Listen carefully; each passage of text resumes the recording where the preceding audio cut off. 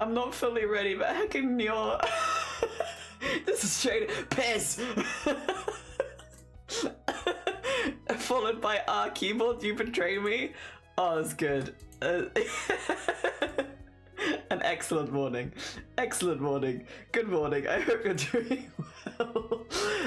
Let me just... Sorry. Normally I don't unmute until like everything's in place. I've still got it where I have to like manually put in all of my windows each day. So I have like 1, 2, 3, 4, 5 windows that I have to load up and then organize, which is not the smartest, but like it does look and work really well once it's there, so I'm kind of, it's fine.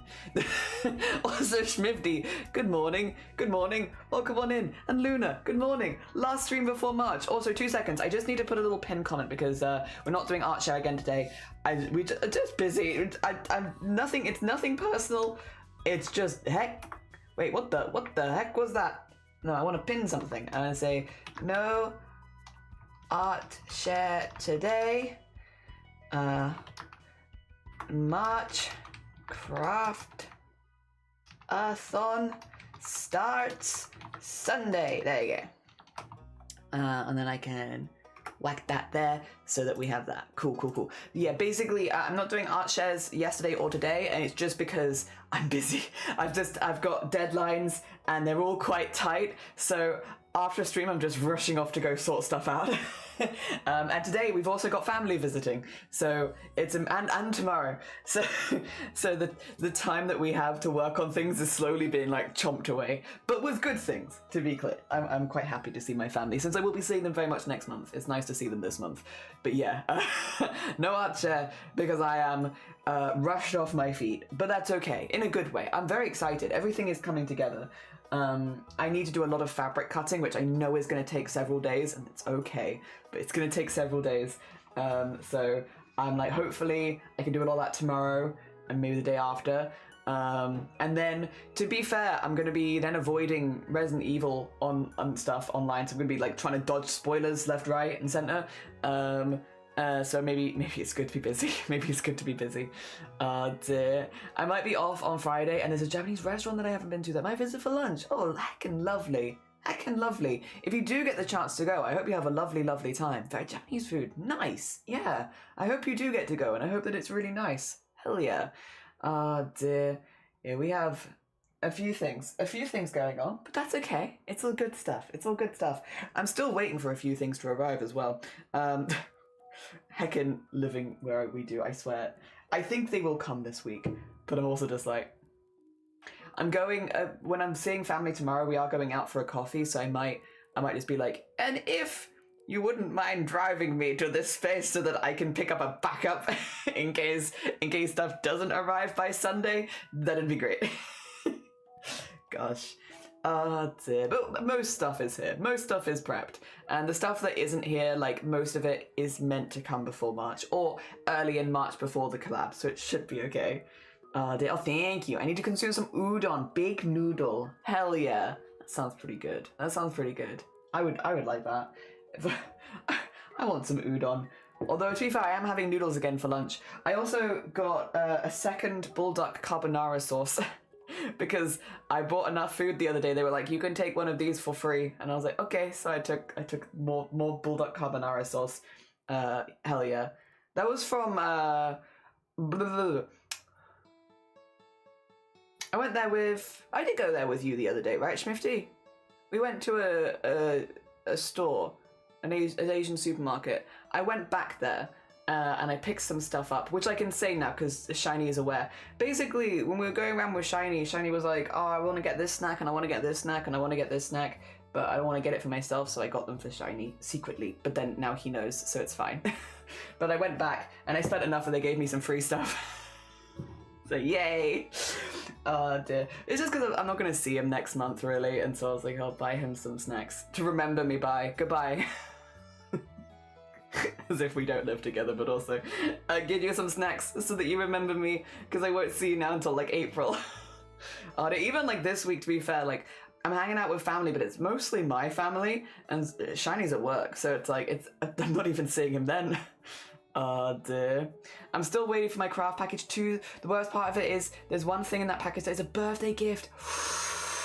Ooh, I hate it when that happens. I hate it when that happens. It's why a lot of the time for like birthdays, I order stuff separately because we have the thing here, I don't know if it's similar for you, Nior, where if one thing in your package is going to take longer, the entire package takes longer. So I'll just order it all separately and pay a little extra postage half the time because some stuff says it takes like a week to get here and some says it takes like 2 months. Like I just don't want everything to get delayed by 2 months because of one thing in there. Oh dear. It was there, very nice. It was, yeah. I went in and I got mostly peach things, but a few other bits and bobs as well. I think peach is an alright flavour, but again, they're not for me, so it's okay. I tried one of the gummies and I was like, if you like peach, this is really nice. I think peach is okay. Dear Flash, good morning. I hope you're doing well. I hope the week is treating you well. This is also our last stream now until March, which isn't a really long time to be fair. Like, that's like 4 days. But like, you know, still, one of my... You know when you're wearing sweatpants and one of the cords has gotten really tight for some reason? Let's not do that. But yeah, last stream until March. First stream is on Sunday. Very exciting, very exciting. I still need to unpick all the ties for that, which again is it's job. It's job I will do, but not today. Actually, I also need to put this in the Discord that I am closed for this. So I am closed for scrap stuff. I will respond to this. Okay. Where is the hashtag on my keyboard? There it is, and I can put scrap requests are closed.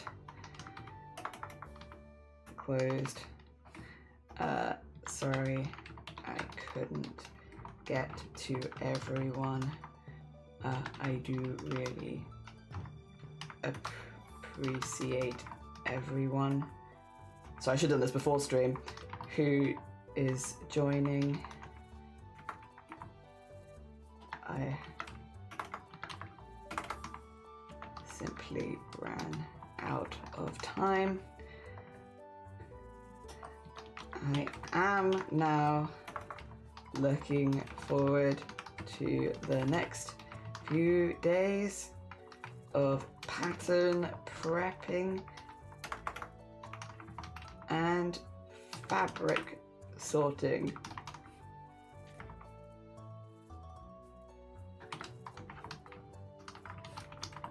There we go. Good. Okay, I did say that I had like a deadline, so I did say the deadline was at 9 a.m.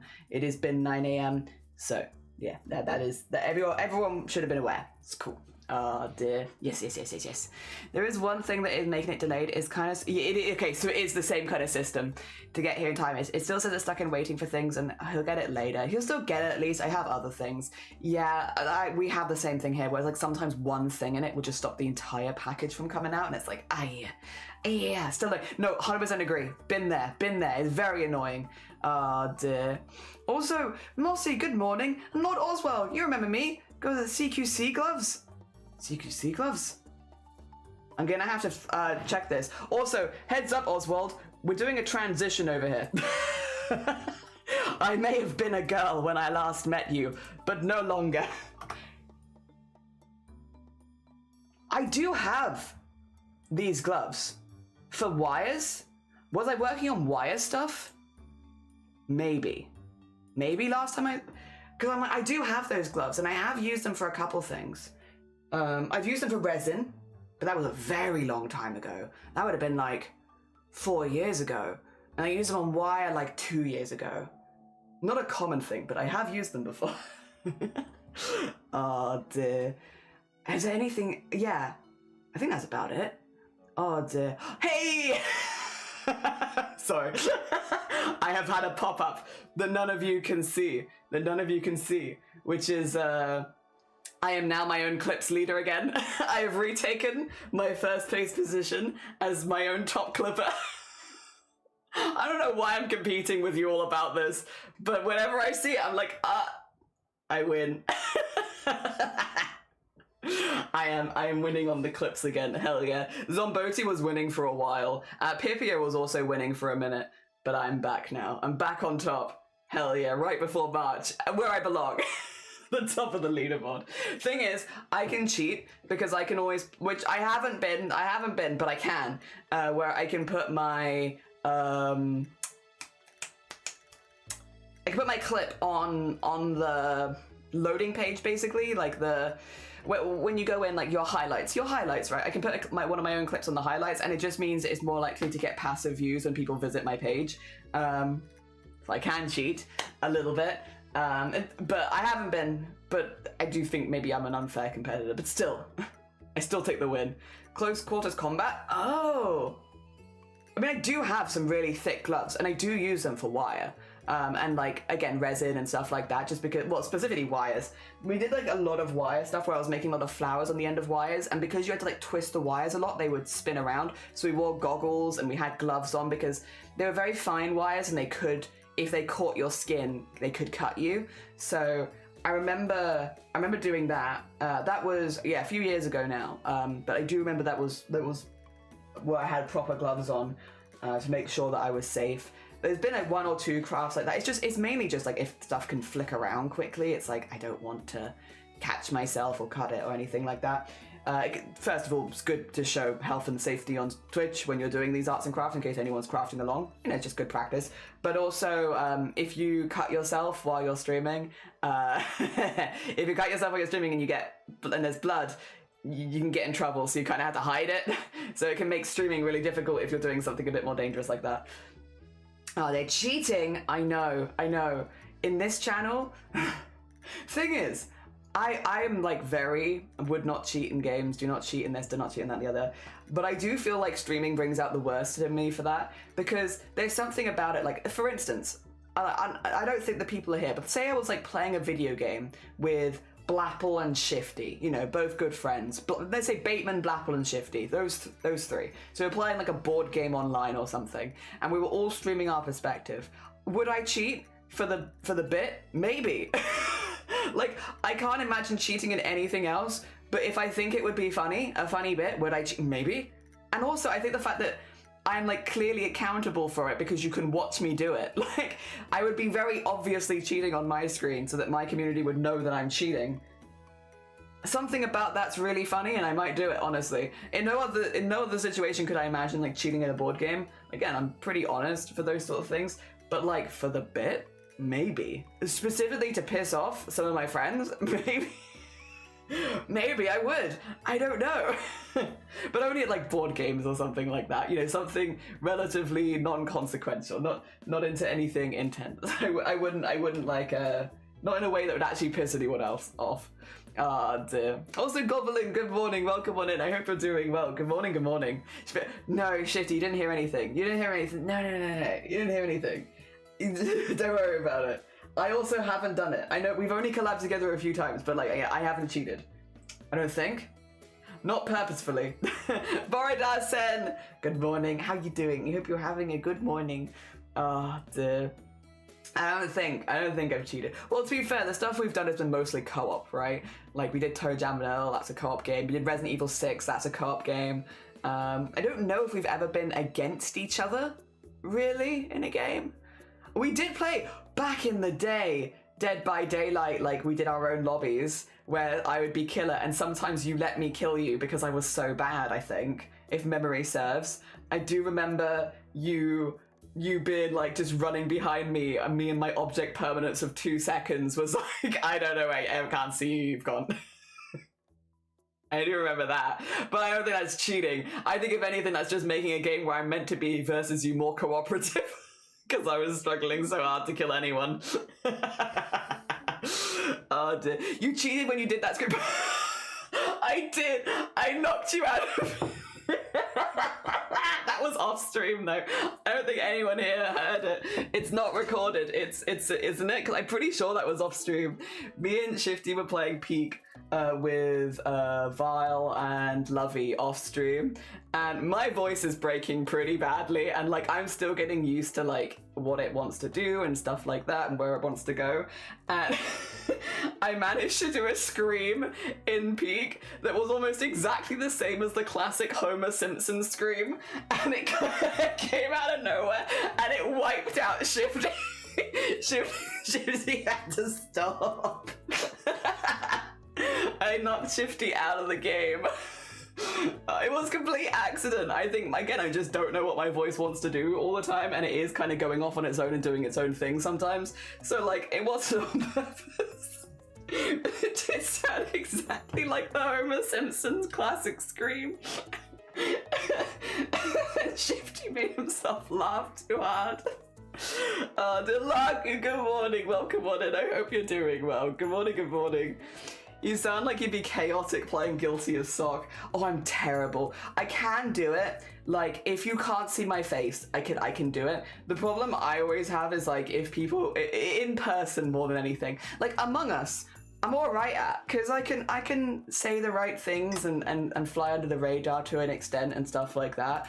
I can do that. The problem is, like, if you can see my face, I don't have the best facial control, so it's fine as long as I'm behind a camera. As long as I'm behind, or like behind a screen or something like that and you can't see me. Like, as long as the other people I'm playing against can't see me, it's kind of okay. But if I was in person playing poker with people, I would be screwed. Like, there's no way. Oh, dear. Yeah. Oh, God. Yeah, it's good that it wasn't on stream. We don't have the clip of that scream, and I'm okay with this. Oh dear, sometimes things come out of my mouth that I'm just not quite expecting, like sounds and noises. I'm like, this isn't a sound that I've ever made before, and I didn't see it coming either, in my defense. I was just a little bit surprised.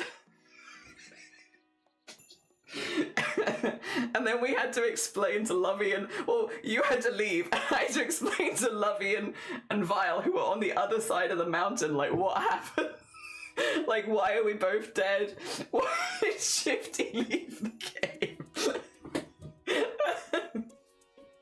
It's like, I don't know how to explain it. I felt like 2 feet did a Homer Simpson screen and I ruined everything. But I don't think that's cheating. I also wasn't expecting it. Oh, I'm looking forward to Peak. We're playing Peak in the Craftathon. We're playing Peak on the 8th of March. Peak on the 8th, Lethal Company on the 22nd. So we have a couple of like big those kind of game collabs, which I'm very excited for. We have a lot of people joining for both of those. We also have The Quarry, which I'm excited for too, and Resident Evil 9, which I'm going to be trying to avoid all spoilers for, but I'm really excited for. I have not been excited for a game like Resident Evil 9 in such a long time. Yeah, I am very, very, very, very, very excited to be playing, hopefully, Resident Evil 9 next week on Thursday, so just over a week. I will be playing it after the release. I'm not playing it on release because it releases on Friday, I believe. Friday. And obviously, like, I've got the Craftathon and stuff like that, so I've worked in some streams during the Craftathon where we can play Resident Evil, and I'm very excited for it. I'm very excited. Also, Joe, good morning. Welcome on in. I hope you're doing well. Good morning, good morning. And Lanka Borodar, good morning. Good morning. I hope you're having a lovely morning. Yeah, we've got a couple of scraps to make today. I am just making a couple more to fill in the gap. This is a vanity thing now, of like, there's a gap. You'll see, look at this. You get it. There is a gap for 2 scraps, specifically 2. How annoying is that? Like, that looks annoying, doesn't it? There's just like space for 2 here. Like, there needs to be something up here. It's just not right. So I've gone through the list. There's a few people joining who I'm pretty sure they have PNG tubers because they're VTubers or something like that. They have like PNGs they can use. So I've kind of gone through the list and just been like, who probably doesn't have anything they can use on Fuji? And I think Bateman is less likely to have anything on Fuji, so I'm probably going to make one for Bateman. And then the other person who I was like probably doesn't have anything was Cats. So Cats, Blaster Mods, and Bateman. The only reason I'm picking those 2 over the others is just because I think they're less likely to have a graphic they can use for a PNG tuber. So I figured we'd do both of them. And I'm gonna give them both the silly base because they didn't respond, so I get to pick what I want. I like the silly base, and I haven't been able to use the silly base as much as I've wanted. So I'm gonna use it because it's a good base. Yeah, I think probably everyone else likely has something. Mostly because they're VTubers. They're all VTubers. Or PNG tubers anyway. How are you? Joe, I'm good. Joe, Heads up, because I don't think I've had a moment to tell you. In March, we're doing a craftathon event, and obviously I will be doing my dual streaming to Twitch and to YouTube, so you'll see it on YouTube as well. 10 hours a day, 6 days a week for the entirety of March. We'll be doing about 270 hours in total, and we're being joined by a load of other Twitch streamers, which I'm very excited for, and we're making a wardrobe full of clothing, which is very, very exciting. Very, very exciting. Oh dear. Yeah, that's happening. I'm excited. I'm nervous, but excited. Dear. Yeah, very much in the nervous, excited energy at the moment, because I want everything to go well. I'm most nervous about oversights, which might make things less fun for people taking part, because I have so many collabs happening next month. It's a little different to how I've done collabs in the past. Like in the past, I'm a very, very communicative person when it comes to like organizing collabs, and I like to talk to people regularly about stuff and keep people updated and stuff like that. Because I just have so many collabs next month, I've not been able to talk in the channels to the extent that maybe I would like to normally, just because like every day I wake up with a few questions and I'm like, then I'm going through and answering those. And good, thank you, ask questions. I'd much rather people ask questions and not be in the dark about things. So like that works well for me. But it just means that I've had like a little less time than I usually would have for like more of a one-on-one style collab where, you know, obviously I can spend a lot of time making sure that everything is good and ready and stuff like that. We have had, I think, yeah, the only other thing is that there's a few bits and bobs that I do need to go over. I need to make sure that all of the sheets are updated and stuff like that, because there's a few updates I need to put on the sheets, and yeah, that's basically that. And then everything else is like, I need to prep the actual collabs. There is just some prep work that goes into a lot of them, whether it's cutting pattern pieces in advance and printing out patterns. That's a really big one. There is going to be a day, which I think I'm planning to do on Thursday, where I am just going to be printing all day, because a lot of these patterns are like 30 plus pages, and I have many patterns to print. We are probably going to have to get more ink, I think, to print all of the patterns that I want, and I have to stick them all together and then cut them out and then cut them out of the fabric. So it just takes time. When you're doing it once, it takes like a morning. When you're doing it like, you know, 40 times, it's going to be the rest of my week now, pretty much. Which again is why we're not doing art shares, why we're kind of just getting the art done, doing our good mornings, and then going to art and stuff like that. I'm also getting my body into its routine, so I'm making sure that I'm getting up at 6, and so that I can do stuff. If I want to go on a run, I need to get up at 5:30. Although I do think I might switch to doing runs in the evening during March, just to try and avoid getting migraines earlier in the day, because they are long days. So I think probably switch to, if I'm feeling well in the evening, we do that.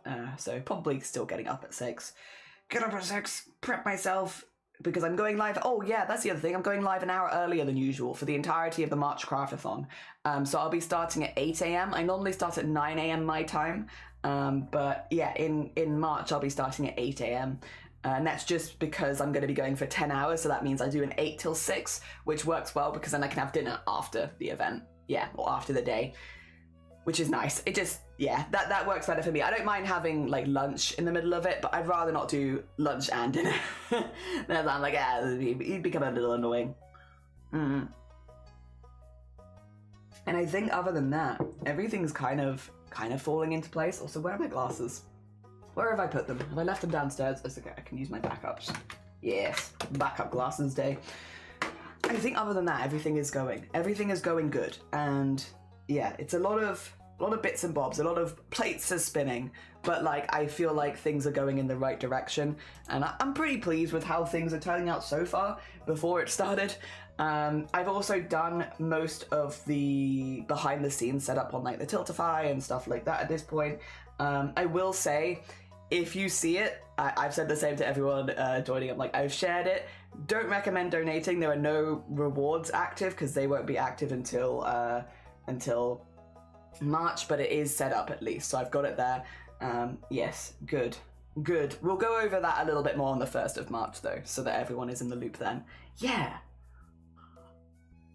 It should be good. All right, do you want to start getting some art done?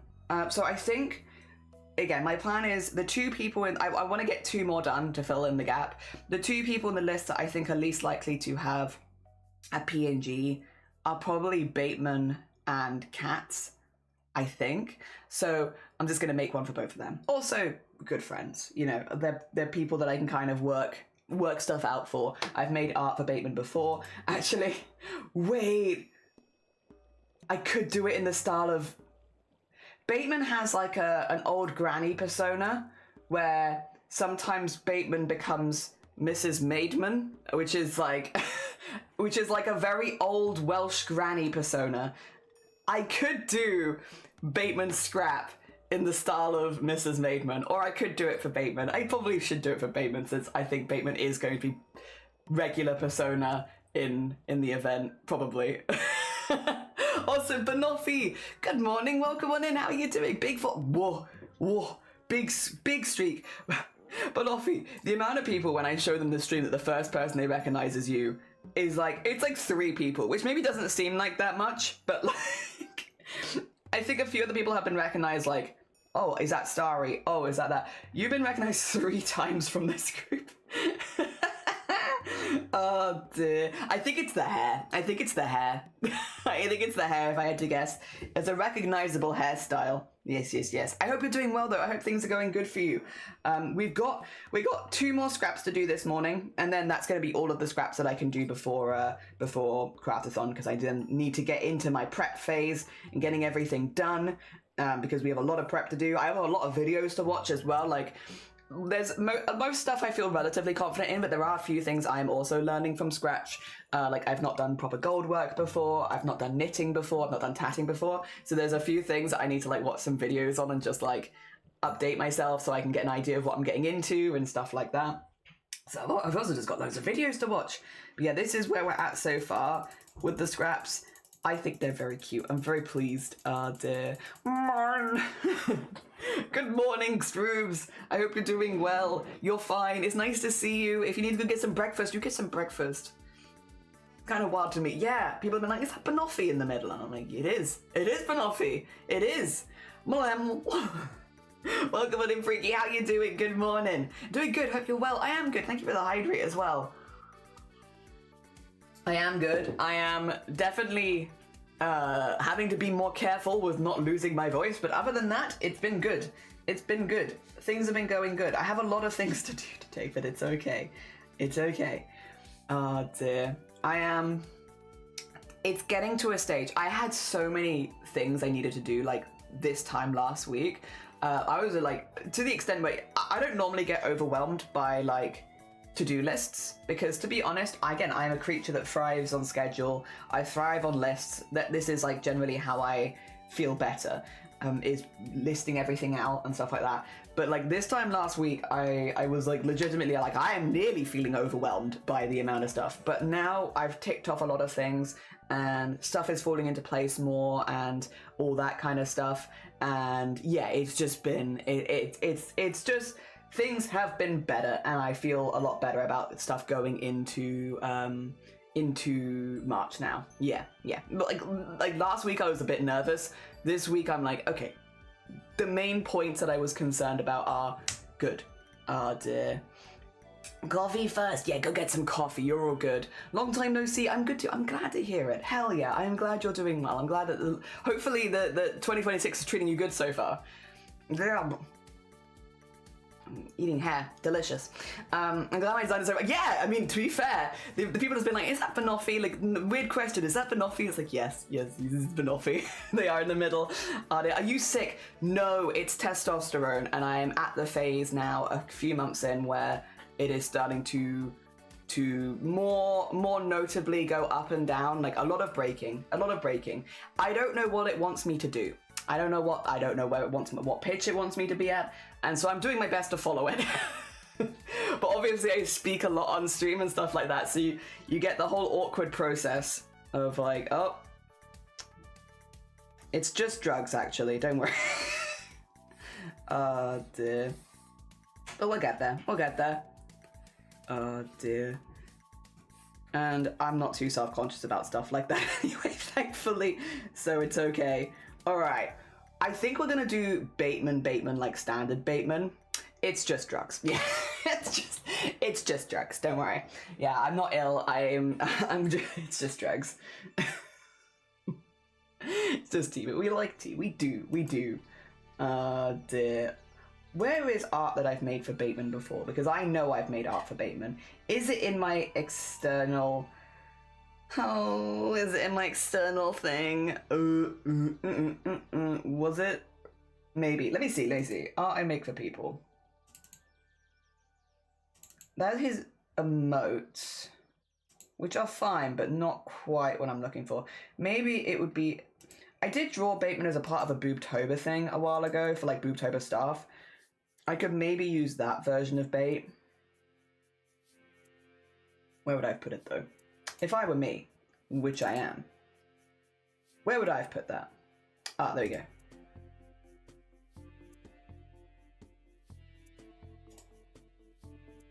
Yeah, this is how I drew Bateman.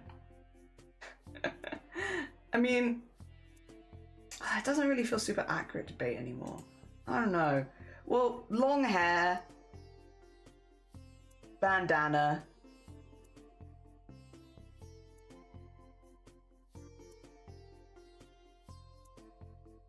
I think still vibes. Still vibes. Really want to do the pearl necklace, but I won't. Zoomed as much. Wasn't sure if I'd asked or not. Nah, you're fine. I'm kind of... which I think a lot of people in similar boat are the same vibe, where it's like, you know, the options are, do I just not stream for a few months while you're in the awkward, well, like potentially longer than that, while you're in the awkward in between phase? And it's like, no, I'll be honest, I think it's fine.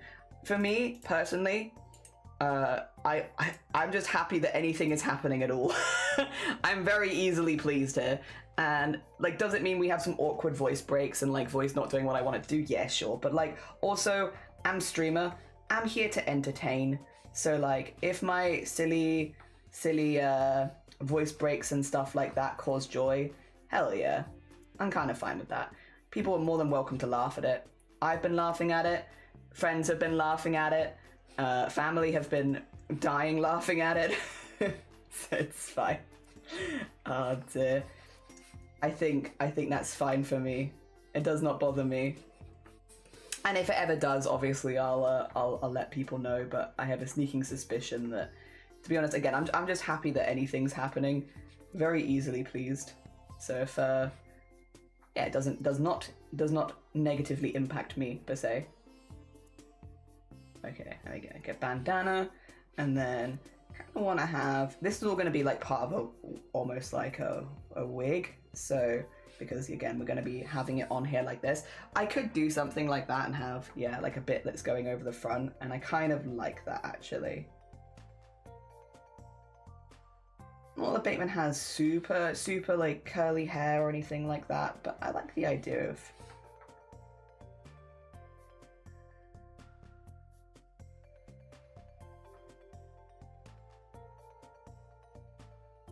like that maybe, yeah. Because it kind of looks like very rock and roll sort of vibes. And that I do associate with Bateman, is like the rock and roll hair kind of vibes. So I think something like that. And then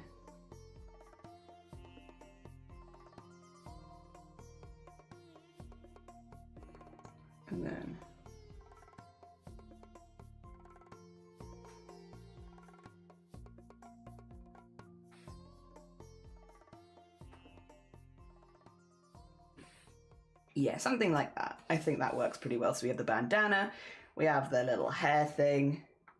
Maybe put it more like that. There you go. And maybe like that.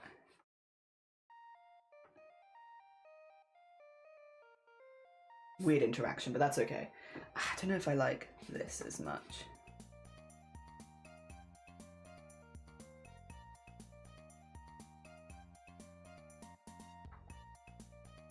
Make it a bit flatter. There you go. There you go. Yeah, I like that. Okay, cool.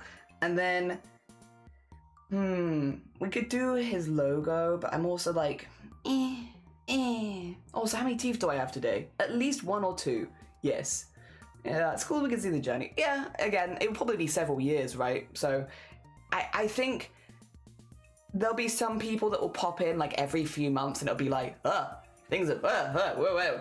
And then there'll be people that come in like every week, and I think you'll barely notice it. I think if you're here like, the more often you're here, the less you're gonna notice. If you're here like once a year, it's gonna be interesting, but I think in a good way. I don't think in a bad way. So I think people watching are gonna have different experiences. It'll either be shockingly quick or incredibly slow that you don't even notice, depending on how often you're here. And I think that's quite funny as well. It causes joy for me because it means you're reaching final form, and yeah, true. Might help someone who is afraid of what might happen to them. True, I mean that is true. I think it's always like probably a good conversation to have with like your own professionals and stuff like that. But 100%, like if someone's like, or like for instance, undo. If someone's like, I know someone who's about to start tea, and I'm worried they're gonna wake up and be like a different person, you know, for like concern. I guess people that might be like friends and family of person. I feel like first we should probably be concerned. It's like, you know, trust your friend or family, but also, yeah, if you needed to see someone going through it, it's real slow. It's real slow. I wish it was a bit faster, but you know, I think everyone probably does. But no, it's real slow. You don't notice anything very quickly. And it's not like me as a person changes, except for maybe I'm a bit happier. This is true. This is true. I am happier. But other than that, nothing changes really, right? So I need to think of what I want to put here.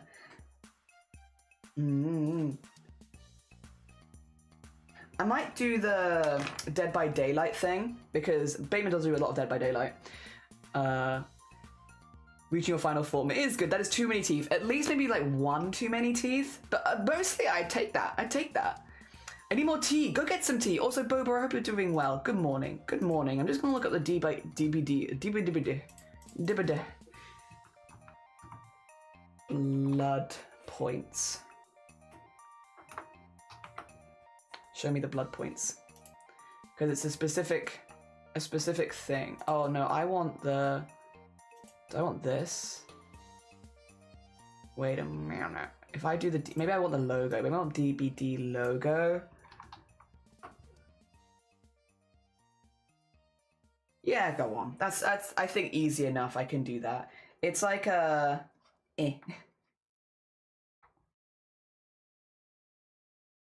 And then kind of like a 5 in like when you're counting in tally, except that it's almost like a claw mark. It's actually kind of a cool design. It's actually kind of cool. I don't know why I've never really looked at the Dead by Daylight logo like this, but there you go. And then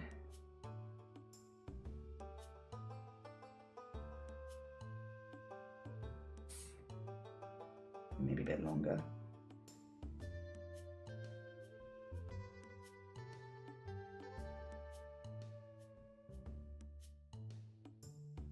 And then make it one continuous shape. There you go. And then that can be our patch for bait. There we go. I mean, Bait plays other games as well, of course, not just Dead by Daylight, but like definitely Dead by Daylight as a base, I feel like makes sense. There you go, so we got that hair. Cool. Cool, okay, we can do that, we can do that. Right, I'm sorry, I might be getting behind. I might be okay, I don't know. Oh, no, I'm okay, I'm okay. Mason! Good morning! For some reason, I thought you were playing... this is me, like, half lurking. I thought you were playing Fortnite with hijinks. Or maybe I've completely misunderstood. Completely misunderstood what I'm saying. I hope you're doing well, though. Good morning. If you are playing Fortnite, I hope that you get the #1 victory royale. Yeah, Fortnite, you're about to get down. Something, something, Tomato Town. I hope that you get all of that. I hear that that's very important in Fortnite. Oh dear. Good morning, good morning. Haven't been here in a while and I immediately noticed a change. Yeah, see, I think that's really funny, but like in a good way, to be clear. I think it's really funny that depending on like how frequently people are here, it's either going to be like, some people come by once a year, some people come by once a month, some people come by once a week, some people here every day. Like obviously it's different for different people and stuff like that. And I like the idea that for some people it's going to be like, there's been no changes, nothing has changed at all, versus other people who are like, yeah, something's different. And I can't tell you what it is. And I think that's hilarious. There is always a very toxic part of my brain that wants to be like, no, nothing's changed. No, everything's the same as it was. No, it's in your head. I don't know why. My immediate thought is like, I wish to gaslight everyone. No. Oh dear, are you sick? No, my voice has always been like this actually. No, I'm not sick. But I'm not doing that because it is toxic and I don't want to be a toxic person. I'm trying very hard to not be toxic. The immediate thing my brain does is like, deny it. It's like, yeah, good, okay, no, nothing's changed. Everything's the same as it always was. What are you talking about? You're imagining things. But I'm trying not to do that because it is toxic, even as a joke, it's a little bit toxic. Just wiped out Tomato Town. Also, Boba, thank you for the 7-stream streak. I appreciate it. That's incredibly kind of you. Heck yeah, thank you very much. That's very sweet. Oh dear. Hijinks is colouring. I'm not playing right now. I got reported. You got reported for cheating? Did you cheat? Did you cheat at Fortnite? What did you do? Wait, how did you even... What is cheating in Fortnite? I'm curious. I'm not, okay, sorry, I should also say, not what did you do, what did it accuse you of doing? Sorry, what did it accuse you? I'm not assuming that you did automatically cheat, but like, what does it accuse you of? maybe is the better way of phrasing that. Not immediately, oh my god, Mason, I can't believe you cheated at Fortnite. Wow. That's not how you get the #1 victory royale. I'm sorry, I didn't immediately assume you cheated. Oh dear. Good morning, Starry, good morning. You just want to gaslight chat. I do. Every chance I get. There's no war in Basin. There's no war in Basin Sea? Is that in Tomato Town? Is that something to do with Tomato Town? I don't know. How are you doing, Starry?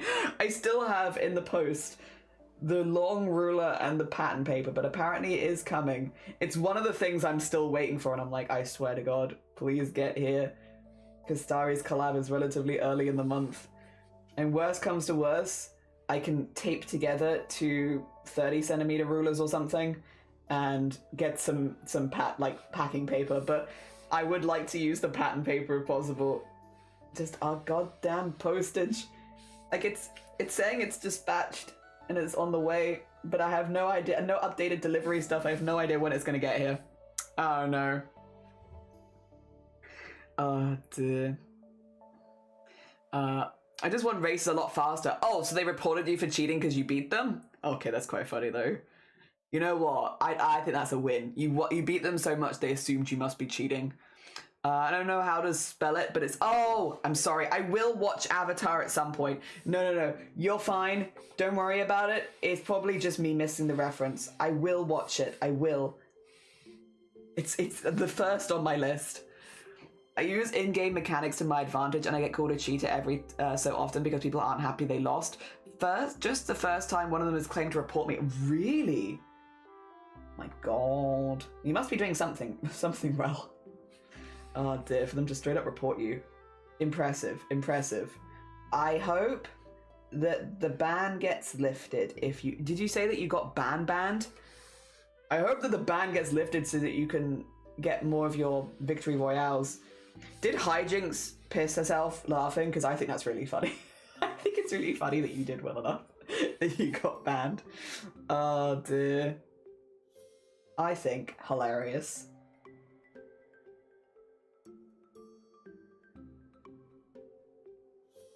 Blah, blah, blah, blah, blah.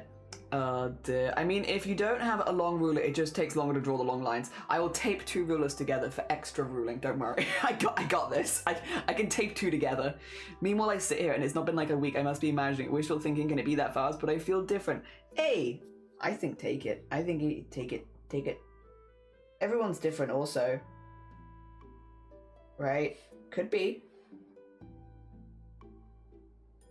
Ooh.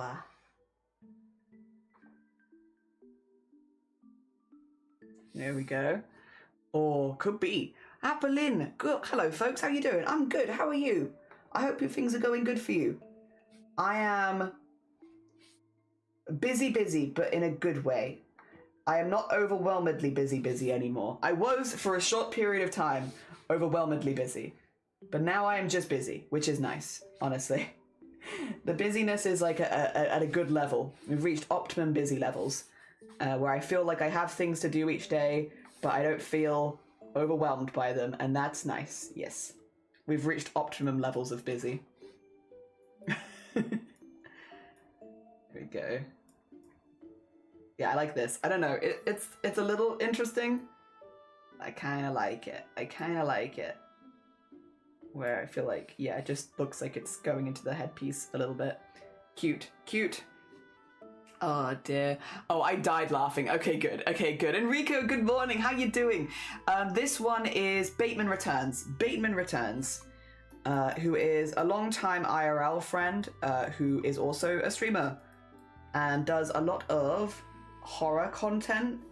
They do Dead by Daylight, which is why I did the Dead by Daylight stuff, but they play other games as well. They've been working their way through the Resident Evil games recently, which I have been loving. I love Resident Evil. Watching someone play the Resident Evil games. I think they did one. One I stand by is quite a frustrating game to play. So like whenever anyone's playing, I'm always like, kudos to them. If you've not played it before, I think it can be quite frustrating. And then 2, he's playing the remake of 2, which is good. I would like to play the remake of 2 at some point. Not right now, but at some point. I'll get there. Dear.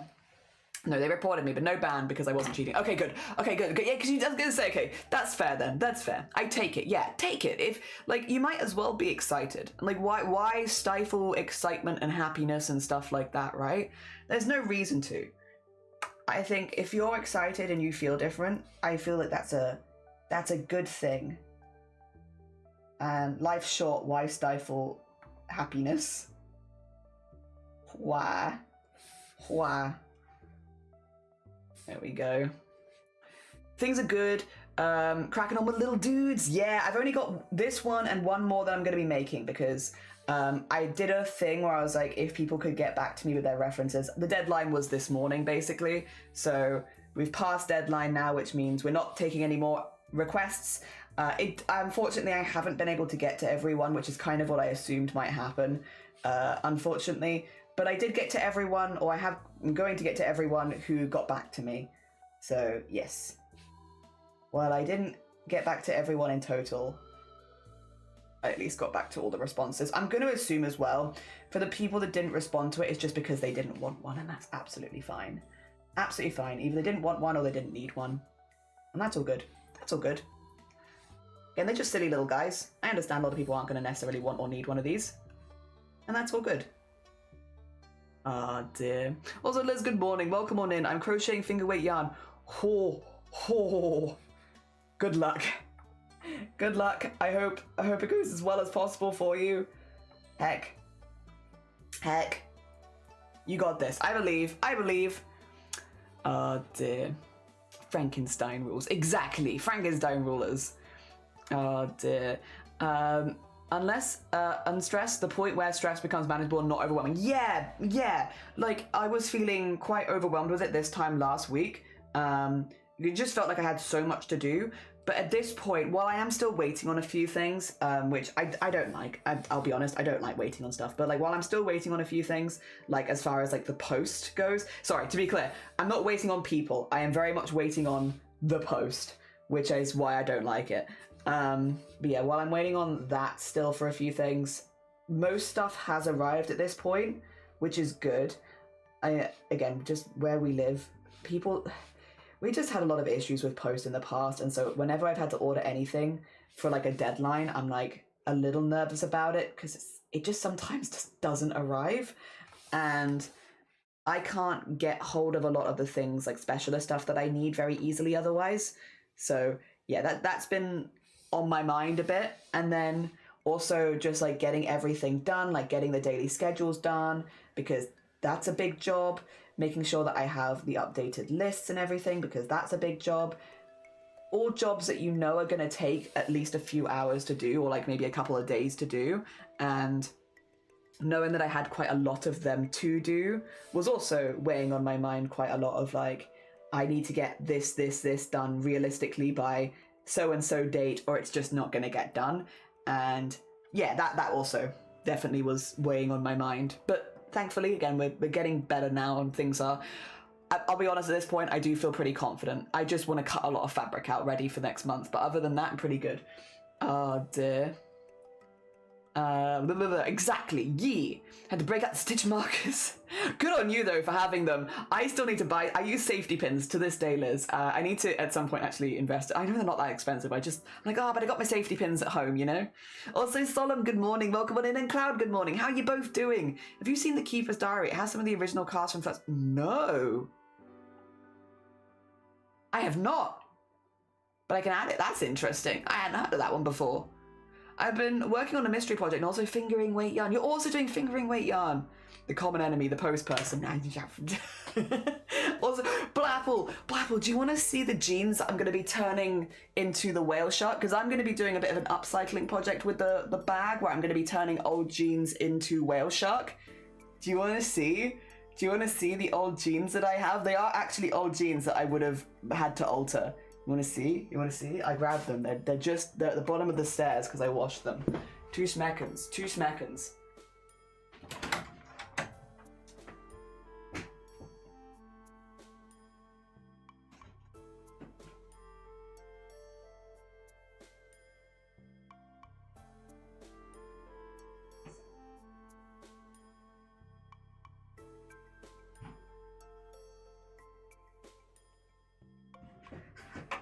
Here they are. There's something special about these jeans. Oh dear, nice. I was gonna raid my stash. You told me about the... I did!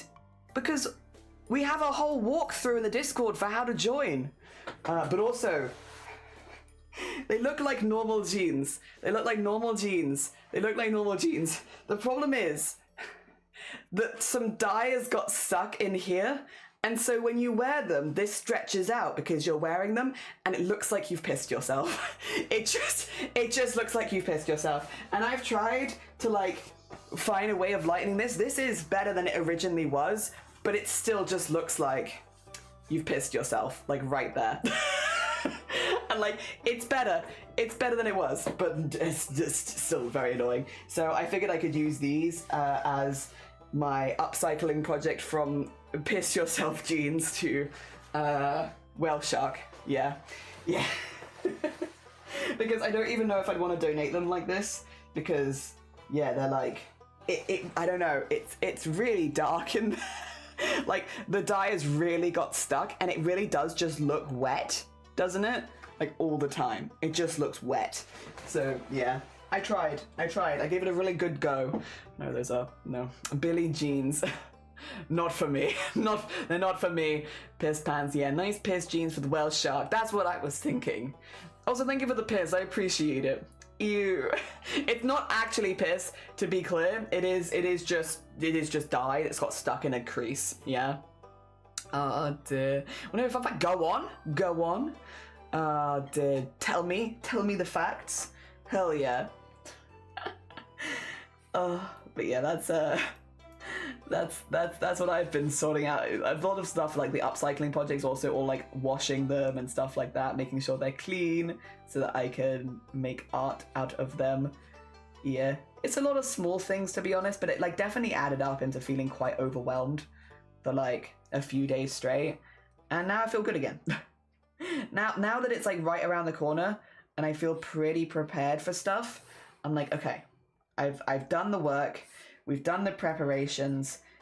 I'm sure things will go wrong and awry and stuff like that, because it's the nature of live content that stuff won't always go perfectly, because whenever you do stuff live, stuff was going to go like a little bit wrong. It's super, like, it's the jank of live streams, and like that's super normal. But I think I've done everything I can to make things as smooth, and I guess people know what's going on as much as possible, so that people joining feel in the loop, so that anyone sewing along feels in the loop.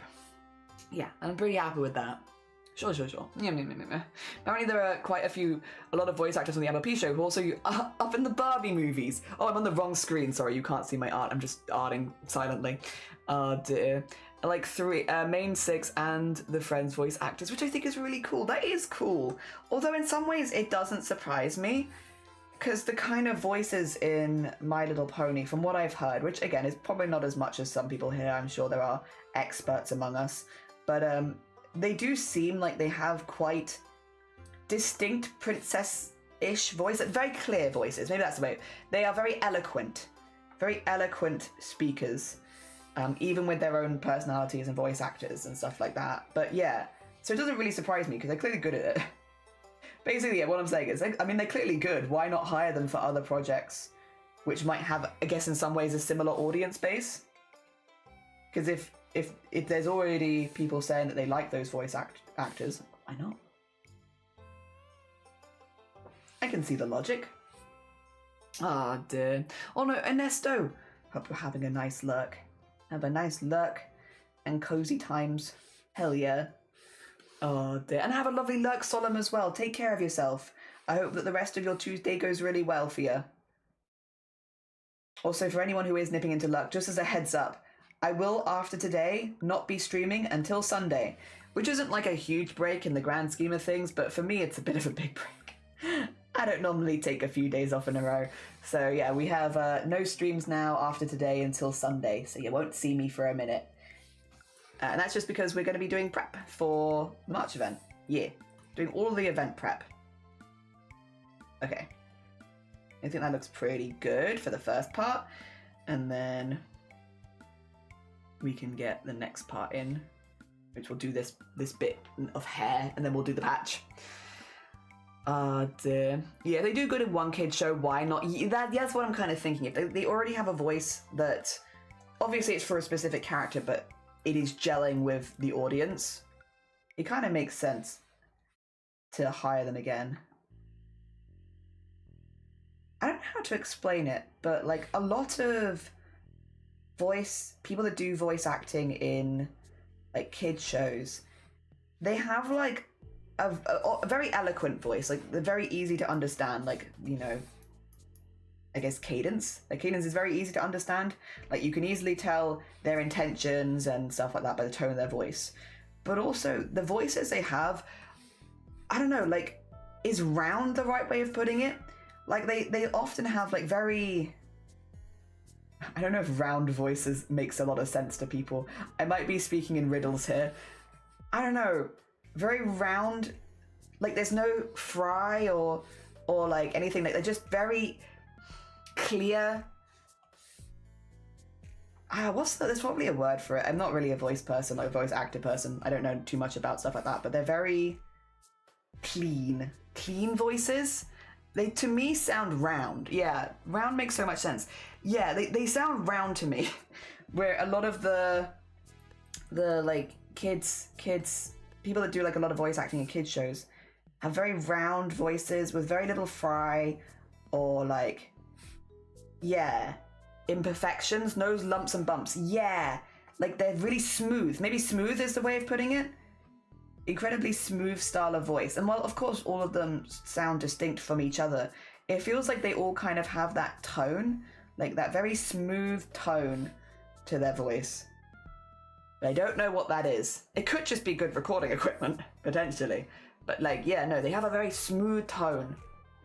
Articulate? Well, they do articulate, but no, that's not the tone that I'm thinking about. I think just like it's incredibly clean, incredibly smooth, with like no vocal imperfections. Dear. Uninflicted, mildly accented nature. No, but you are right in that they do often have like that same accent, which is like, yeah, a very mild accent, but no, that's not specifically what I'm talking about. I am talking about the sound of their voice, like specifically like the vocal tone is like really round, no lumps and bumps, no fry, no like any imperfections in the voice. Everything is like super smooth. Also, Ophi, you said you had deadline, right? How's deadline cross stitch? I hope that it's going good. Ophi, we're going to be joining Ophi next month in a collab. We are doing a collab with Ophi. I've also got, okay, wait, Ophi, if you need to go eat, sleep, drink, self-care, you know the vibes. But also, this is, so I've got like a lot of bags of fabric. I'm going to make a shirt out of this fabric. And then this is the shirt that I'd like to cross stitch, I think.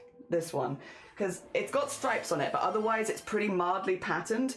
And yeah, I think I could do something fun with it. I think it'd make some fun patterns on there.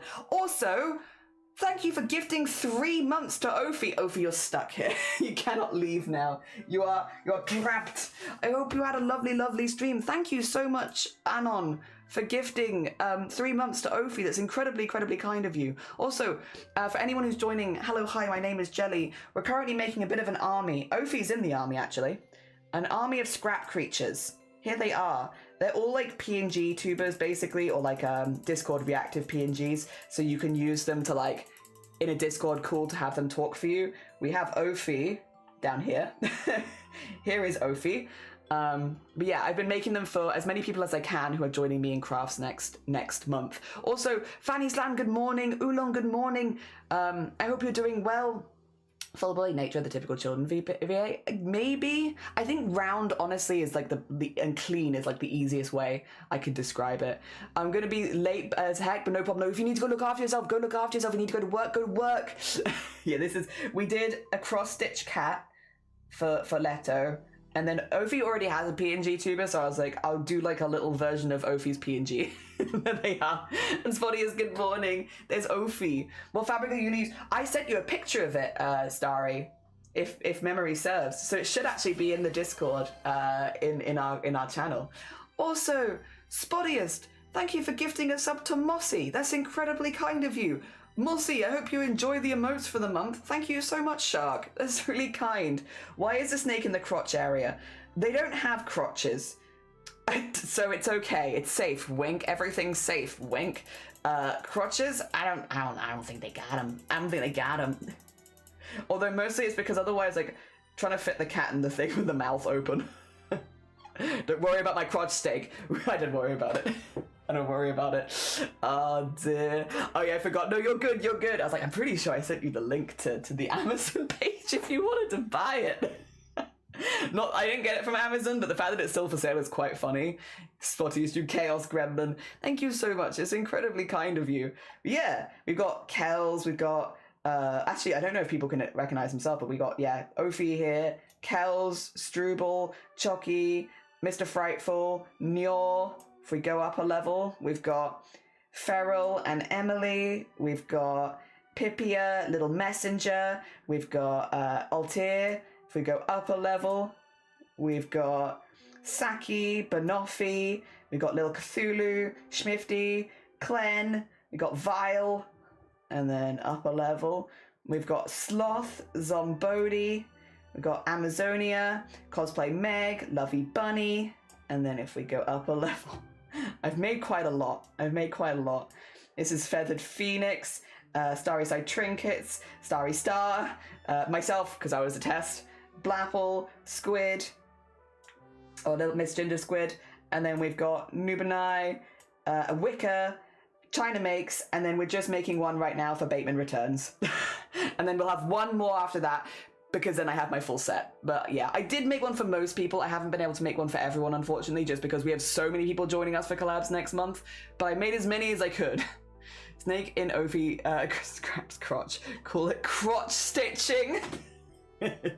You're busy next month. Yeah.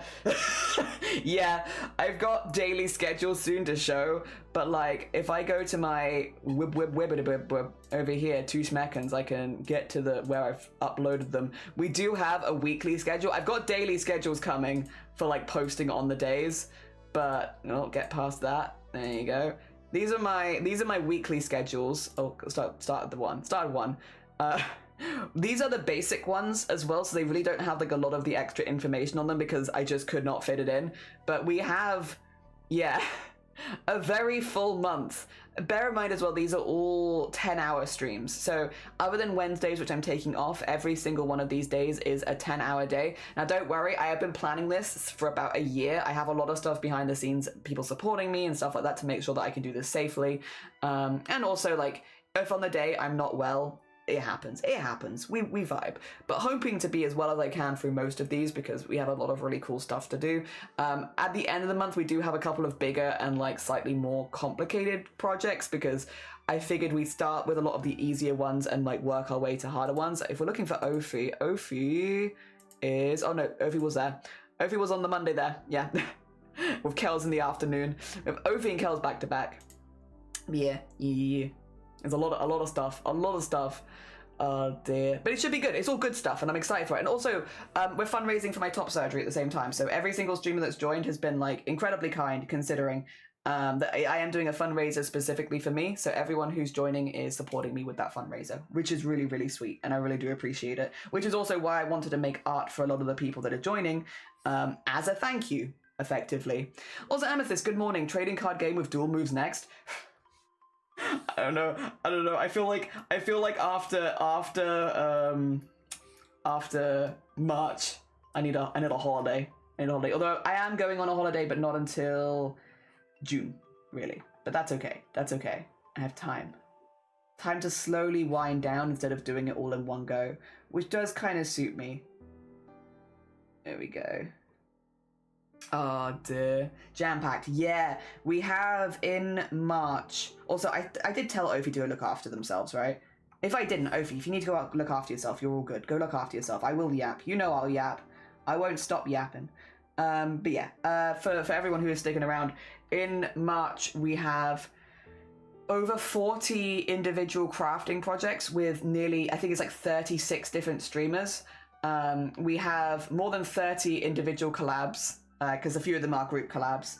More than 30 individual collabs. And yeah, the whole idea is by hopefully the end of the month, raise some money towards top surgery and also hopefully have a wardrobe full of clothing. And hopefully other people also feel more comfortable with making their own clothing. We're making a range of things. We're making t-shirts, shirts. I'm making a 3-piece suit. I'm making a coat. We're making hoodies and sweaters.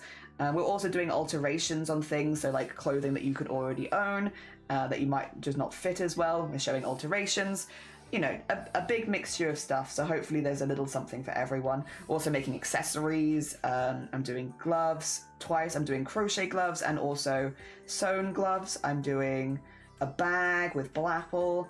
So yeah, we have hopefully a little something for everyone, again with the idea that by the end of the month we'll have raised some money and hopefully encourage some people to give sewing a go, because it's really not as bad as I think a lot of people think it's going to be.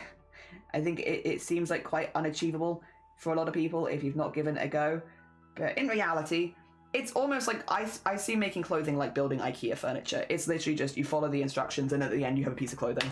Yes. So it's not too bad. It's not too bad, I promise. Stroobs, did you see the curse stage where you all look like Harold?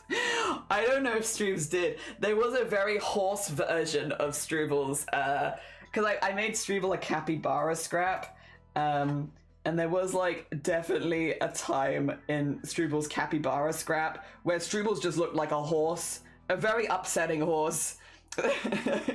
Struble still kind of looks like a horse when the mouth is open, but it's not as bad as it was. It was full Haunts vibes. You're gonna be dripped out. You know, you're fine. Good luck with work. I hope that it goes good. Also, Shark, thank you for the 5-stream streak. I appreciate it. That's very kind of you. I'm mostly joking. Also, good morning. Good morning, Amethyst. Dear Borodar, welcome on in. We got this scrap and one more, and then we are done. And then I am going to scurry off as a creature and start.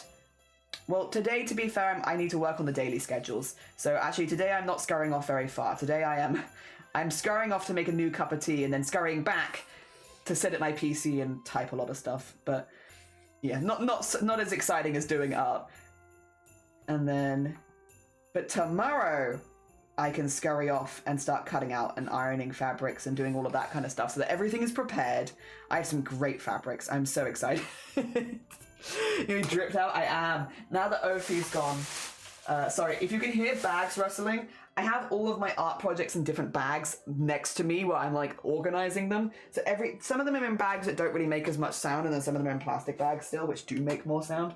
But yeah, I have the one that I'm hoping to use for Ophi's collab, which is like a nice stripe. I have some very pastel ones. If you like pastel and rainbow, I have some good fabrics.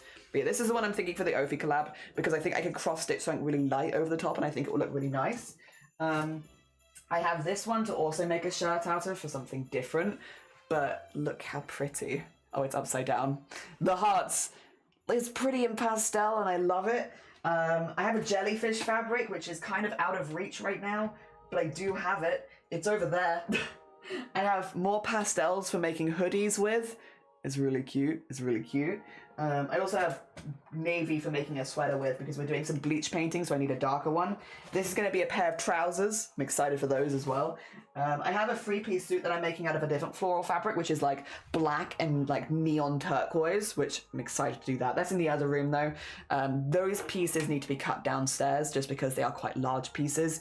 There's been a lot of like, I need to cut this out, I need to iron this, I need to sort this, and this needs to be washed, and all of that. And slowly but surely, everything is now falling into place, where the stuff that needed to be washed has been washed, the stuff that needs to be ironed is, well, it's not all ironed to be honest, but I'm getting there.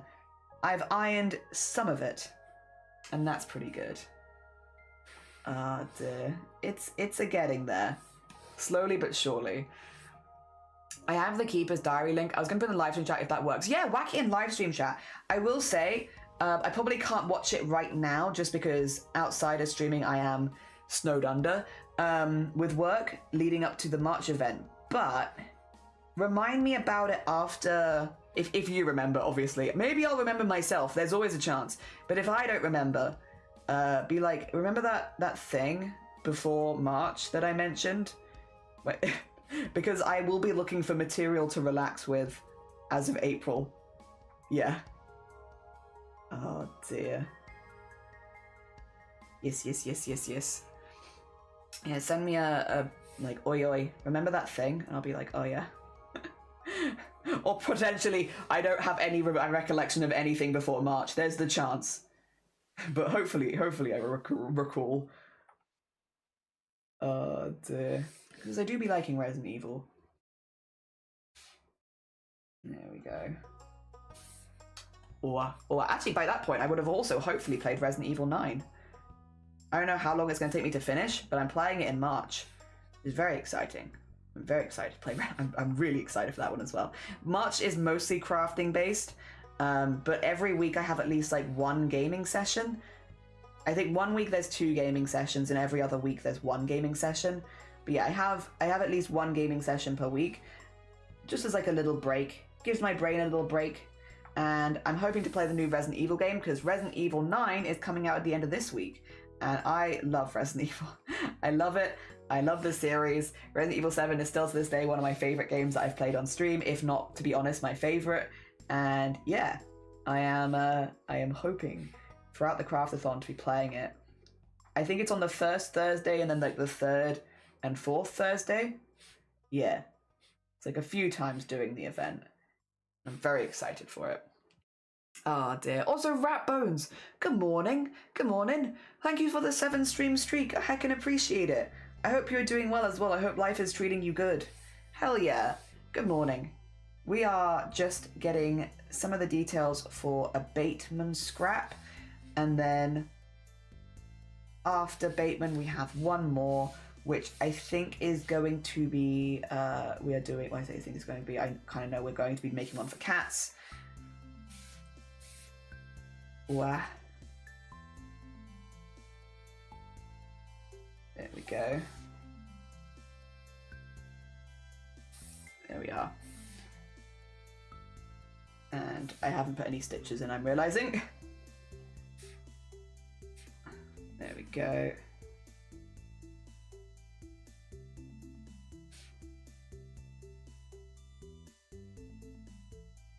Okay, that should be good. Okay, we got patch, hair, and then like bandana. That's pretty Bateman. That's pretty Bateman, I'd say. All right, then we just need to get the colors for these bits in, and yeah, then we can go. We can go. Hell yeah. No rush, thank you. Yeah, it's like anything right now, I'm like probably won't be doing anything like that. I've got like a couple of like deep dive videos that I have to one side that I'm just spamming in the background. Also, to be fair, I'm watching a lot of streams while I work. And then poor Shiny's putting up with me going downstairs a lot. And sorting my stuff out because yeah, I have had to go down. I have had to use the downstairs space quite a bit, to be honest, which is normally where Shiny works, for context.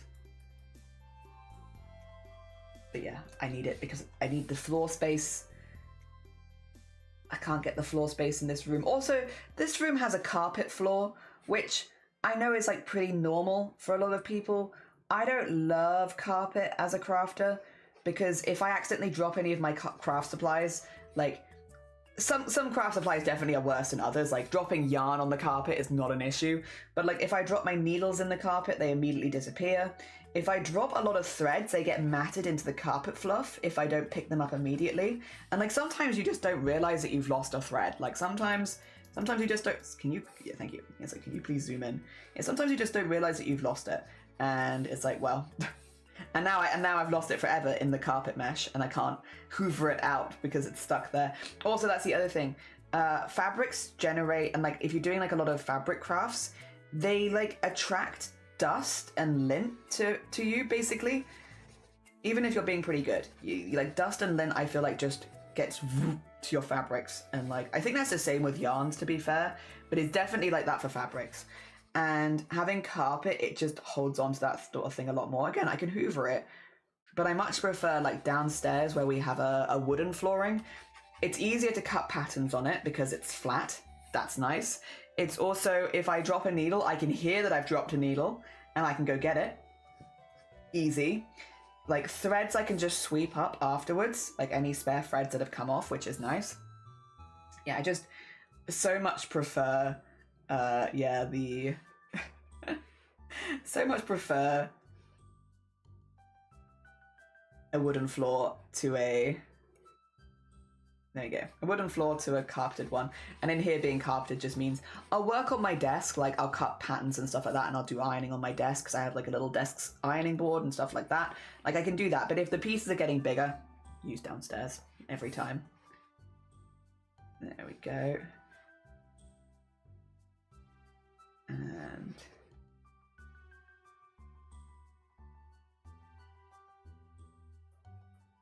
okay, that's, I think, works pretty well as a base color. Hell yeah. It's a little silly, but I like that. For needles, I recommend using a magnet. You do not worry. Where did I put it? Oh my god, wait. Oh yeah, there it is. I was like, my parents are 10 years ahead of you, and they got me. I'm not going to hold it very close to my PC. This is a magnet for moving fridges. It's got its guards on right now, but this is what you use to lift up a fridge. And it's a very, very strong magnet. So when I won't do it with my PC on or anything like that, and I normally do it very carefully, but if I have concerns, I take the guard off this and the needles just fly at me. My parents got me this for Christmas one year because I used to do a lot of sewing on the couch, on the sofa, and I used to just leave my pins in the sofa, and they were like, we're sick of visiting and having to worry that we're going to sit on a pin in your sofa. This is a fridge magnet, and you are going to use this to get rid of all of the pins before we visit. And they done that for me like a couple years after I moved out, I think. Yeah, they were like, here you go. Here, use this. We're not sitting on these anymore. And like, fair? Like, I don't blame them. Like, I always felt really bad about it. I'd be like, shoot, I really hope like they don't sit on a pin or anything. So like, this works for me. I also do not want my guests, would you believe, sitting on a pin or a needle or anything like that. Especially because I do like a lot of beading, and For those who aren't aware, like there's different types of needles for different projects, and like for example, if you're doing like embroidery, your needle will normally be much bigger, and it's because the thread is bigger. But also generally, you don't need as fine of a needle because you're not threading it through anything particularly thin. You don't have to worry so much. You'll normally be embroidering into a slightly larger fabric, and so it's kind of common that the needles themselves will be a little chunkier, so they're easy to thread, and yeah, you already don't have to worry about it damaging the fabric normal, right? I use a lot of beading needles, and beading needles are incredibly thin. In fact, I can show you one because all of my beading needles are consistently bent, but I can show you one. So beading needles have to be thin enough that they can fit through really small seed beads. And so the reason mine are all bent is because they are just so thin, so they're very, very, very easy to damage.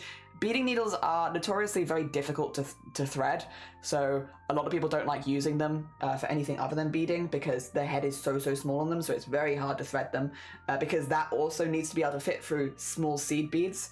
Seed beads are the beads that you use in sewing, which are like lots of really small ones. Those are like little seed beads, basically. Teeny tiny ones. But yeah, I use a lot of these. These can absolutely slide straight through a human. Like, a lot of needles, there's resistance. Like, you have to push it into the skin to, like, get it. This will just slide through you. And because I've always done, like, sewing with, like, beading, sequinning, and embroidery, beading needles are scary. You don't want to lose beading needles on the floor because, again, some needles require like a pretty significant force behind them to like get into a human. So it's like you can, if you're like really forcing a needle through, still stab yourself, of course, but like generally it will slip around you if you're sitting near it or something like that, which is not quite so bad. But yeah, not beading needles. Beading needles will go into you every time. And so like I totally get it. And being like, yeah, we don't really want to be sitting on these needles. It's like, yeah, me neither, actually. Also me neither. Or standing on them. Or anything like that, actually. So yeah, I've had that for the last, yeah, like 10 years now. And it's been great. It's been great. Oh dear. It was a good gift. I was very confused when I first opened it, and I very quickly understood. Yep, I understand. I understand what they are mentioning. I know what they're asking me. This is a very useful gift. Dear. Brings me moon. It's the word fridge magnet. Yeah, it's not a magnet you put on your fridge unless you're specifically looking to move your fridge. But if you're looking to move your fridge, they're very useful. Or if you're looking to spot some needles and pins in your floor, they're very useful there too. There we go. There's some little spots on Bateman's hair. Batter my hair. To be fair, all it would take is getting stabbed once for me to never sit comfortably at your house again. Yeah, like my family have always been very chill about like my hobbies because like I got very into sewing when I was very young, and so like, you know, I didn't always have the best practices of like safety because I was little and I was getting used to it. They've always been very chill about stuff like that and like letting me experiment, but also being like, maybe do this and maybe do this and here's a tool that can make this safer. And yeah, when I moved out, I definitely fell into some worse practices because I had my own space. So I was like, if I get stabbed, it's fine. But then if you invite people around, they can get stabbed. So yeah. Oh dear. My fridge magnet looks very different, yeah. I'm about a third to half away done with this trinket bag. Nice. Ooh, but you've got like an hour and a half, is it? Good luck. I hope you're really pleased with it so far, at least. I hope that it is sparking joy. All right, get that in there. So this is our next piece. Oh dear. Imagine coming back from holiday and being like, hey, I brought back a new fridge magnet. Bang, big old magnet. It's been really good though. The only thing that I have to be careful about is if it gets stuck to like my microphone stand, for example, is one that I've had happen before, it's really hard to remove it. Like you have to kind of like slide it off the end. So I normally only use it once all the technology is turned off and I can just like face it away from my PC and stuff. Because I don't know how I'd get it unstuck from my PC, to be honest. If it got stuck on it, I think I'd just be like, well, well.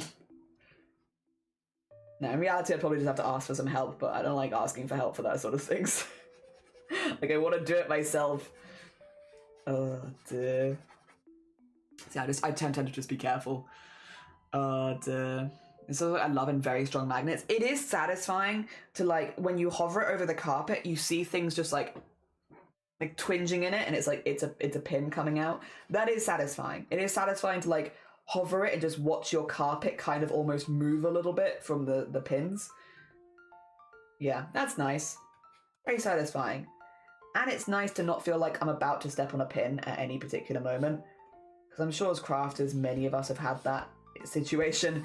And like, it's not pleasant, is it? Like, it's not something you want to have happening regularly. There we go. That's good. Save that. And then we can do the DBD logo. Cool.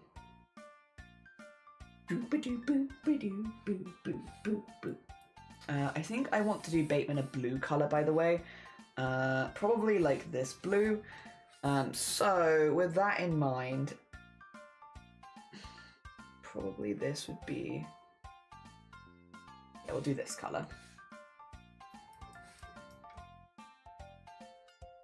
Yeah, you can see that.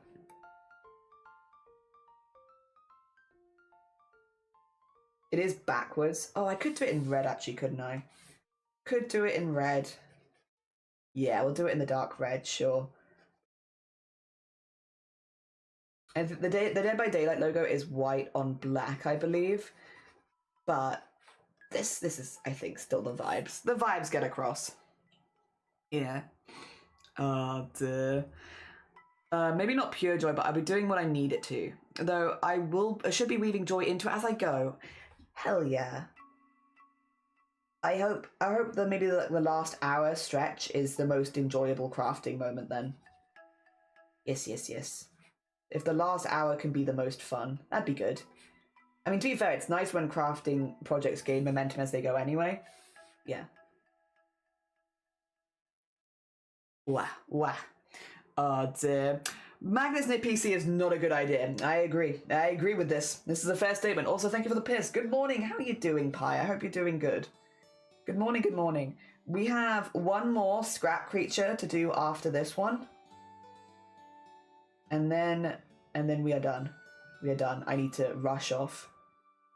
Well, again, rush off today to work on daily schedules, which is not exactly rushing off, but metaphorically rush off of stream at least, to work on schedules. It's not even the exciting bit, because I've done the art for the daily schedules. That's all done. It's doing the write-up next to them, writing the alt text for all of the images, so that it's ready for posting on social medias, and getting all of the links attached to them to like the different streamers and their pages and stuff like that, and little descriptions. It's all of that side of things, which is why I'm not doing it on stream, because I'm like, It's more the admin, it's not art. Also, Cypress, good morning. I hope you're feeling a bit better than when I've last spoken to you. I hope you're doing all right. Good morning. We're prepping. This is my last stream of the week until Sunday now, because on Sunday, Cypress, the craftathon starts.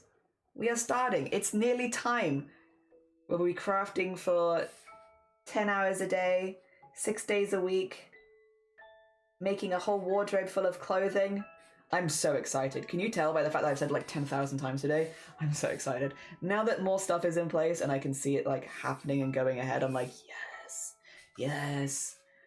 Oh dear. Also, I'll say this. So there was another thing that happened as well, which has made me feel a lot more confident about this. And I don't want anyone to be disappointed or anything, because like, please don't be disappointed in me. I am just a little guy. I applied for front page because I thought it was like the responsible thing to do, because like, okay, I'm doing an event, I should probably apply for front page, right? Because I'm doing an event. And I found out that I didn't get it, and that was a huge relief. Like, I know that I should want it, because obviously it's like, yeah, more promotion. Oh, but I was so relieved when they got the email like a couple days ago being like, you're not on front page. I was like, and my anxiety is way back down again. Because I was so nervous. I was like, I don't think I could do that.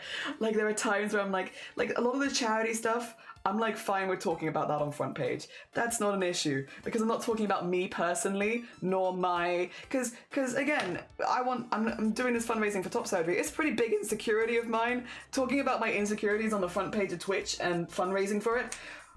Oh, yeet myself out. Like I was so anxious. Like I only applied because I was like, oh, it's probably the right thing to do. And like I do have a pretty cool stream, I should probably apply for it. And then as soon as I applied, I was like, oh god. Oh no, I don't know if I actually, like I'll do it. Like if I get it, I'll do it. But I feel so much more relaxed going into the month not having got it. I normally wouldn't say if I got like denied from front page for anything, because I normally don't mention that sort of stuff. But in this particular case, I'll mention it because it's just been a huge relief. Oh dear. Yes. Bye.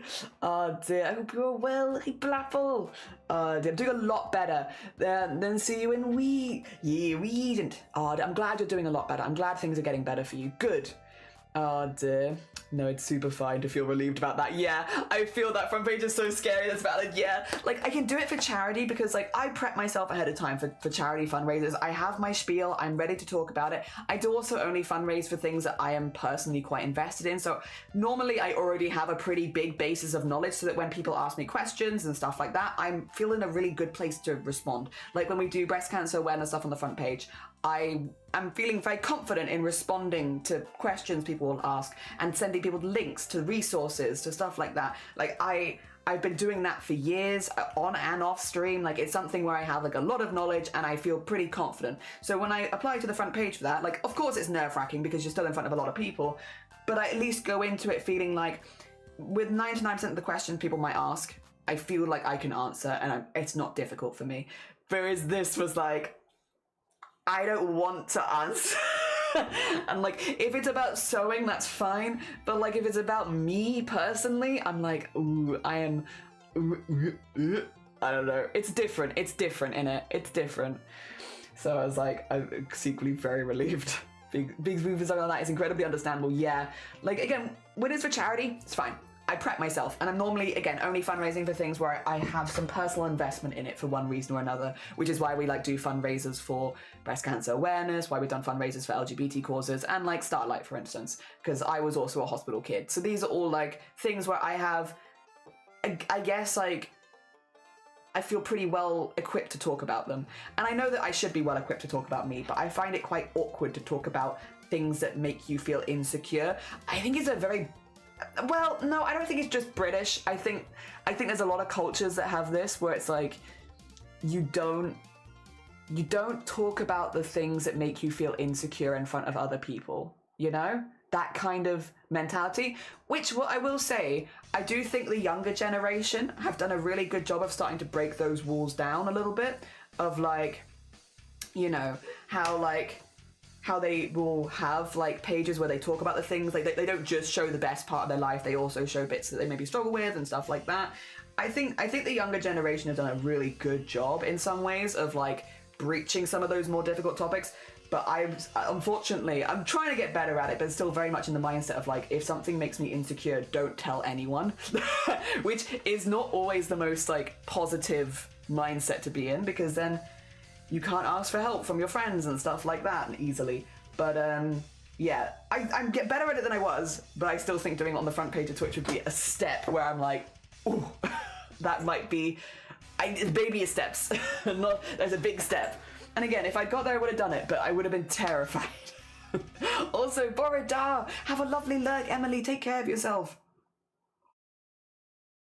Sleep on and off today. Oh, bless you. Are you like doing night day shift stuff? I think you did say in your schedule something about it being nights, yeah? Oh, just out of interest, how many of us look at the front page? Yeah, it depends where you are on the carousel. My max was 8,000, I believe. Not coherent viewers, concurrent viewers, I think. I might be able to find out if I go to my dashboard, because the streams where I've been on the front page previously, they do show up in like your dashboard where it's like something's happened this day. I believe the biggest stream that I did was for breast cancer awareness, October, not this year gone, but the year before. So October 2024, I think was my biggest. Let me see. If I go to stream summary, can I go before? No, I can't do that. Okay, so I could go to overview though. I'm pretty sure it's October 2024. I just don't remember what day in October 2024 it was. I will double check. Oh, no, it's December. Sorry about the clicking. Yeah, it was October 14th. I averaged 6,000 viewers, but that wasn't my peak. 2 schmeckens. 14th, was it? Yeah, there you go. Oh, I can't see the stream content. Oh, yeah, because the system was different back then. Okay, so I can't actually see what... Can I see what the peak was if I change this, maybe? To... is there a peak viewers? Max viewers. 8,500. So, yeah, the biggest stream that I've done would have been that one at 8,500. Yes. Yes. Yeah, there you go. So it does vary. Like, I've been on the front page to like 1,000 viewers. I've had other front page where it's like 8,000. But what I will say is, so front page gives you the opportunity to meet a lot of new people, but the vast majority of people on front page will not come into your chat. And it'll just be that they see you on the top of carousel. They never actually necessarily click you, but they do count as a viewer if they see you. So a lot of people might have watched that stream that never actually knew that they were watching the stream because they just had me on the screen, if that makes sense. And even when we had the 8,000 stream where like we were averaging 8,000 for about 6 hours straight, it was a very big stream. And I thought I was only on front page for 1 hour, but I was actually on front page for like 6. During that time, we maybe only had an average of like 50 people coming into chat each hour that were new, like new viewers, like which might there's still a lot for like an average stream here, but it's not that much when you think that I had 8,000 concurrent viewers at points, you know? Like, it's not actually that much, and it's just because of like how front page works. It's why though front page is really, really good if you're doing a special stream, like maybe a debut stream or something like that, or if you're doing a charity fundraiser, because you have a lot of people that you see for like a minute. Like, you see people for like 1 minute, 2 minutes. So you really need to grab attention. And again, it's why I'm really confident when it comes to things like the breast cancer awareness one, where I can grab people's attention instantly. People come in, hi, I'm new here. Hi, hello, did you know men get breast cancer? Did you know that this year so many people got diagnosed with breast cancer? You know, we're doing this stuff for breast cancer awareness, specifically the BCRF, the Breast Cancer Research Foundation. I can speak fast and I can talk through it pretty quickly, because a lot of the time you get an average of about 1 minute with people, and then somebody else new comes in, and then somebody else new comes in. So you want snappy stuff you can circulate between, so that every time someone comes in you can say something slightly different, but so people that are stay engaged, but people coming in also get grabbed in. It's different. It's a lot. I wouldn't want to do it like every day necessarily, but again, for like a special stream, like a charity event, or like if you're doing a debut, if you're like doing a return to streaming, stuff like that, it can be like a really good tool to like grab a lot of people in and get whatever point you want to get across, whether it's be, here's a change in the channel, we're celebrating this many years, it's my birthday, I'm fundraising, you know, as long as you can get it across pretty quickly, what you're doing, yeah, it's pretty good. It could be very, very useful. Let's see. We wish to carve out the arms now that I've done that. Back for a bit. Welcome back. I hope you're doing well, Schmifty. We are going to carve out this arm.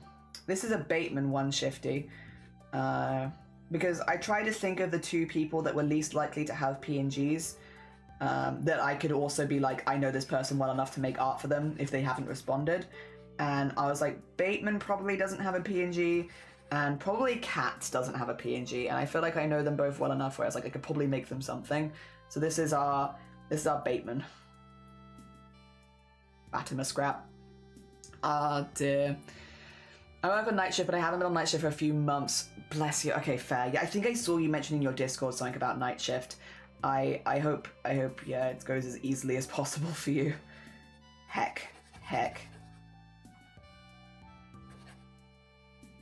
Oh dear, it's impressive numbers, 8.5k. Yeah, that was my biggest one. Again, I've been on the front page a few times. That one was like a standout, very big stream. But But again, it was for something where I felt pretty confident in talking about it. So again, just a little different to how I feel about this. I very confidently know my feelings about things, but I still find it a little difficult to communicate it. And I think that's where a lot of my nervous energy and why I'm quite glad that I didn't get the front page this time comes from, is I don't know how well I'll be able to communicate my points when I'm feeling nervous like that. And again, I'd still give it a good go if I'd have got it, but it's taken a lot of anxiety off me in some ways to have not got it. Again, I'd never normally mention it otherwise, because, like, you know, I keep things positive and lighthearted here. I'd never mention it if we weren't getting things, because, like, I'm not entitled to them. I give it a go, but it's not, I don't deserve them more than anyone else. And yeah, so I keep things quiet with that sort of stuff, but, you know, I thought it was quite funny. So I mentioned it this time. Nick, how many new people stuck around for that? Sometimes, but not, it's difficult because, like, stuck around for a day, stuck around for a week, stuck around for a month, like, it's kind of difficult to tell exactly. You don't get a statistic. It's just whether you talk to them in chat a lot. Also, we can do a little stretch. Sloth, how you doing? And a save. But something nice happened yesterday, so that's brightened up my day a bit. I'm glad, and also very nice. Thank you. Hell yeah. You know what? I'm just going to do a regular stretch because I feel like my shoulder hasn't popped today. Actually, I'm going to do the... Oh. This one. The one that I feel like I always had to do in school, and I was like, this is a silly stretch. And now I'm like, it's not so silly anymore. I'm at an age where this actually feels like a good stretch. Like, just like this, making my shoulder joint do stuff that's not just leaning forward. Oh, dear. I feel like I can't get it as high as I used to either, which I'm like, nah. You're so tired? Oh no. Why are you tired? Is it because you're still fasting, I'm assuming, right? Oh, big clunk. Oh. Have you managed to find anything that works in the evenings for you? For, like, giving you more energy throughout the day, or not so far? Oh, sorry.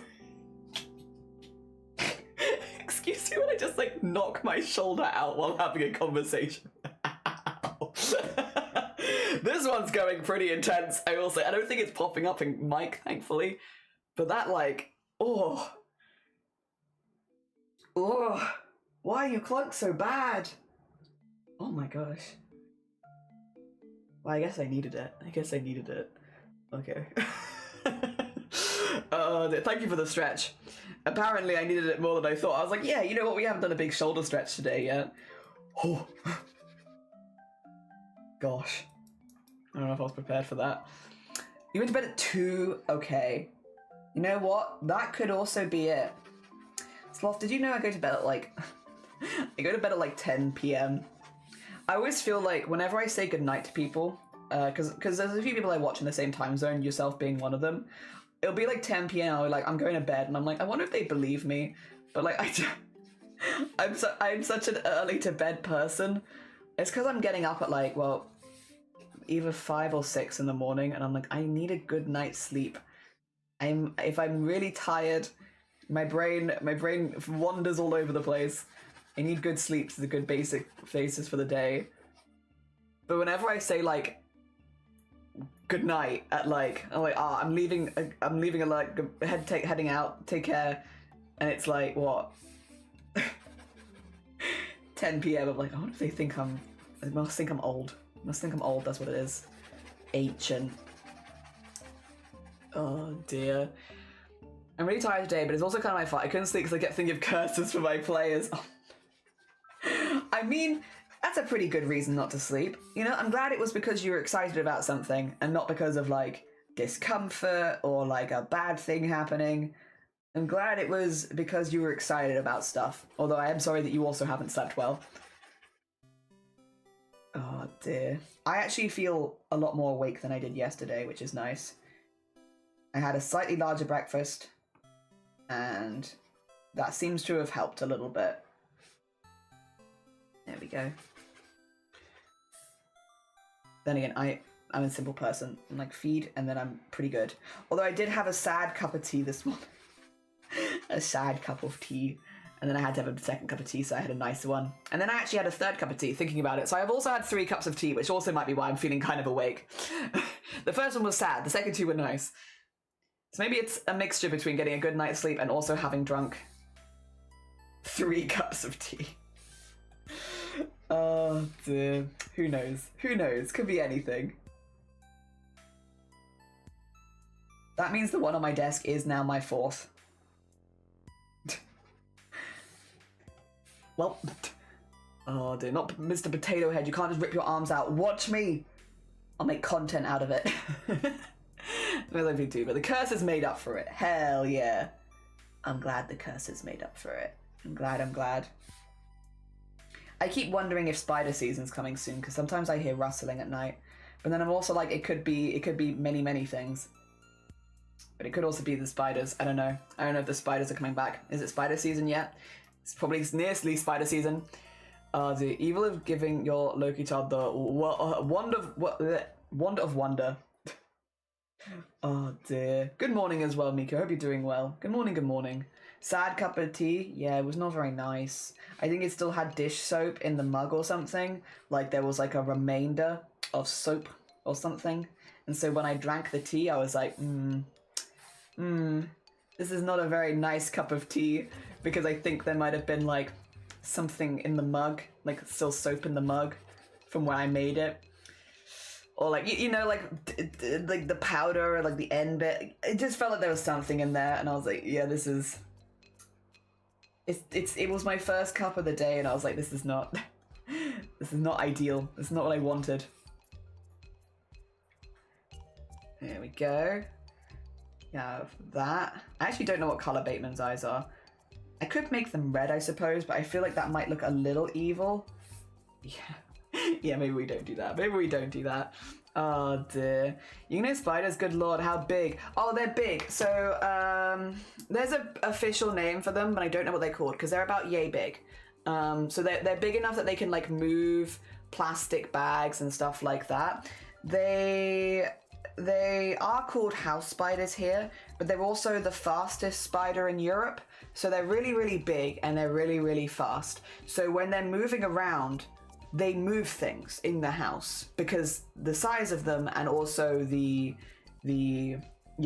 velocity at which they can move is that they can go really fast. They can go really, really fast.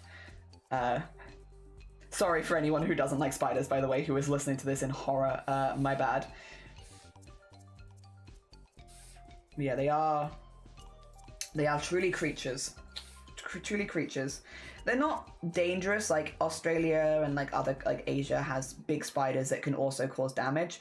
House spiders can bite you in a pinch, but like it's a irritating bite, but not like a dangerous bite. Kind of like getting a mosquito bite or something like that. Like there'll be a small percentage of people that are allergic and they might struggle with it, of course, because of being allergic. But like as long as you're not one of the minority that is allergic to it, it's not dangerous. Not a dangerous bite. And they normally only do it, they're not aggressive, they'll normally only do it if you're like trying to catch them. I caught one actually like a month ago, and I got stuck because I caught it in a glass, but then I didn't have anything to slide underneath it, so I had to call for Shiny to get me like a paper or something so I could slide it underneath, because I had a very angry house spider in a glass. Ah, dear. Yes. But hey, I still got it though. I got the spurter. Hell yeah. That is horrifying. So you have your own version of tarantulas. Yeah, I mean, again, they're not dangerous at all. They're just chunky. They're just chunky. And they're really fast. That's the thing. They're chunky and fast. So for anyone that has arachnophobia, they're kind of a worse nightmare just because of how quick they are. And they're very, very common. You do get them. So they have seasons where they go into like, I think hibernation and out of hibernation. So at certain times of the year, they're much more likely to see them, and they like to live in houses, hence the name house spiders. So they're very big, they're bulky, big bodies. They go very fast. They are incredibly fast when they're running. They don't really have any personal space either. Yeah. It was horrifying. Sorry, yeah. Wait, since when you moved? I didn't know. This is in the UK. Again, they're like one of the fastest. I think they are the fastest spider in Europe, if memory serves. Sorry, I'm like taking away their title. I think they are the fastest. Nope. Burn it with fire. Yeah, that is fair. Like if you're not a spider person, House spiders are going to be kind of a hard sell because I think, at least in the UK, they're probably one of the worst ones for people with arachnophobia. Again, because of the size, the speed, and again, they want to be in the house. So they want to be in your space. Arachnids move, things get all shining on sight in my house. Also, wolf spiders. Don't forget about scorpions. I'd rather have mouse problems. That's fair. That's fair. That was my question. So Arizona's wolf spiders. Maybe. I don't know wolf spiders as well because I've only ever lived in the UK. But maybe?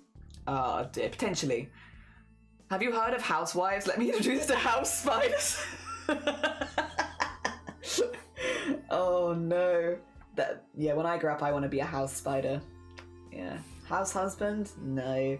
House spider? Yeah.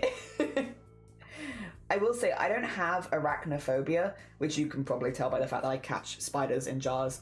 But I don't love house spiders.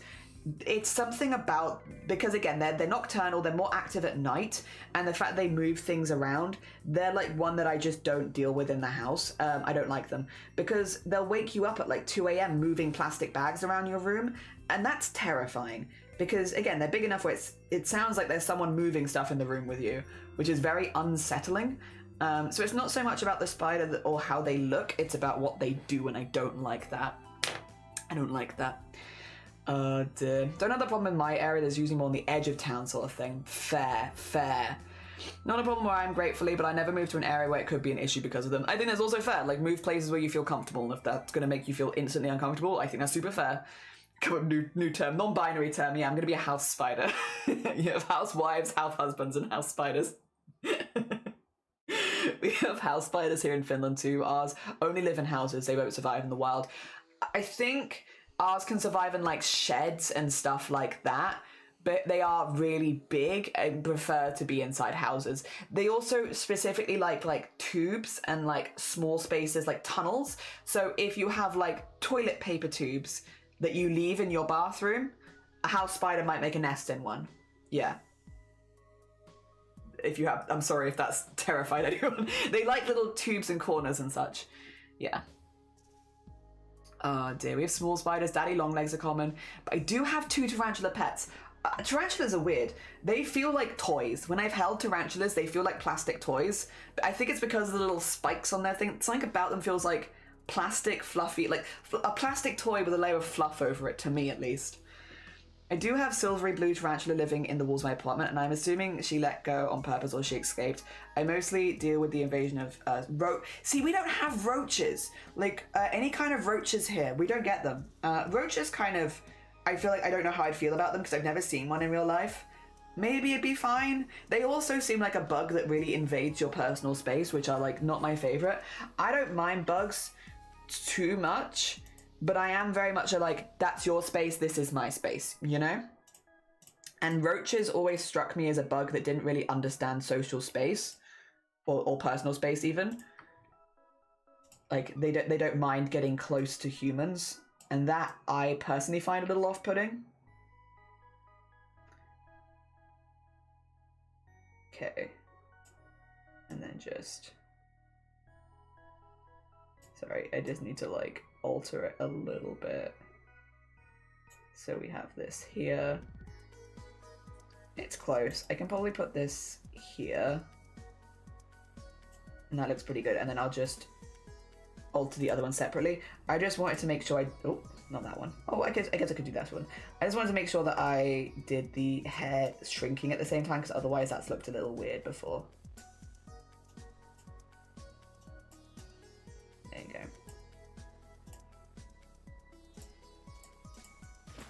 Okay, that looks good. And then we can fix this one up.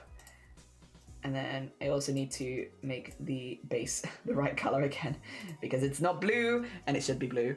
Dear. Also, thank you for the follow. That's very kind of you. Good morning. Good morning. Let me clip this and then get some blue. There we go. And then we got those. The smile might need to move slightly because the smile is right where the hair is, I'm just noticing. That's quite funny though. Is it part of this? Okay, 2 seconds. Let me just wiggle that smile down a little bit. As funny as it is, it's right up there in the hairline. Okay, put it like there. There you go. Still high up, but not in, not in his hair. You could be so lucky, really. I've heard bad things about roaches, but I've never seen them. Never even seen one in real life. Actually learn the habits to avoid you and do most of the work feed themselves. Yeah, most spiders are pretty chill. House spiders do have a personal space issue, but most other spiders are chill. Rather spiders and roaches, probably me too, because I'm used to spiders, that I'm used to. We have 3 in the house, and I leave them as long as they leave me. Fair. I'd rather have the roaches, at least I know a bite from one won't kill me if I don't know what it is. Well, to be fair, in this country, the only spider bite that can do you a bit more harm is like false widows, and you're more likely to find them in sheds and like abandoned places than you are in like your house. And by definition, my kid is a roach. I say that in a loving way. I love this song. Yes, Stardew Valley has some wonderful OSTs. I don't know, I'd watch our doctor's video the other day. We kind of had a kid, they had tonsil punctured by a roach. Like, oh, did I eat a roach? It was in a sandwich? My God. I have black widows, brown recluse down here along with many others. So every spider building in my spider dies. That's the thing, is like, I think that's actually fair. Like, if you are living in a space where there are insects that can do you or your family like harm, like, yeah, fair. We don't really get that in the UK though. Like, we have like one poisonous snake, which is adders, which they hate humans, so like they're not going to be going anywhere near a human. We have those. We have false widows, which they'll hurt you, but like, again, they are pretty anti-human, tend to be in abandoned spaces and such. Like, you're unlikely to come across them just by like living a regular life. And then that's about it, really. I mean, we have like wasps and hornets. I definitely, you know, recommend removing them from your house if you have a nest. But yeah, otherwise nothing. And I guess technically mosquitoes, but not too bad as far as mosquitoes go. I know some countries have much worse with mosquitoes. Ours are pretty mild, don't tend to have too much dangerous. They can. Oh, we have ticks, I guess. Ticks, which they can transport certain conditions. The one that surprised me that I learned via Twitch, actually, because we met someone in Twitch who had this, is that ticks can give you allergies or intolerances to things, like as an after effect of getting a tick bite. Because someone came into chat and they were like, I can't eat meat anymore after being bitten by a tick. And it's like, what? I've never heard of that before. Like, again, like, not that I pretend to be a doctor online. I am not a doctor. I make clothing and costumes and stuff and draw silly people as scraps. Like, I know my place on the internet. But like, it was just something that I'd never heard of before, is that you can get like allergies from the after effects of a tick bite. I have been bitten by ticks before, because I grew up in a forest and there was a lot of long grass, which is generally where ticks like to live, but luckily I've always been lucky on not catching anything from it. But yeah. Wow. I'm kind of glad I only found stuff like that out as an adult, because they're scary. I didn't know that was a thing that could even happen. We don't have spiders that are harmful for people. Many are venomous, but their teeth are so small. Yeah, exactly. We talking snakes. We do like snakes. What we have in general. Yeah, like as far as like, do we have poisonous things or venomous things, I should say. Yeah. In my area, we have wolf spiders, brown recluses, and black widows about, and I've taught myself what those look like, which is fair. Again, like, you got to keep yourself safe. I understand that. Yeah, we're very lucky in the UK. We really just don't have anything like that. I'm never worried about a snake bite. They're usually long gone by the time I reach where they've been. Well, like snakes. Yeah, snakes hate people. Unless they're like pet snakes, I suppose. But like wild snakes, not as keen. We can talk about snakes. Also, all phobias at once. Yeah, apparently. New fear unlocked. Bloodworms can also make you allergic to red meat. See, I'd never heard of this. Is that certain, yeah, like bites or insects can make you allergic to a meat allergy. Like, that's wild to me. I'd never heard of anything like that. Forced vegetarianism, which, yeah, it's very different. I'm not going to, again, I'm not a doctor. That's not what I do. I make sewing things and creatures on the internet. But it is interesting to hear about those kind of things. I have a pet snakes. Those phobia of them with me just very much piques my interest. I like snakes. I like them. I've been bitten by a lot of small snakes before. But that's because my friend had corn snakes, and a lot of the babies, when you would feed them, wouldn't know the difference between your fingers and the food, and so you'd be like, here's the food, and they'd be like, a finger! It's like, no. But they were only little, they were only ickle, and honestly, I feel like hamster bites hurt more than the snakes did. But yeah, I probably wouldn't get a snake myself, but I do like them. I do like them. When I get the opportunity to hold snake, I'm like, I will hold snake. Hell yeah. They're very cool looking. And they're very pretty. And I like the way that they move. They're just chill beans for the most part. And I like, again, wild snakes I give a healthy distance to. Whether they're adders or grass snakes, like, I don't know, I'll give them some space. I see them, they see me, we nod, we pass. Oh dear. Although to be fair, these days if I see a snake, I will point at it and go, snake, so that Shiny can also see it. Because Shiny has not seen very many snakes. So I do my due diligence, I point, I say, snake, and then I keep going. Oh dear. It's very important, very important job that I have. Ticks in the United States carry limes, yeah, which can trigger an alpha-gal reaction, which makes you allergic to red meats. There you go. That's Liz. What Liz said. Yeah, that is a much more sciencey way of putting it. Yeah. Wait, tape around your ankles. I was a child. You gonna try and tape me up? It would not have worked. Let me run in the forest. Things I fear in the wild. Mooses and ticks. Moose, very fair. Moose, big. Big. I have a snake phobia, but snake discovery YouTube has been great, and I don't fear them anymore. Hippopotamus, yeah, listen, Jade, I know what you're saying, and you're right. It is the fear of long words. It's very rude. Those are babies. Adults will only bite your hand if it smells of food. That's why you should use tongs. I was, I think, like 14, 15. Yeah. Did not advise the rock pile. Those shits are mean. If I wasn't allergic to rodents, I would get a snake. Oh, fair. Oh, because of food. I accidentally bitten by one of my tarantulas. She wanted the cricket, but got your finger instead. Yeah, it's like accidental, isn't it? It's like, whoopsie. Snake discovery is amazing. I love Ed and Emily. Oh, hell yeah. Hell yeah. Yeah, I have healthy respect for snakes, and I think they're very pretty. I don't think I have a phobia of them. I prefer, maybe it's because we don't see them as often, big snakes. Big snakes, like constrictors and stuff like that. Whenever you get to see one of those or hold one of those, I also like how heavy they are.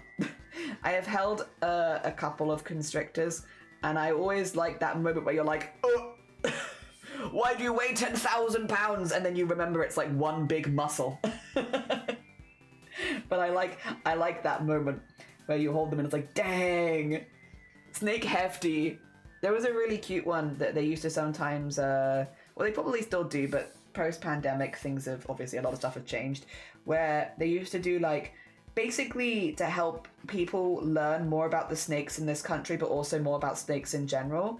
There were like little pop-up events that used to happen around, this is when I lived in Cardiff still, but around Cardiff, where they would bring some snakes that were like more people friendly and stuff like that, and comfortable around people. And if people were comfortable, they could hold the snakes, but also they teach you about the snakes that we have, like, because Cardiff, while a city, has a lot of forest around it where you can actually find grass snakes and adders and such.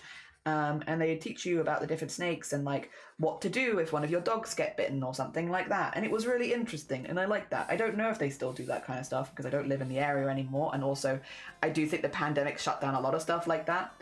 But it was pretty cool when they were doing it, and it gave you the opportunity to hold some of these snakes. And there was a really, really cute, it was a constrictor called Honey, and I believe like really big, but like white with like gold markings, which I believe is why she was called Honey. Because she did almost look like she had like a honeycomb pattern down her back, especially with the colors. And she was so chill. She just wanted to be held by warm people. Which is good for me because I've always had really good circulation, so I'm always boiling hot. I have very warm hands and arms and stuff like that. And she just wanted to be held by warm people. It was really cute, and I loved seeing Honey. She was very sweet. Oh dear. But yeah, she was very, very people friendly. She liked people. Oh dear. It was very cute. Very cute. She was very heavy though. I could only hold her for a few minutes because I felt like I'm being weighed down by her. She was hefty. You've been bitten by a hamster, I think you can smell your fear. They say that they can. They say that they can, for sure, for sure. And the favourite I know about is photophobia. What's photophobia? I don't know that one. I have 2 little vampire bites on my fingertip. Yeah, I get you. I've never been bitten by a snake, and I've owned one for 4 years. Nice! Hell yeah! I got bitten once by a garter snake. Ooh, I don't know. What are they like? Is that painful, I'm assuming? Thick snake. Yeah, I like big, thick snake. I like the bigger snakes. Big snakes. We have 2 types of snake in the wild. One viper and the other is harmless. I've never seen either. Most people here have never seen one of the wild snakes. You have to walk in certain areas, like around heather or in very like long grassy areas. And even then, there might be snakes there, but they are difficult to see. But it's why a lot of the information we learned was about dogs, because dogs are much more likely to run across a snake than a human is if they're off like leash, you know, because they'll run into long grass, they'll run into heather and stuff like that, which is where a lot of them live. And so that's why a lot of the information I think was tailored towards dog walkers. He says she sounds lovely. She was lovely. I wish if I see her around ever again, I'll be like, can I hold Honey again? Because she was just so sweet. She was a very sweet bean. Dear. Very big, very heavy, but very, very sweet. It's just so pretty as well. I have touched one snake, never again. The poor corn snake shouldn't have had to deal with your fearful self. I think there is a fair respect around animals in general, like any animal. And like, I think some animals personally, and this is just me saying, as someone who has no pets right now, some animals, I think it's more well known what their positive and negative like body language is. Like a lot of people can look at a cat and tell when it's about to jump because it'll do like its little butt wiggle and stuff like that. And I think we're much more used to seeing that in media of like how cats move when they're playing, how cats move when they're angry, how cats move when they're, you know, curious. You see that a lot. And same with like dogs and stuff like that. Like dogs are very loud with body language about how they're feeling, which again are better for some people than others. But yeah, you can tell how a dog's feeling. You can tell when a dog is anxious or scared. You can tell when a dog is really happy. Like you can see it in their body language.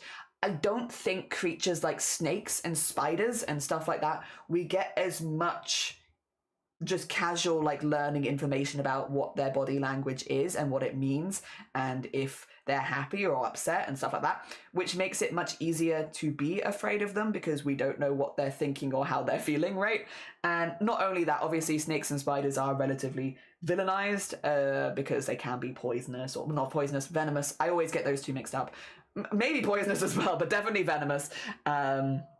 And yeah, you know, all that. And it just all kind of comes together to make it quite easy to be afraid of them, even though they're just little guys. Photophobia is an intense irrational fear of experiencing fear itself. Oh. Fear is not a very fun emotion, so I kind of get it, but not to the extent of having a phobia. I'd rather not feel afraid. But yeah, fair. More of a surprise than pain. Little brat was mad I was moving him. They live it together rather well. Hell yeah.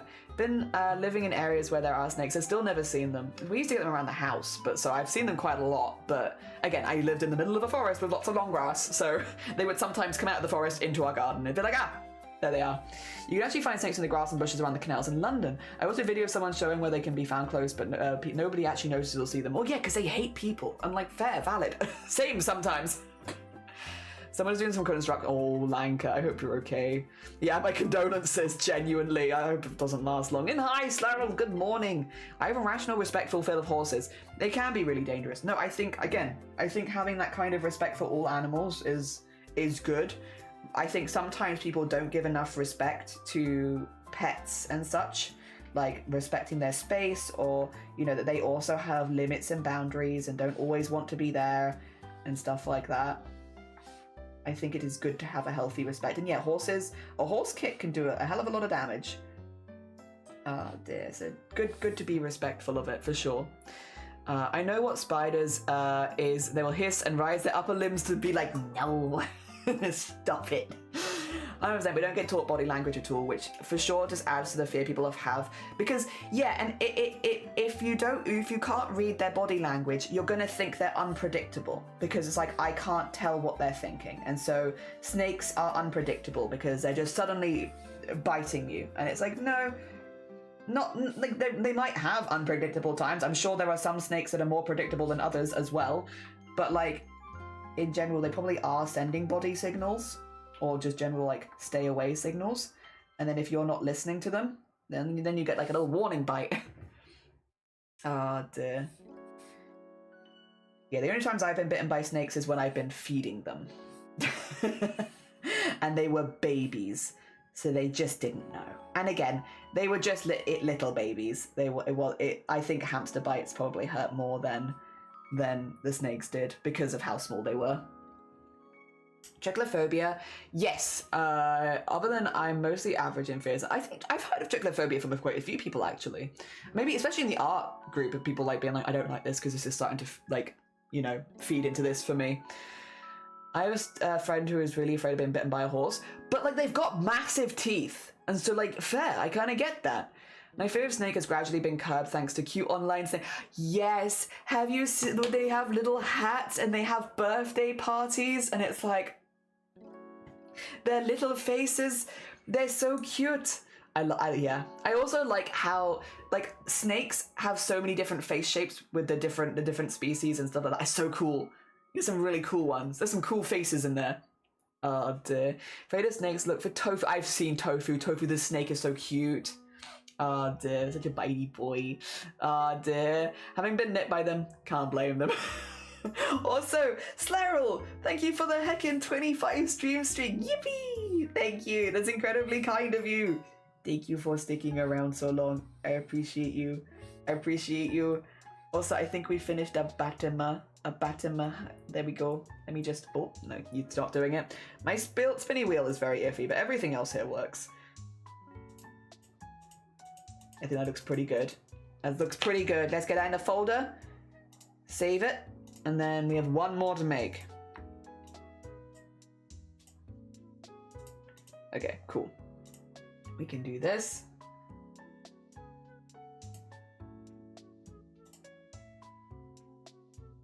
Oh, did I never save this?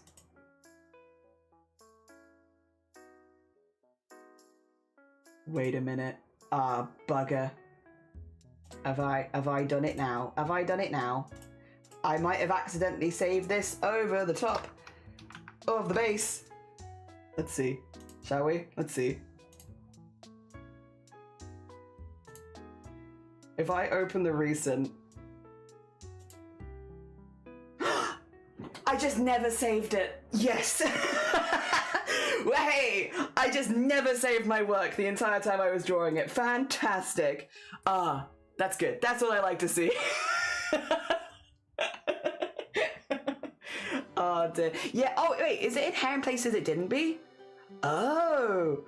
Oh, am I thinking of holes? I'm thinking of the hole one. That's my bad. Yeah, hair, sorry. I'm thinking of holes for some reason. Yeah, I know a lot of artists are like, holes. Holes are a problem. We don't like holes.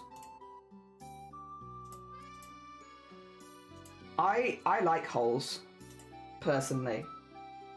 I think holes, but I also like horror stuff, so I don't know. I feel like dark holes, maybe it's like Silent Hill vibes, and because that's why, but like, I like holes. I like holes as a horror thing, but I also like just, I don't know, I think the stuff coming out of holes, I think is kind of creepy, but I also understand it's like a full fear for a lot of people. Which is why, even though I draw a lot of unusual stuff on stream, I tend to avoid drawing stuff like that, because I like that one's, I know that one really gets people, and I am not looking to actually upset anyone with my art generally, even if I think it could be kind of fun as a horror device. Yeah.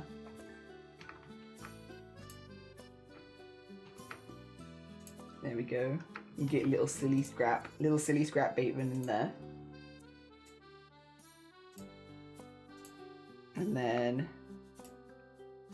move Batima scrap over here.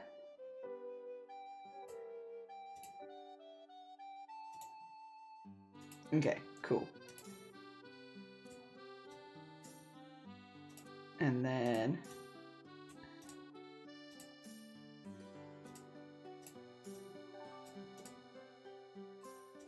there we go. Cool. That should be good. There he goes. Hell yeah.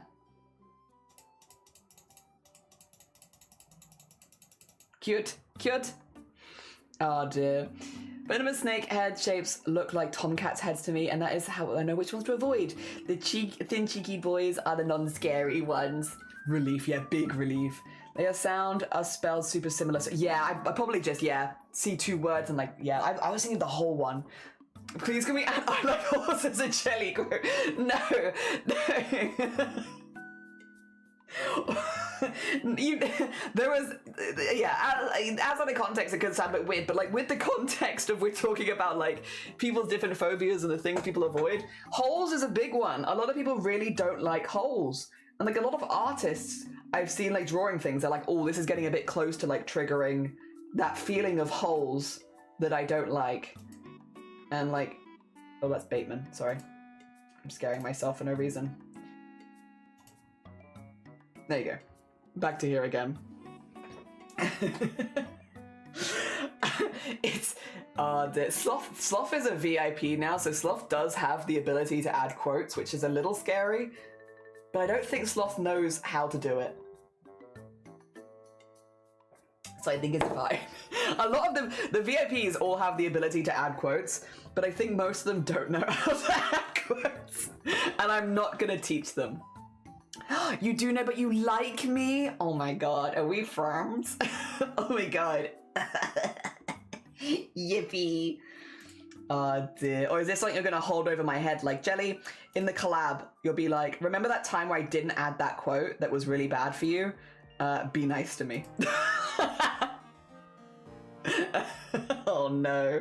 Oh no, and I'm not going to. Now, Blapple's always got my back.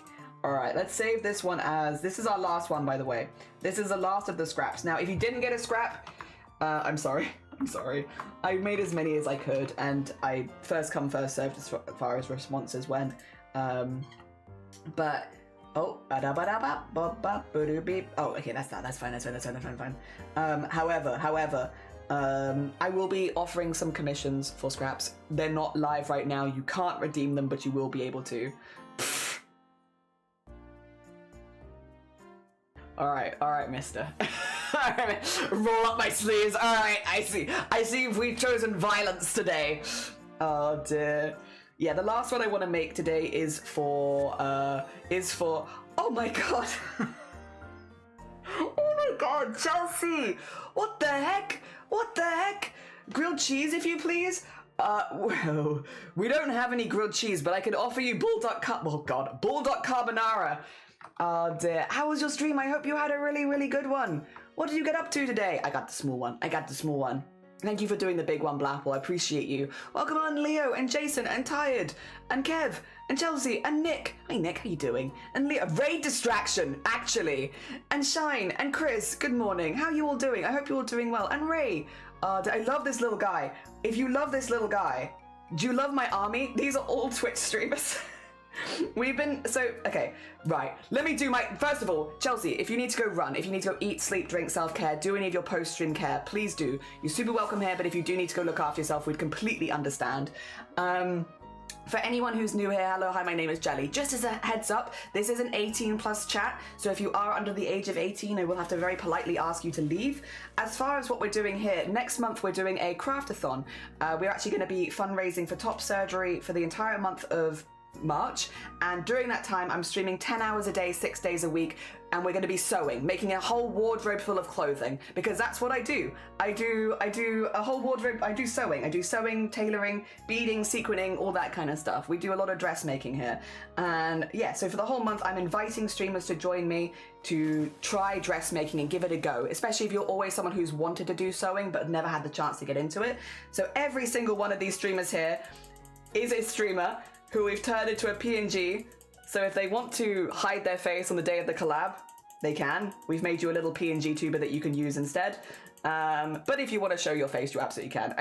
We've done a lot of planning in advance for this. Sometimes you feel ill, sometimes you just don't fancy being on camera, and every single one of these is a Twitch streamer who's going to be joining us next month, which I'm very excited about. Yeah, that's our spiel. Also, thank you for the follows, and thank you, Anon, for gifting 6 months to Chelsea. Oh my god, you're stuck here for so long. I hope you enjoy the emotes for 6 months. Thank you so much for gifting 6 months to Chelsea. It's incredibly kind of you. Can't offer pancake today? No. I can, however, offer Candy Kitten's Disco Dreams, which kind of sounds like pet food, but it's really good. And they're vegan. If you would like vegan gummies. Yeah. Silly little ghosties. Yeah, they're all little scrap creatures. They're meant to be made of like little work in progress projects. Yeah. I feel seen with a little guy on stream. Oh, hell yeah. They're so stinking cute. Thank you. And they all yap. They all got the yaps because they're all going to be little PNGs. Hell yeah. Where's the 30 plus chat? I mean, that is pretty much us. Oh, dear.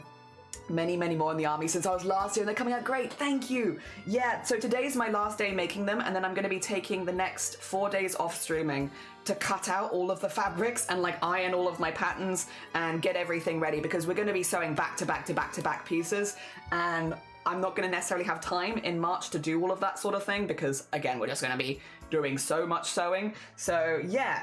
I'm going to be spending the next 4 days cutting everything out, prepping everything, making sure that all the streamers joining us also feel like they're in a good space to join, because we have a range of streamers. Not most of these streamers are not generally makers and crafting streamers, or they don't generally do sewing. So a lot of people are coming into this as beginners, or like they've only made 1 or 2 things, which means I want to make it as accessible for everyone watching, but also for all of the streamers as possible, because it's no fun coming onto camera and feeling like you don't know what you're doing and that you can't contribute or stuff like that. I want people to feel like they can have fun with it and they know what they're doing, and we're all on the same page. And also, you know, if you need to take breaks, if you need to help, ask, all that good stuff, hopefully it should be really fun. It should be fun. I hope so. I'm trying to make it as fun for everyone joining as possible, because we have gathered a really lovely group of streamers to join. Like, everyone who's joining has been so incredibly supportive. Again, I'm doing this fundraising for myself. It's my first ever project that we've done specifically fundraising for me in like 6 years of streaming now, where we are, again, fundraising specifically for surgery for me. And the fact that so many streamers have come out to support is incredibly kind, because I haven't dragged any of them in here, believe it or not. They've joined of their own accord. They were all like, I would like to help. Sub me in, I'll make something with you while you're fundraising, which is really, really sweet. Really, really sweet, and I really appreciate it. There are actually more streamers than what you can see here. I'm about to make one for Cat's Custom Blaster mods. But yeah, I just how many I've been able to do in the time. Also, thank you for the follow. Our follows are anonymous, but I do really appreciate it. Thank you. And yeah, 6 months. Thank you so much for gifting 6 months. Again, if any of the people that have come in with a raid do need to go look after themselves, completely understand. Most of the time people raid because they have things they need to do. So if you need to go eat, drink, sleep, you know, anything like that, you're all good. And if you're sticking around, next person we're making is for cats. Let me, what do we call it? Shout out the people that we're making stuff for as well, because we just made one for Bateman and I'm about to make one for cats. So we'll get the Bateman shout out and then we'll do the cat shout out so that people know. Again, I just want to shout out people that have like gone out of their way to join, because again, I would never force anyone into something like this. I know, again, the internet can be kind of a scary place for trans people. There's a lot of really lovely spaces, but it can be a scary space for a lot of people. And to have so many streamers approach me to join my thing, that's the thing. I have not dragged these streamers in. They have come to me to be like, I want to support you with your surgeries and stuff like that. And it's incredibly sweet, incredibly sweet. So I want to make sure that I am shouting out these streamers who are either really strong LGBT allies or within the LGBT themselves, because a lot of the streamers are creating really safe spaces for people like me, and I do really appreciate it, and they deserve love. We hype that up here. And then we'll do cats in a second as well. Oh dear, backseat crafting. I mean, I will try not to backseat because I kind of want people to explore their own creativity and have fun with it. I'm providing like patterns and guides and stuff like that, YouTube walkthroughs if necessary, so that people feel that they know what they're doing as much as possible. But if people want to go off piece, if they want to go have fun with it and make something silly and do some fun stitches and stuff like that, they have my full go for it. Hell yeah. Whatever you think is going to be the most fun for you. Hit up. I'm not hitting anyone up. They're hitting me up because I didn't want to approach anyone with this, because I know that it can be a diversive topic and I didn't want anyone to feel pressured into it. So again, every streamer is not people that I've reached out to, they've reached out to me. And I think it was important for me that we did it that way around, simply because of what I'm fundraising for. Yeah. Imagine the good you could do the world coming back to work in your favor. You deserve this. Oh, bless you. It's incredibly kind of you. It's incredibly kind of you. Everyone's been incredibly supportive, and I really appreciate it. I've only been here for a little bit, but I'd be surprised if people weren't joyous to join. Yeah, I was expecting maybe like 10 people, and we had nearly 40 people sign up in like the first couple weeks. It was wild.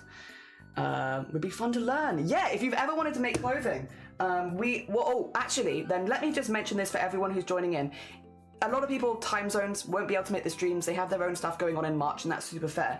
If you've wanted to get into sewing, I've actually made little project guides for every single craft we're doing next month, which I can show you actually. They are in the Discord server because I needed somewhere to upload them, but you'd be more than welcome to join the Discord, take what you want and leave, like that's absolutely fair.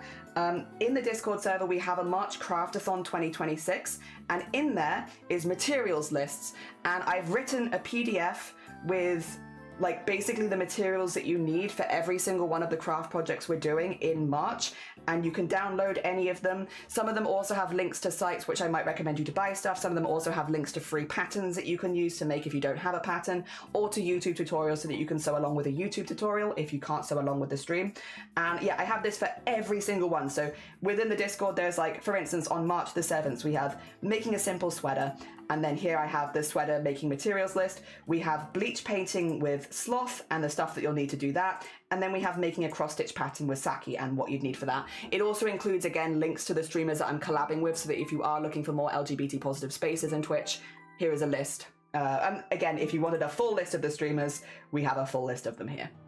Yes, I try to make it as accessible to people as possible who might not also be able to join the event, because I have, as much as I do want to fundraise and like raise money, my agenda on Twitch is to get people into sewing. I have an agenda, and it's get people into sewing and alterations and stuff like that. You can have some foods, enjoy your foods, hell yeah. And thank you so much again for the raid, it's very kind of you. And yeah, love to see good people supporting people. That's the thing, I want to really shout everyone to like the hills that have supported, hell yeah. Because they've been really sweet. I lifted a sewing machine for my mum. Yeah, I know. Why do they have the density of a neutron star? Like, I used to do sewing machine repair as a job, so I've like taken them apart. I don't know, they've just got heavy parts. Fantastic to hear you have a good support system. We've been really, really lucky, really lucky with the people that have found my stream over the years. And yeah, remember, you need to order a respirator and gloves. Yes, I mean, just like simple plastic gloves, like very like reusable ones, or like would be fine, just in case, because obviously working with bleach, you don't want to be getting it on your hands, your skin and stuff like that. Yeah, definitely stay safe. Have a lovely look, and yeah. They've also got some health and safety, but I think Sloss is the only craft that had health and safety in it. I think everything else was pretty chill. Oh dear, backbreakers they are. They are hefty. I have a sewing machine and an embroidery machine that I use on stream. The sewing machine is heavy. It's heavy, it's not super bad, but it is heavy. The embroidery machine, yeah, that's my neutron star. That sits on the ground because like I am scared of leaving it on a desk in case it starts to warp my desk after a while, because none of my desks are like that heavy duty, and I'm like, it can stay on my desk for like a while, but permanently? No. I have fear. Also, why is my mouse giving up? What are you giving? You okay? Alright. Yeah, we'll make this one for cats. Actually, I think I have the... Do I have the cat shout out? Let me see. Some of them I've managed to get... No, I need to find cats then. I'm trying to make custom shout outs for everyone who's joining, so it's really easy for me to quickly shout everyone out. So yeah, so that people feel included and all the good stuff. But I still have to get through a few people's. Apollo geese, I'm going as quickly as I can. It's one of those things of like, it doesn't actually take that long to sort out. I just have to remember that I need to sort that out at some point. And I will, I'll get there. All right, let me get the cat shout out as well. So Cats is the last person we're making today. Cats does, Cats is joining us for more of the gaming collabs. Cats does blaster, so like Nerf blaster modifications, which is very heckin' cool. One of the couple streamers I know that actually do this on stream. We have Vile and we have Cats. So yeah, we're gonna shout Cats out. And Cats is currently working on a competition piece for a competition called Merge Masters, where you take lots of different Nerf blasters and merge them all into one Nerf blaster. And it's very cool. So if you want to watch that kind of stuff happening live, Cats does that on their stream. And yes, we will probably make this one. I'm thinking for cats is that we kind of, because we have Val with a helmet. I'm thinking with cats, I for some reason also imagine cats in a like, almost like a motorcycle helmet. Now, I don't really want to do a full motorcycle helmet because that would cover a lot of like what would make the PNG a PNG. But I imagine cats as pink for some reason. And I imagine cats, yeah, with a helmet. I don't know why. I've probably seen some imagery of cats at some point where that is the imagery, but I don't remember it. I just remember the cat's helmet. Oh dear, although it isn't that heavy, it's just a handle. Must check for science. You must check for science. Many are made of metal. Yeah, a lot of the older ones are made of metal. The newer ones still have large metal components inside of them. Speaking of sewing the fabric selection, for what I use is bigger in Australia, and now I'm tempted to make cosplays. I mean, why not? Many blasters into one blast. Yeah, it's an annual competition mount, which is like, it's called Merge Masters, and lots of people that do blaster modifications enter it, where you have different categories of how many blasters you can merge into one blaster. So like, you'll have the hilt of one, and then you'll have like the sights of another, and they'll like merge them all into one piece, cohesive piece. It's a very cool competition. They upload like the finalists and the winners on YouTube as like a thing there. It's very cool. And yeah, you can see everyone who's won. And yeah, I know Cats entered last year, and I believe Cats is entering again this year. Okay, so what I might do, it's kind of cheating, but what if I gave Cats like a helmet? No, I don't know if that's gonna look like good actually. It's gonna look suspicious. Also, thank you for the follow, it's very kind of you. Dear. I wouldn't mind large metal components inside me. with the, yes, sorry, let me get that back there again. Dear. Also, good morning, Marcus, I hope you're doing well. Yeah, sign-ups are now closed, but you can at least see what's still happening. And yeah, we have no more until March now. See, I see cats with like a motorbiking helmet with like the cat ears on it. Have you seen those? I'm sure people here have seen those. The motorbiking helmets which have cat ears on them. I don't know why.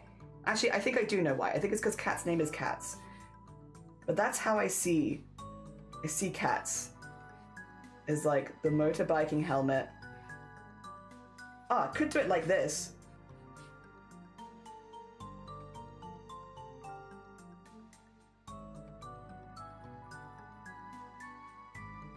Because then it still kind of maintains the cartoony shape of the scrap. Like so. Having like a little visor, but I don't have to alter the stuff underneath. It's huge. That's way too big, isn't it? But other than it being absolutely massive, that could work as an option. I think I just want it a little flatter, because otherwise Cats is going to be massive. And while that is quite funny, I probably don't want that for Cats. I think I want Cats to be an average size scrap. But yeah, maybe something like this. I'm trying to use the base because it makes like a nice coherent army. When we want to look at the army of scraps, I want them all to look like a group. All right. But yeah, the motorcycle helmets which have the cat ears on them.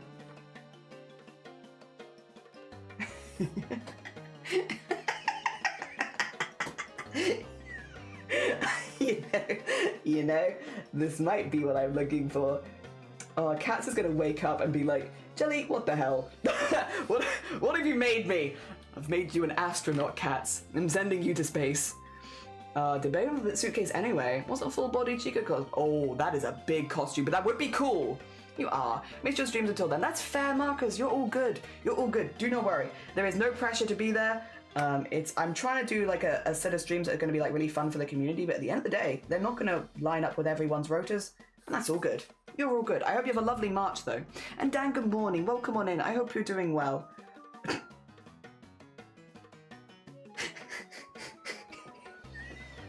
Sorry.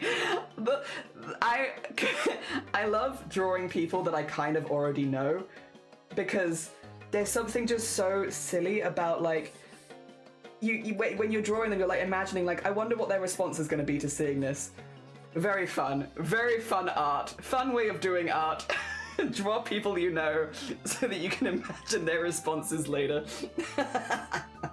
All right, it's perfect. All right, and then we need, do we want whiskers? We could do like kind of silly whiskers. Oh, Cats is gonna be so wide. Like that, maybe? I think we do need whiskers. You know, that was a redundant question. Cats' name is literally Cats. Of course we need whiskers, but maybe keep them to like that length. Okay, there you go. Perfect. That's... Perfect. That's Cats. Also, Gina, 10 stream streak. Thank you for the 10 stream streak. That's incredibly kind of you. Thank you. I hope you're doing well. I think I'm gonna get rid of this patch because it's like so close to the helmet that it's just gonna make that bit look busy. These are gonna be quite small on the screen, so I don't want them to look too busy. I also need to do this just to clip it to this so that we have the outline be the correct color. Okay. I don't know why I see Cats as pink. Something about Cats. I'll have to ask them when I see them next. And then as far as their patch goes, I did a little blaster for Vile, because Vile is another person who does custom blaster mods, also taking part in Merge Masters. I actually met Cats through Vile, so I did do a little one for Vile. I think I'll probably do one for Cats as well. Let me have a little look, because Cats has been posting in the Discord their, whatchamacallit, their progress pictures, so I can actually see a little bit of what they're currently working on, maybe incorporate that into it. Let's see. I think he's been posting in general, yes. Yeah, so his is quite long and it's got like a long bit on the back. Let me show you what I'm talking about. So this is Merge Masters kind of vibes, where you have like, yeah, you can kind of see a lot of different blasters in one. You can kind of see at this point, like, still early days of attaching and everything, so everything's getting attached to itself and stuff like that. I do think they normally do a paint job over the, like, all of it at the end so that it all kind of cohesively goes together. But you get an idea of the blaster. So we could probably get this piece with a simplified version of this and then all the barrels, of which there's like 2 and then 1 long one. I think we can do that. The kitty helmet is awesome. I hope Cats feels the same. Cats is probably asleep right now, which means he's gonna wake up to these shenanigans. But I also think that's really funny. I also think that's hilarious. All right, let's get nozzle of 1. And then I think if we do like the bit here, and then it does come down a little bit here to like have a holdy bit of like that, and then it's got the whatever this is, and then yeah, oh, perfect. That's a Nerf boss. Poor Cats. It's gonna be like, what the hell, Jolly, is this? It's your Merge Masters build. Clearly. Obviously, it's obviously your Merge Masters build, Cats. How can you not tell? It's so obvious. And then you've got like a bit over the top of there, and then like that, I guess. It's, yes, perfect. That's a blaster. A kitty helmet. You've seen them before as well. Okay, yeah, I've been seeing them around. I'm like, this would be perfect. I don't know why I associate this with Cats, but I associate this with Cats. It's perfect for Cats. Cats would have the kitty blaster, the kitty version of the helmet, I think, personally. I also think it's cool. Okay, let's make these a little smaller and maybe have them more like this. They're a little bit too big. Slalom? What the heck? Good morning. Welcome on in. How are you doing? Last stream hype. Oh, bless you. How are you doing, Solemn? I hope you're doing well. We are only for 4 days, but I do normally stream a bit more in a week, so yeah, it's unusual for me. How was your stream? I hope you're doing good. Oh dear, incredible sight to come back to after unlurking, and I just had an incredible Impossible Vision lethal comedy mod where your scraps, that would be cute. That would be little cute. I mean, the scraps almost look more like, have you played Repo? I feel like the face shapes almost look a little bit more Repo-esque. Lethal scraps. How are you doing, Slalom? I hope things are going good for you. I hope we are currently making the last of the scraps. This is my last one. and this is for Cat's blaster mods. And because Cats does Nerf blaster modifications, we are getting a representation of his Merge Master build here. It's not great, but I've given it my best shot. I also need to make it a bit smaller because otherwise when the arm comes down it's gonna have nowhere to go. Like put it like here or something. There you go. So that the arm can go back down again. It needs to be a little smaller, a small patch, but that's okay. Not all of the patches can be huge. This one already has a huge helmet, so yeah, I think that's pretty good. This is how I see Cats. Imagine they had parts from the... Oh, you could like attach them to yourself. You have played Repo. Repo Lethal and Among Us scraps would be so cute. The helmet is very Among Us as well, I feel like, because I didn't know how else to do it. So it's a little bit Among Us-esque, but that's okay. I like Among Us. That's fine. I'm sure Cats doesn't mind. Hi, Raiders. Hi, Raiders. That was awesome. Getting slightly sleepy. Oh, yes, sorry. Spiel. Hello, hi, if you're new here, my name is Jelly. I am an 18+ streamer, so if you are under the age of 18, I will have to very politely ask you to leave. To Solemn, if you need to go eat, sleep, drink, self-care, look after yourself after stream, please do. Sorry, I yap so quickly if I'm left to my own devices. Also, what the heck? What the heck? Thank you so much. I'm gonna assume that it is anonymous. Thank you, Anonymous, so much for gifting a sub to Solemn. I really, really appreciate it. Also, thank you so much, Anonymous, for gifting subs to I don't know that it's the same Anonymous, but I'm assuming. Thank you so much for gifting subs to the Raiders as they've been popping in, because it means that everyone in March who's raided me this month, it means they get to see ad-free viewing, which I really appreciate, because yeah, in March we are just going to be live so much that means there is just going to be a lot of ads, and although we only have the pre-roll ads, it's nice for people to be able to jump into stream and immediately start engaging and stuff like that, especially if they want to take part in the sewing. So thank you so much, Anonymous, for gifting all of those subs to the people that have raided, so that yeah, next month specifically, especially, they can see ad-free and don't have to worry about that. In arguably one of, not as big as Boobtober. Boobtober is still the biggest event that I plan, but like one of the biggest events that I've ever run, at least. I really, really appreciate it. Thank you. It's also really nice because yeah, everyone who's rated us has also been really supportive of everything we've been doing. We've had so many lovely like good luck wishes from raiders and stuff like that this month for next month, and I really, really appreciate it. Again, it was an event that I was very nervous about doing. Twitch is my main income, so it does make sense that that is something that I'm going to be doing, but also, you know, you get some awkward comments and people being a bit funny here and there, and it does definitely dent your confidence and stuff like this. So yeah, I really appreciate everyone who has been rating us this month and wishing us a good luck and all that kind of stuff and being excited with us. It's been really kind. It's been really, really kind.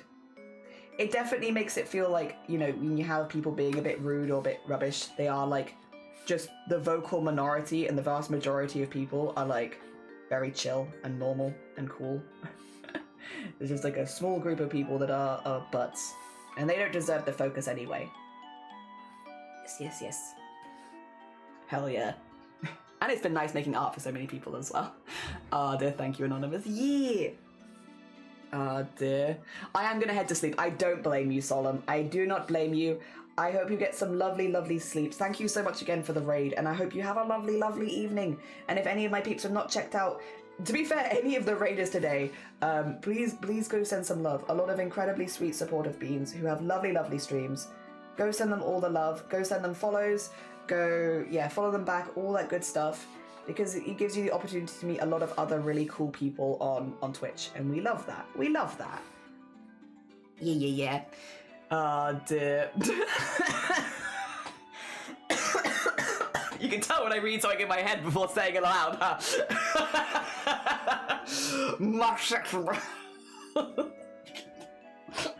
Oh, God. I will say, I love it. The thing is, even though that is what I am fundraising for, that is what Top Surgery is, I probably wouldn't call it that, just because I know a lot of people associate mastectomies specifically with breast cancer.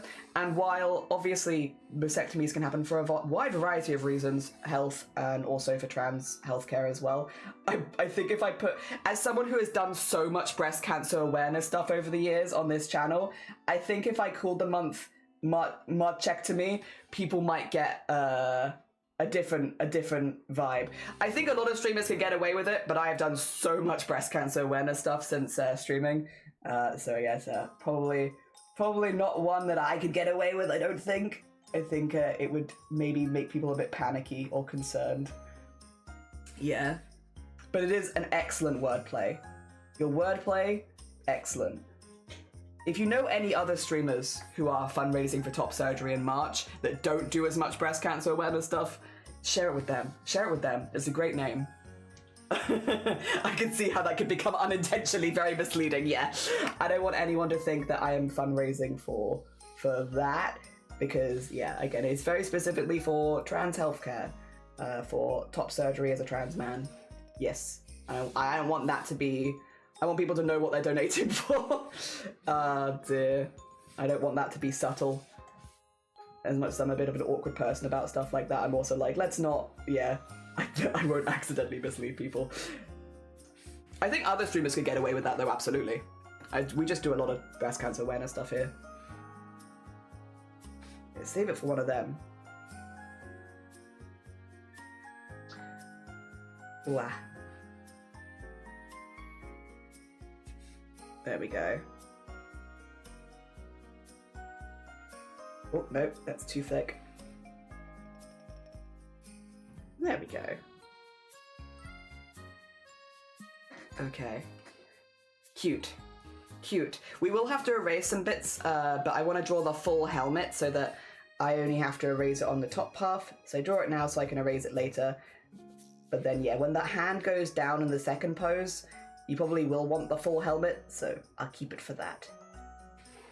I'm glad other people have also seen these, like, basically motorcycle helmets with cat ears. They're very cute. I wonder, though, if the shape is, like, I wonder if it affects safety at all. I'm assuming if it exists, maybe no. Like, if I'm just trying to imagine, like, if I hit my head at speed wearing it, because, you know, of course, motorcycle helmets are, if you get in a motorcycle crash, protect your head, all that kind of stuff. I'm trying to imagine, like, what hitting your head at speed would be like if you had this shape on your head. I'm assuming the ears would snap off immediately so that it wouldn't impact or, like, move your head when you hit the ground or whatever in a bad way. I'm assuming. I do not pretend to be an expert in this sort of thing, but I have ridden a lot of motorbikes. Not for a long time, because I don't drive myself, but when I grew up, my family had bikes instead of, like, a second car or, like, anything like that. So my family used to commute to work on motorbikes, and also because of that, sometimes I would get lifts to school on bikes, and we always had, like, full armor and everything like that, so, like, we were always very safe, which, in retrospect, for kids, bloody expensive, because we grew so much. But yeah, we were always very safe with it. Been a long time, though. I kind of miss it. You know, clean my room? Yes! I have already had to do that, where I had to clean everything and, like, make sure there was space everywhere. But in retrospect, I'm glad, because now everything is nice and clean. Hell yeah. Okay, that's cute. Let's get the little lines in there. And then we can look at coloring it, which there's going to be pinks. I don't know why. I associate cats with pinks so much. I do wonder.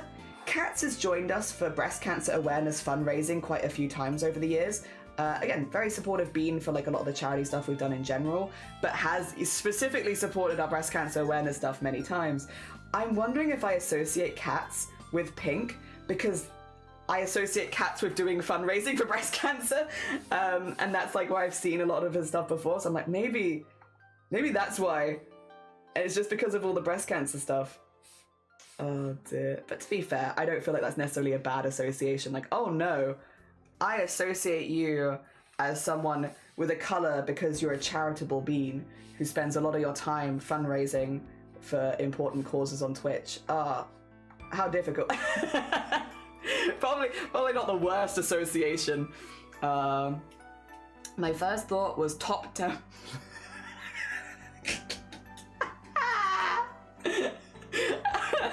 Also could be misleading. I think if I started doing an art streams with the title Top Timber, there would be a lot of people coming into my streams being like, "What are you drawing? What are you drawing today, Jelly? I need to know." I have never been so interested in the art you're making. Oh dear. Once again though, an excellent event name. If somebody is planning to like draw like maybe like more romance art or stuff like that, and is planning to do so in September, take that name, offer it to them. That's a great name. Oh dear. Maybe for like a slightly different style of event, but like, yeah, you're doing like maybe you're doing like couples art commissions or something like that, like with like your character here, pieces with like the space for 2 or more characters, and then you could call your event Top Timber. Do that. There you go. That's I think Oolong, you might be onto something there. You're onto something there. Maybe don't give it away. Maybe use it for yourself. It's okay. I think there is an audience here on Twitch for this, and while it might not be what we're doing, I don't know. You make your money. I think that could pull in a lot of people. I feel interestingly, I think a lot of them could actually already be in this community. I don't want to call anyone out. Oh dear. You got some good names in there, in that brain of yours. Yeah, I was just like, craftathon, because it's a marathon event and we're crafting, the level of creativity. But I felt like it well explained kind of quickly what we were doing, and then I could just say we're doing a craftathon while I fundraise for top surgery, which I realize is really boring way of explaining it, but it keeps things nice and transparent so everyone knows what's going on. We all know. Dear. And I value the transparency, even if it's a heckin' boring way of explaining it. At least everybody knows what's going on, especially because streamers were signing up to join. I want them to definitely know what they were signing up to join. Oh dear. And maybe just, I kind of want there to be another line there. But I've done it awkwardly. There you go. Okay. I think that's good. Yes. Oh dear. Alas, I don't have the skills for that sort of thing. More than happy to let someone else take it and run with it. Oh, you need to find someone who does more, because there's a lot of artists on this platform that do, on the platform they do safe for work art, but off the platform they do commissions which are more NSFW. You need to find one of the artists that do that kind of mix of like safe for work and not safe for work art, and be like, if you ever decide to do an event in September where you're specifically looking to draw maybe couples and stuff, Top Timber, there you go, take this, and I'm off into the mist. Oh dear. That'd be good. I guess I could run a Beyblade, because they're spinning tops. You could be. I mean, to be fair, that's what Boobtober is. Boobtober, I've been quite open about this over the years. So first of all, we are not the ones who made the name Boobtober. I've definitely been wrongly credited for that before. Boobtober is an event name that has existed alongside breast cancer, specifically breast cancer awareness raising, for a very long time. It actually used to be the name of a lot of, like, a series of coffee mornings. Like, we're talking 40 years ago at this point, where people who had been through breast cancer, specifically more women, were finding that it was really difficult to talk to people about their breast cancer experiences because people would just, you know, leave. Like, they weren't interested in hearing it, even though it's a very common experience, and like, it is important to know the early signs and symptoms. A lot of people just weren't interested in like stopping by. So a coffee morning more that was basically called, you know, breast cancer coffee morning, people wouldn't go to it because, yeah, they were like, you know, it's a heavy topic, stuff like that, I don't necessarily want to hear it, yada yada, which, again, fair, but also it's important to know the early signs and symptoms of breast cancer so that if you ever do find them, you can go look after yourself. So they changed the name to Boobtober, so, which was literally like coffee mornings about breast cancer awareness in October, and yeah, and it got a lot more people talking about it. People were actually turning up, and yeah, it meant that they could speak to people about breast cancer in a relaxed and calm, chill way, like not scaring people, not doing it to scare people, but just to like talk about people's experiences and stuff like that, and resources, and share those with other people. And yeah, very positive thing overall. We use it on Twitch because it's clickbait, effectively. You put Boobtober in your title and people see boobs and they're like, I'm going to click the stream because I want to know why this streamer, not even in like necessarily a bad way, but like, why has this streamer got Boobtober as their title? Like, that's a very specific title. Why are they using it? Like, is it to do with boobs? And then we get people in and we're like, hey, yeah, Boobtober, it's actually an event talking about breast cancer. For example, did you know that regardless of whether you've ever had a mastectomy, you can still get breast cancer? Even if you have transitioned, you can still get breast cancer. In fact, trans women do get the slightly increased risk of breast cancer because they're growth hormones, which means you grow chest. Trans men, even if you've had top surgery, can still get breast cancer because you still have breast tissue. And cis men, any man, can also get breast cancer.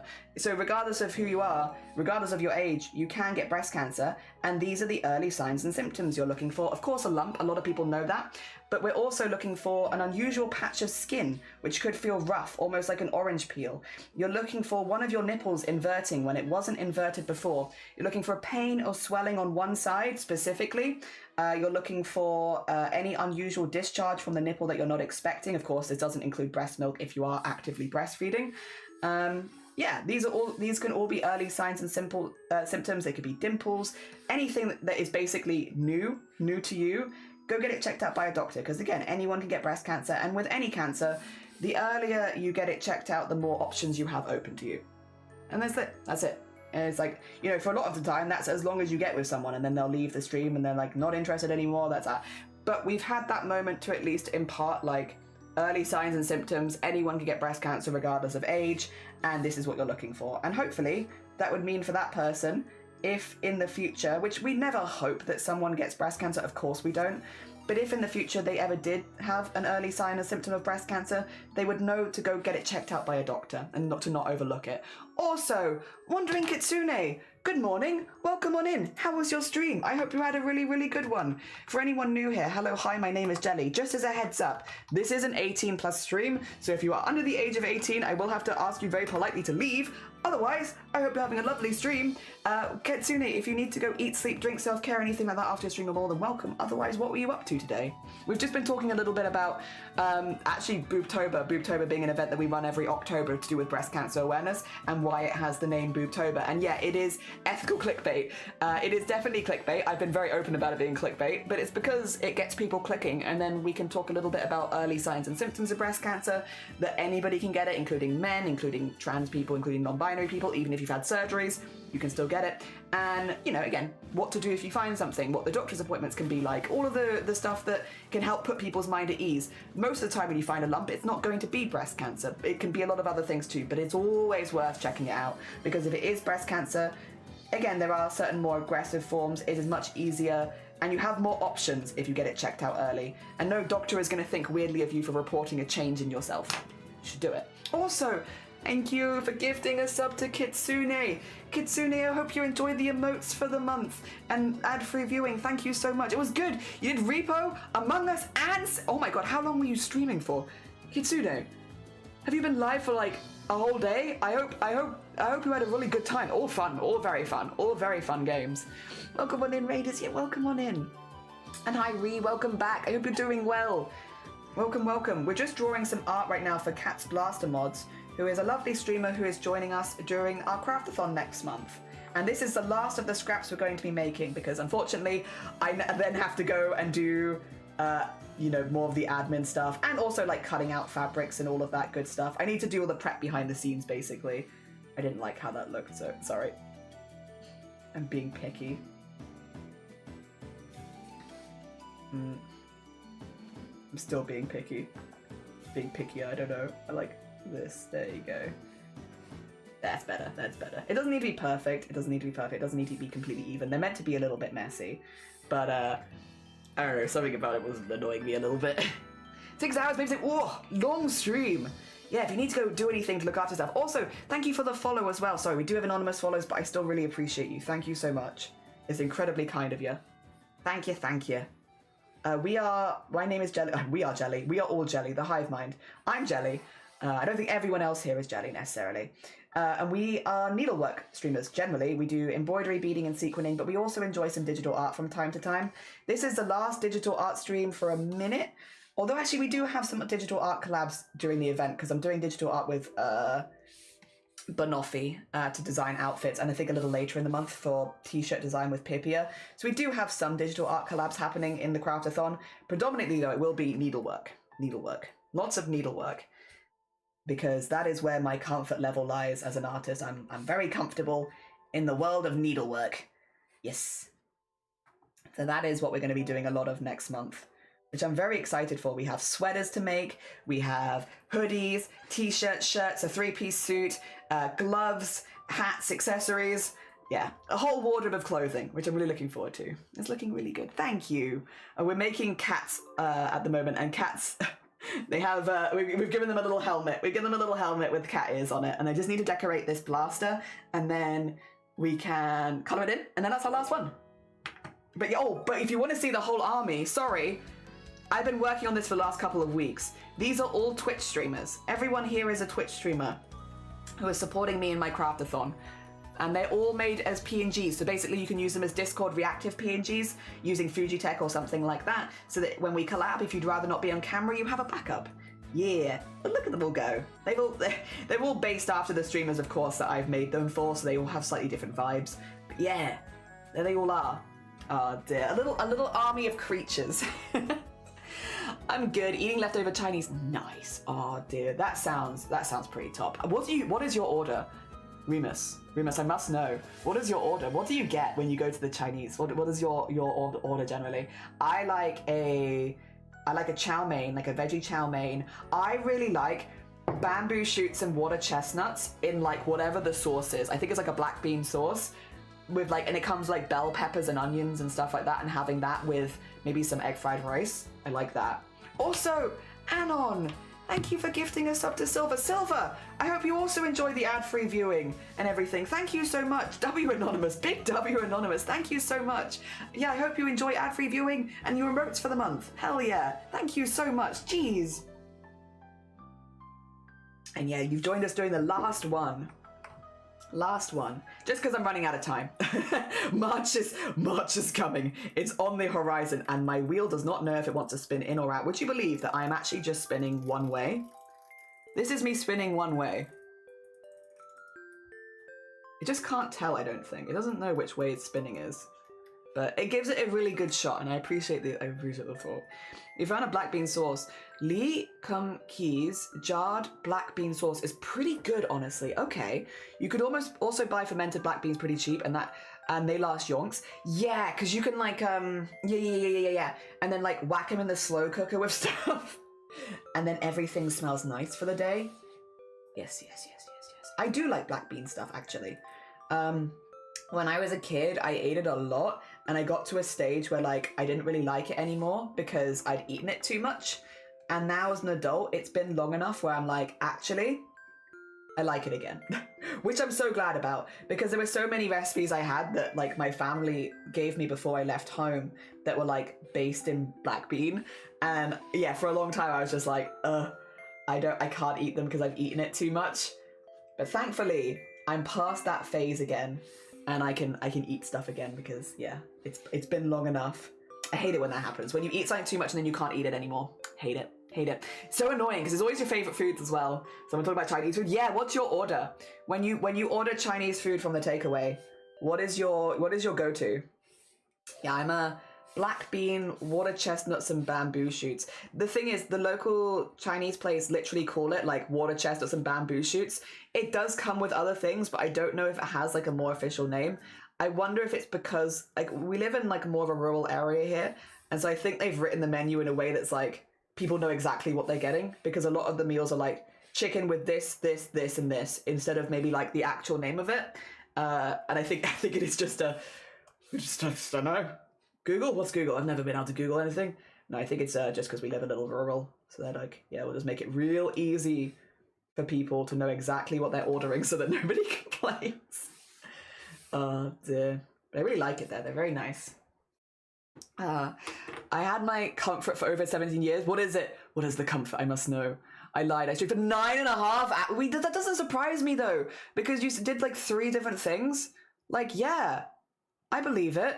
I believe that. Oh, I love this OST. It's so nice. Oh dear.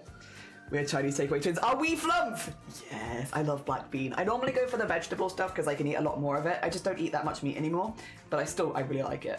I go to the buffet. I usually get lo mein noodles, chicken broccoli, stewed mushroom, sizzling chicken, just roasted chicken but not spicy, a couple pieces of honey chicken, and some seafood delight, which is imitation crab meat. Ooh, a lot of stuff there that I've not had. That sounds pretty good.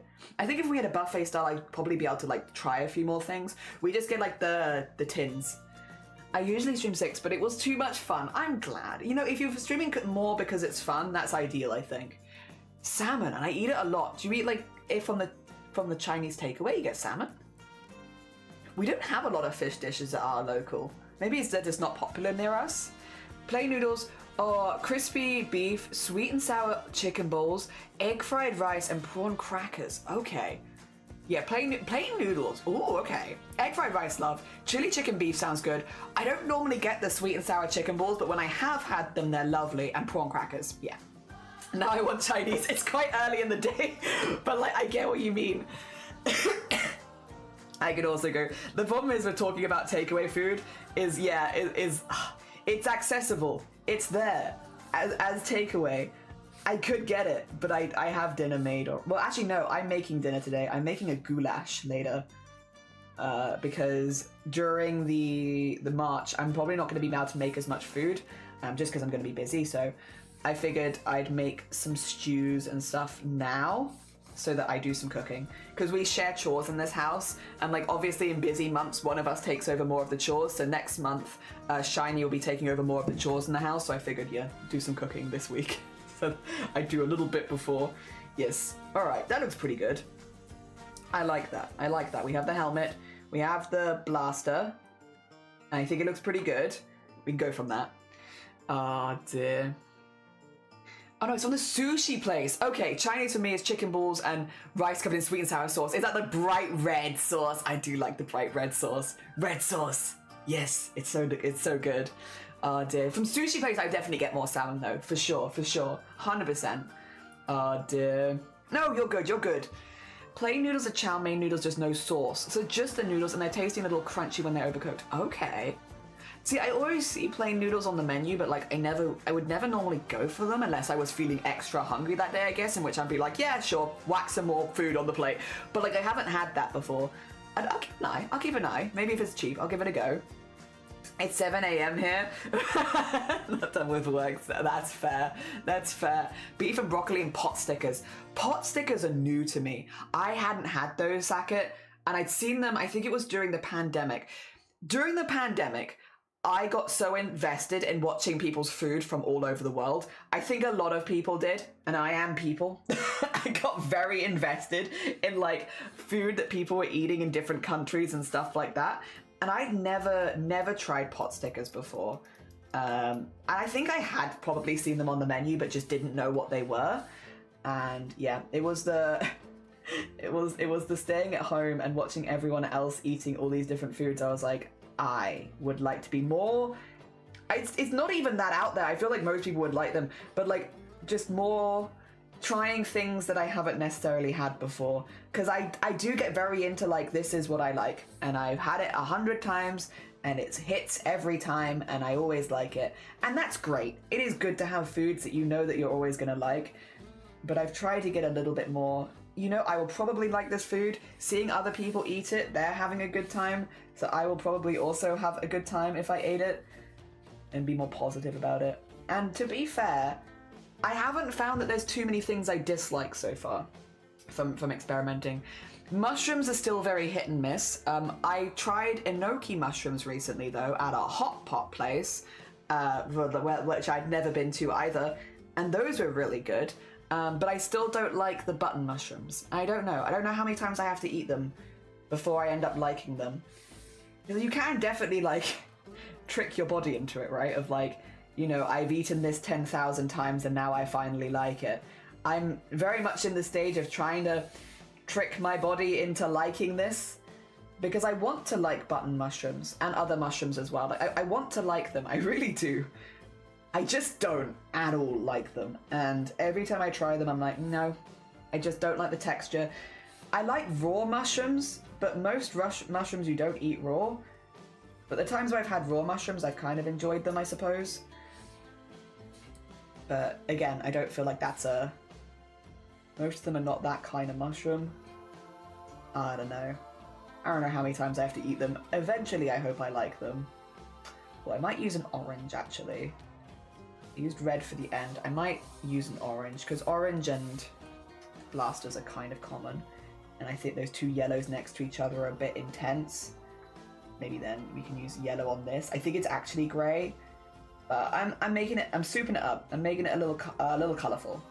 So it's a bit more eye-catching as a patch. I also think it looks, I don't want them to look like guns. I don't want them to look like a gun you've picked up in a video game or something. I want them to look like blasters, like Nerf blasters. This almost looks like a water blaster, but I think that's okay. I think that's all right. Yeah, I want them to look blaster, not gun. And I think as a contrast, I want to do the base of Cat's pink. I'm thinking I do like this cyan. I think this would be good. Yeah. You okay with scrap fan art? If you want to make fan art of any of the streamers that I've made art of, please do. Just, like, if you post in the Discord, I can try and find the streamer that you've made fan art. Like, if you made fan art of this scrap, for instance, and it was, you know, the scrap that I'd made for Cats, I would probably try and tag Cats, and if you don't know who it is, I'm always more than happy to, like, link you up with the person that you've made fan art for. But yeah, no, absolutely. Absolutely. Or if you want to make your own version of a scrap, you know, that's fine too. The only thing that I'm asking people not to do is, like, I'm going to be offering these for commission after the event, if that makes sense. So, like, I would ask people to not sell them, I suppose, because I'm going to be selling them. But other than that, go wild. Yeah, please don't trace the base and sell it. But I don't think you were suggesting that you were going to trace the base and sell it, to be clear. I'm not trying to accuse you of anything. I don't think you were saying that. But yeah, that's the only caveat with when it comes to my art, is that, oh dear. I always call, yeah, it's because orange sauce. It's the tasty, or yeah, we always call it the red sauce, because which is probably orange. But yeah, it's just that tasty orange, sweet and sour, red sauce. It's great. And it's so bright. I've had gyoza. I have had gyoza, and I do like gyoza. I would like to try making gyoza. I tried making them once, but I made my own dumpling wrappers, and I made them too thick because it's kind of hard to make them thin enough. So I would like to buy the dumpling wrappers and then maybe try again, because the filling was great, but the wrappers were a bit thick. Fried dumplings is my favorite side dish. Hell yeah. I can't watch Beard Meats Food. I love Beard Meats Food. Shiny actually introduced me to him. But yeah, because it all gets in the beard and everything, I have to make sure I don't actively draw. I want to eat all of it. Like, even when he does like spicy challenges and stuff like that, I don't know. I want to try it. I think it just looks fun. I love tomatoes, but I can't stand them cooked due to the texture. I blitz mine. I agree. I don't like chopped tomatoes in like a pasta sauce. I don't mind other things like peppers and other stuff in my pasta sauce can be like chunky, but the tomatoes I struggle with. So I always blitz the tin tomatoes, and then everything else gets cooked. Yeah, because it's just that one I struggle with. Raw button mushrooms, nom nom nom. Yeah, see, I can do them raw too. Also, new glasses. Yeah, these are my cheap, like 15 quid glasses, but they've got my prescription in them, so that if they break, I don't have to worry about it, because my other ones are like 100 quid, so if I break them, I'm terrified. So these are my cheapy ones. How are you doing, Zero, by the way? I hope you're doing good. 100% commission one to be a guy like that. Oh, thank you. I appreciate it. Hell yeah. If you had gyoza, you've eventually... Yeah, I'd essentially had them, but like... Yeah, so basically, I think it was just the name that threw me off. I have had gyozas a lot more since. Again, I'm just trying to be a bit more, trying more things, because I like most food, but I get very set in my this. Also in this country, because I heard gyozas for the first time not called gyozas. They were called dumplings, which I get why. But in the UK, or like stew dumplings is what I was thinking. So when I think dumplings, my brain goes to I'm making them later, actually. They're like suet dumplings, where you put them in the stew broth as it's cooking, and it soaks up the stew broth, and you have like a suet flour dumpling thing that goes in there, right? And so when I had dumplings, I was like, yeah, I've had dumplings. Yeah. But I'm thinking of suet dumplings, which I'd like whack in my goulash, but I wouldn't like, they're not the same at all. And then it wasn't until I left home and like had more experiences with things, I'm like, wait a minute. When most people worldwide say dumplings, they're not thinking of this same dumpling that I'm thinking of. They're thinking of more things along the lines of gyozas. Yeah. Oh dear, pan-fried variants. Yes. So I've had to like widen my dumpling knowledge range from just stew dumplings. Oh dear. Doing all right, just popping in my head and oh bless you now. If you need to go get some Z's, you're all good. It's nice to see you. Fellow UK, yeah. So I grew up in England, but for the last 12 years I've lived in Wales. I'm also not leaving Wales. I'm staying here now. You can't get rid of me. I'm staying. I like it. So yeah, England, Wales. Oh dear. You can put dumplings, you can. And yeah, UK dumplings are different. Still tasty in a stew. Yeah, just like different, you'd use them for different things. Yeah, stew dumplings are not quite the same as like, yeah, other dumplings. Growing up in Hong Kong, hearing dumplings in British TV made me think something different, and I didn't realize to get older, because you're like, my version of dumplings is this, and yeah, and then you get older and your range broadens of, oh, dumplings can also be all of these other things. And I'll be honest, I've yet to come across a dumpling or something that would fall under the dumpling category that I dislike. Like, I've liked all of them. For different reasons and at different times, but I've liked all of them. They've all been good. Oh dear, born in Scotland, I ain't leaving Scotland! Hell yeah. I feel like sometimes you just find a place, or maybe you're even born in it and you're like, yeah, this is my space. I like this place. I live in like rural Wales. It's very quiet here. It gets really foggy. There's a lot of lovely walks through the valleys, and that's what I want. That's me. I grew up pretty countryside in England as well, so I've always been a bit more wanting my own space in a more quiet area. And that's what you get a lot of in Wales, and it's perfect. It's exactly what I like. The people are friendly. The only problems are like we don't have big access to like unusual things, like, oh, not unusual things, like I can get like my groceries nearby and stuff like that, but if say one of my shoe breaks, we don't have a cobbler's nearby, or we don't have like a shoe shop nearby where I can replace them, so we do have to have a car so you can get into a city to buy stuff, but other than that, I love it. And again, I don't need cobblers so often. Oh dear, your magnificent vision of leather scrap has been attempted. Oh my god. Leather scrap? Yeah, as long as you tag, or if you need help tagging, like, let me know, but yeah. Also, DDR, I hope you're doing well. You look different but slaying. Oh, thank you. I heckin' appreciate it. I hope if you're going to bed or anything, I hope you get some good sleep, or I hope you have a lovely rest of your day if you are staying awake. But thank you. Hell yeah. I'm imagining so many scrap possibilities. They are fun. I love making them. I really, really enjoyed it. If I had more time, I would have 100% just made everyone one. I would have made them all, everyone one. Everyone would have had a scrap. But yeah, it's unfortunate. The thing that stifled my creativity was time. The restriction of time. I wish I had more of it. I think I want to do pink body for cats. But I could do like red helmet. Yeah, let's do red helmet. It's like a pinkish red, but it is red. Yes, I think that would be cute.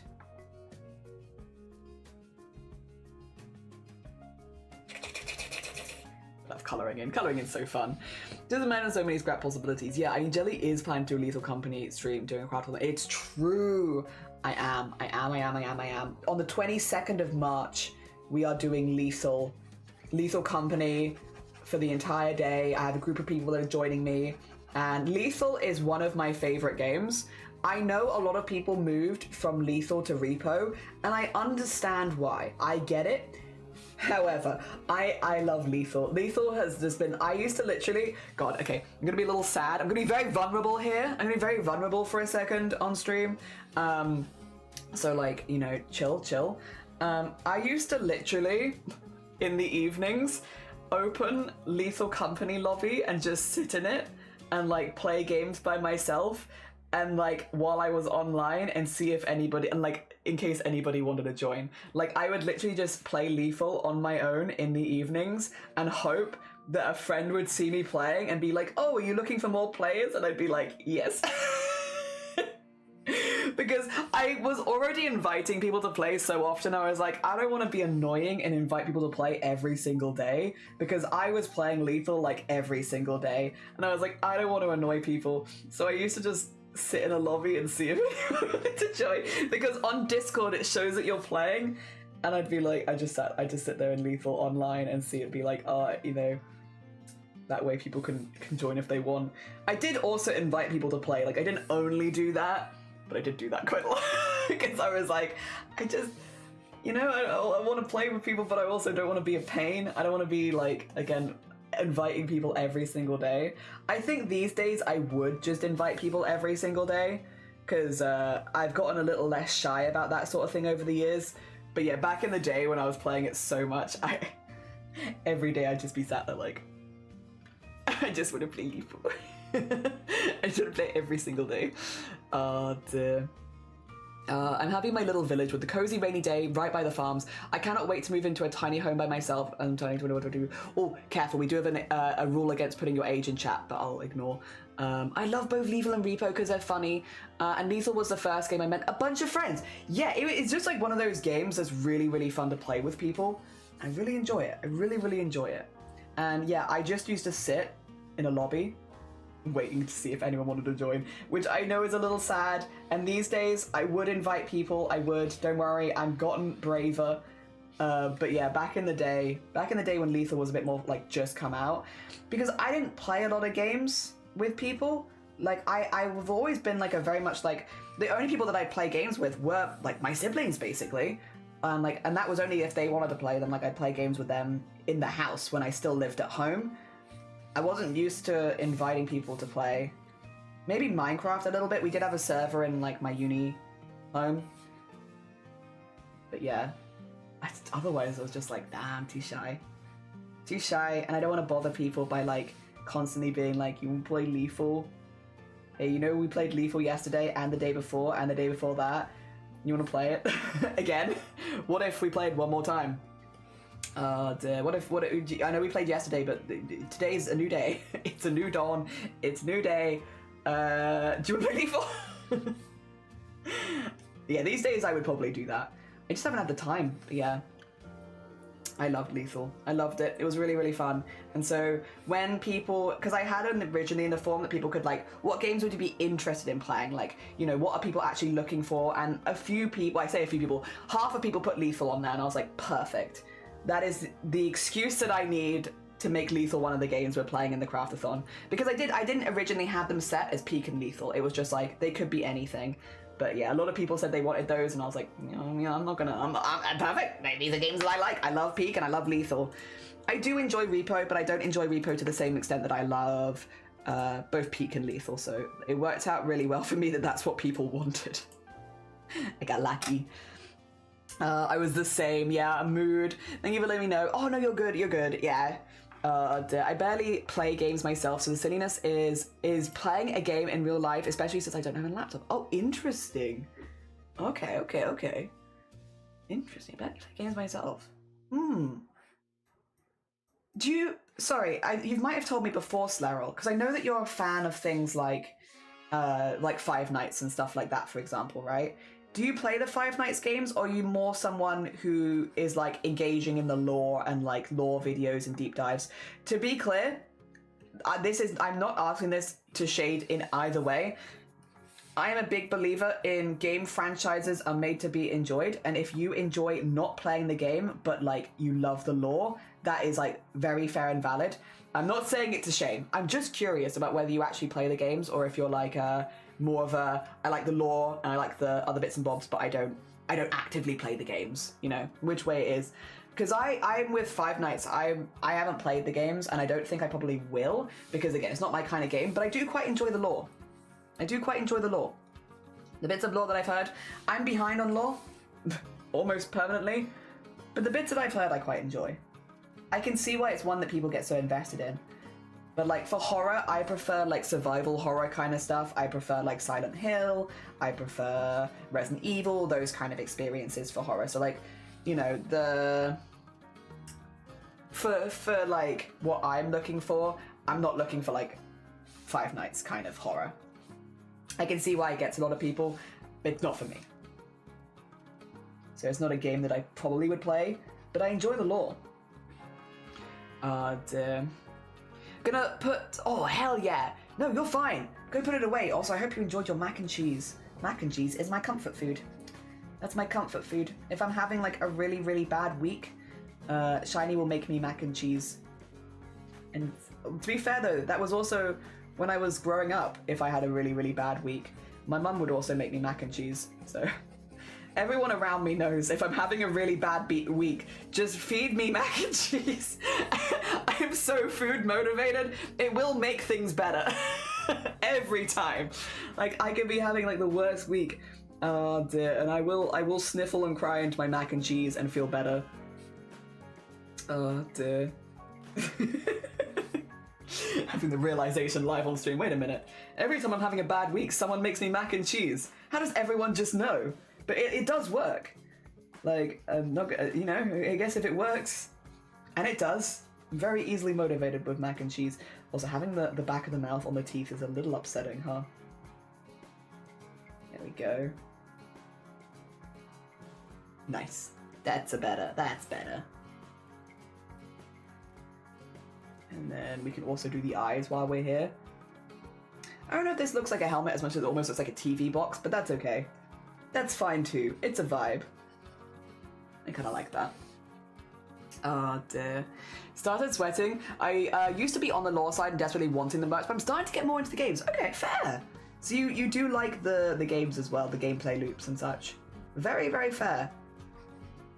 I know the Five Nights at Freddy's games, despite how like accessible they are for a lot of people, they're actually quite hard games. Especially when you get to the higher nights, like they do end up getting quite complicated. I remember that. I remember them getting difficult. I want to do a red eyes. Maybe I want to do like the blue. There we go, we could do that. That's cute. Kind of keeps it in the same colorway as other things as well, and that's nice. Look at the little head in there. Cute. So pink. I really don't know why I associate cats with pink so much, but cats does look good with pink. Hell yeah. Enjoy my mac and cheese, especially since you made it all by scratch. Oh my gosh. Hell yeah. It's like one of those foods where I always feel bad asking people for it if they're gonna make it me something, because I'm like, you know, if you're making like a bechamel sauce and everything, like it's a lot to just constantly stir a sauce. I get it. I've made many a bechamel, and so I wouldn't normally ask people for it, but like, yeah, most of my family at this point, if I'm having a really bad week, they just give me mac and cheese, and it helps. I don't know. Again, I could just be a simple person, but I do find that it genuinely helps. I feel better after having been fed a mac and cheese. Oh dear. Baked in the oven with breadcrumbs afterwards is nice, but I also like it straight off the hob. Just, yeah, with the sauce. Mac and cheese is a good, it's a great comfort food. I don't play many video games at all. I'm slowly chipping away at the newer ones, especially, I started to start Security Breach, but I used to never play them because I was under the impression they were banned in my house. It took me years actually to buy my first piece of merchandise. I was incredibly freaked out by doing it. I'm an avid enjoyer of merch though. The designs have always been near and dear to me. Hell yeah. I think that's absolutely fine. I think with video games and any franchise, to be honest, if you enjoy some part of it, you're doing it right, since it's all there to be enjoyed. And whether that's the lore, or the game, or the merch, or the designs. The thing is, because I come from a cosplayer background, like, again, I do a lot of needlework stuff, but, like, that is because I was a cosplayer, and I still am a cosplayer, but have been for a long time. You do hear people, which I would say is normally not within the cosplay community, but the kind of mentality of if you haven't played the game, you shouldn't cosplay the character, or if you're not a big fan of this, why bother making this? Maybe they just like the design. Maybe they just like the design. And I feel like that is, to me personally, all you really need. If you like the design of a character, you don't need to be like the biggest enjoyer of said thing in the world. Like, if you are, great, because people probably ask you about the design and the character and stuff like that, and you probably are going to get questions about it. So it could be a benefit to you to like be familiar with the source material if you're expecting a lot of questions about it, but I don't think it should be a required thing. I don't think you have to like everything about something to make a cosplay from it, which is why I always clarify, is like, do you play the games, or are you already like into the designs, or are you into the lore or stuff like that? Because I don't want people to feel like I am calling them fake fans or anything like that for only liking one part of it, if that makes sense. Because you do sometimes hear it from cosplay stuff. Not, again, normally from other cosplayers, but from the people that enjoy cosplays. Duh. Yes. Smoked cheese slices on mac and cheese, or mini cheddars if you want the crunch. Mini cheddars is kind of inspired, actually. Ooh. I've seen many playthroughs of challenge runs. There always a time to see the difficulty, which I'm not great at. Because, yeah, it does get really hard. That's why they're called comfort. They do be bringing us comfort. It's true. It's true. Mac and cheese always needs extra cheese. I love mac and cheese. It is just one of my favorite meals. It's really good. I don't need it right now because I have other meals, and again, I'm making goulash later. But I would always take a mac and cheese. I would always take it. Oh dear.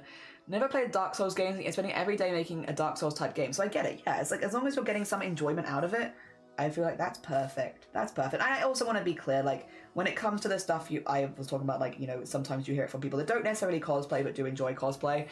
Even then, it's the minority. It's a vocal minority of people.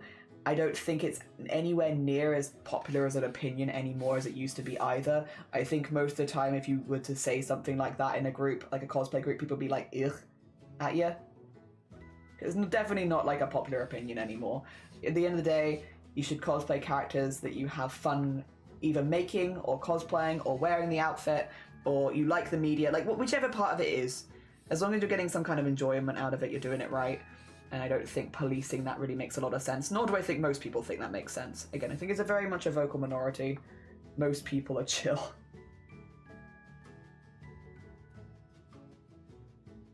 Especially cosplayers themselves. There we go. And then... and that's version 1 of cats, and then we just need to do the second version. Cute. Cute. Little cats. Oh, dear Molly, good morning. Welcome on in. I hope you're doing well. Wait, you like Marmite? I do. Have you had Marmite? I've not had Marmite mac and cheese. I've had Marmite in a lot of things as like a stock, like a thing with stock. Again, I put Marmite in goulash. So I have it as a lot of things, but I've never had it in mac and cheese. I saw mac and cheese bake with crust. Ooh. And hello, I'm back from the candy store. And they had 50% off first buyers. And oh my God. 1.5 kilograms. Did you get anything interesting? What's the one you're most excited for? They came up. Ow, mate. Did you catch yourself? The heck? Scratched me there. I guess it's fine. What? I got caught by something sharp. I don't know what that was. The mix came up for my sibling getting a nightmare once, I think, and I remember being told I was banned play the games, and of course, I took that literally and was never told otherwise. Oh. They have a candy fluff machine that they can make into hearts and flowers. Oh, I've seen videos of those. Yeah, where they like bend it in, you get like a flower. I've had a flower of candy floss once, and it was very cool. As soon as I bit into it, it was ruined, but that was okay. I think that was the point. Oh dear. Hell yeah. Definitely seems good to know the source material, but definitely don't need to be fully into the media. Sometimes it's a funny design for sure. Yeah, I think as well, like, for a lot of cosplayers, excuse me, they pick a design where they also feel comfortable wearing the piece, right? And a lot of us have our different body hang-ups and the things that we don't necessarily want other people to see. Some people feel more confident than others. People that are just starting cosplay might want something that's a bit more easy to wear or comfortable. Someone who's a bit more experienced might feel more, they know what they feel comfortable in public. And so it's going to be very different from person to person. And those kind of restrictions that we put on ourselves of like, oh, I feel comfortable in this kind of shape or this, it limits the character pool of like what you're actually going to end up cosplaying, at least at that stage. And it might limit the character pool to media that you've never consumed before. You might just be like, I'm looking for characters, say my hair is this, right? And I don't want to wear a wig. I'm going to look for characters that maybe have similar hair to me, and that's going to narrow down my pool of characters to characters with like short brown hair, which short brown hair is not too bad, but if you had like, for instance, long green hair, you might type in long green haired characters, find one that has a design that you're like, ooh, I can make that costume. I want to make a costume that's simple enough that I can make it. You might not even know who the character is before then, but they've got, you know, an outfit that you don't have to wear a wig with, and it's at a level where you could make it yourself. And that's what it's narrowed it down to. And a lot of people do pick cosplays like that. And I don't think there's anything wrong with that. Like, you might, again, get questions about the source media and you might not be able to answer them, but as long as you're okay with that, I think it's fine. And if it means that you're more comfortable in the day in the costume you're wearing, hell yeah. Good stuff. Oh, I need to put his helmet back on. It's falling off. Did M&S do a Marmite mac and cheese? Ooh. We don't have an M&S anywhere near us, but when I visit my family, I could always see if they have one there. Maybe I can see if there's one nearer them. Sounds cool. Yeah. Hang-ups. Is that what? Yeah, hang-ups. Is that where we sell the corpses? The corpses of our lesser confidence. Also, hi Emma, how you doing? Good morning. A hazelnut cream that's been around since I was a child, and I found one that's a honey roasted peanut flavor. You know those fried egg candies? Yeah. Wait, you have boiled egg half candies? Nice. You bought all the weird things. If you're getting a mixture, that's exactly as you should. Also, Queena, we do be talking about food. How you doing? I hope you're doing good. Very much makes sense. And gosh, yeah, non-canon cosplays can be so damn cool. I love the variety of both canon and non-canon. Yeah, I love when people go out and they're like, you know what? Nothing is quite suiting what I want to make or do. This is a character I want to do, and I'm gonna make it myself. And it's like, hell yeah. You heckin' go for it. Yeah, I have a big support for that. Big support. Because, yeah, you get some really cool costumes like that. Alright, how does that look? Okay, not quite. I think... See, I think I want... I guess it's okay.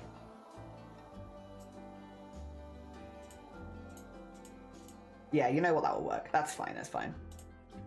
It's because the head gets slightly wider, so I'm like, ugh. Doesn't look quite right, but it's okay. And then we can put that there. There you go. That looks like it's bending up. Then we just have to color it again. Nice. Oh dear. My Wi-Fi's being mean. No, we're talking about cosplay. How dare. If you eat egg-flavored candy for enjoyment, you're... No, but eggs Okay, Emma. Wait. What about the omelette that's like rolled up into a square? Tamago. I think it's Japanese, right? It's like the square omelette, and it's kind of sweet because they put sugar in it as they're like cooking it, and so it's like sweet egg. Could I sell you on the sweet egg omelette? Because I love that stuff. That is like one of my, that's my S, I'm up there S tier on eggs. That's such a good egg right there. I know there are other things in it, but it's S tier for egg stuff. We gotta go to Wii Sports Resort. We must go. Ad time, we're back, welcome back. Oh dear. Oh my gosh, that reminds me, what does it remind you? Taragayaki. Egg. Omelette rolled up into a square was also my college nickname. Also an egg fan. I like egg. I'm gonna try and sell eggs to Emma. Like, how can I sell these eggs to Emma? Tamagoyaki is really good, and it is like sweet egg. And it's good. It's so good. It S tier. S tier egg. I'm hiccuping at the thought of them. They're so good. That's such a good egg. Oh dear. It's not egg flavored. Oh dear. If I wanted my egg sweet. Oh no, putting red in the eye. Dramatic. But what about how can I convince you? I guess I'd have to make you eggs. I guess that's the next logical step. I have to make you eggs and deliver them to your house so that you can also have eggs. I really thought, oh well, now that I've been trying it, I've been sold. No, allergy, I must stay focused. That's fair, yes. I love eggs, but this specific egg is candy flavored. That's good. So probably, would you say that it's an egg that needs to be on the egg tier list, or no? Would you tier list this as an egg or a candy? Where do candy eggs fall? Or what tier list do they fall on even? Oh, I need to get rid of this patch as well. Yeah, because it just doesn't interact well with the helmet. I don't like the interaction, so I shall get rid of it. So there's a Japanese ice lolly brand called Gari Kun, and it's essentially shaved ice instead of an ice lolly shell. The classic flavor was soy, but they do seasonal flavors. When we were in Japan, we saw a yellow one and assumed it was lemon and grabbed it. And my partner bit into it and tamagoyaki. Wait, that sounds banging. But you said it's like a seasonal flavor, so they don't have it all the time. That's my S tier egg right there. That sounds amazing. Tamagoyaki shaved ice. I love it. I love the egg. I love the egg. It's seasonal. It's seasonal. Yes, I probably couldn't get it. Damn it. And some really fancy crisps recently. They were fried egg flavor and they nailed it, but £5 for a big bag. A treat on sale. That's super fair. Yeah. I saw egg yolk flavored crisps the other day when I was shopping for things, and I was like, that's interesting. I do like egg yolks, but I don't, and like, they do go well with potatoes, and crisps are small, thin potatoes, so like, it probably is good. I just didn't get it because I was gonna cram them all into my backpack, and I figured one packet of crisps, or chips, you know, potato chips, would probably get smashed, so I was like, I'm not gonna get them right now. But I might go back and get them another time when I have a less full backpack. Yes. It's egg-shaped candy, so it's a candy. Damn. May I send a link in chat? You won't be able to whack it in chat, but you can put it in the live stream chat in the Discord. Yes. Yeah, unfortunately, the only links that are allowed in chat, or like that go through in chat, are like Twitch links. So like links to other streamers or clips and stuff like that. But you can whack it in the live stream chat, and then we can have a look at it there. Which also gives me the opportunity to bring it up on stream for people, to be fair. If it's like a particularly cursed image. It can be like, and now you are forced to look at it. Oh dear. Wait, can I show you a cursed image that I was forced to look at in Discord? I will also share a link in the live stream chat. Oh dear. Wap whip whip whip. Let me see. Oh! I will say the art for this is something. That's a really big mouth for like, and like the egg isn't even that big. Like, I understand if it was like a massive tunnel of egg going into your mouth, but like that's not even that big. You don't need your mouth that wide for like an egg that size. You're over exaggerating. However, I want this. You can get a t-shirt? Oh dear. Yes, but I need my mouth that big to fit everything inside of it. I don't know what they put in salt and vinegar crust these days, but I literally can't eat it. It burns your mouth, really. Reminding myself that as much as I dislike egg, I must not be swayed. No, don't eat this. If you can't eat egg, don't eat it. Oh dear. Mouth and mouth. Oh, it is a mouth and a mouth. Yeah, I also meant the overlay. I need my mouth that wide to fit all the art inside of it. I want to find as well. I'm not going to be able to find the exact image, I don't think. But I would like to show you what Shiny sent me last night. Because it was particularly cursed.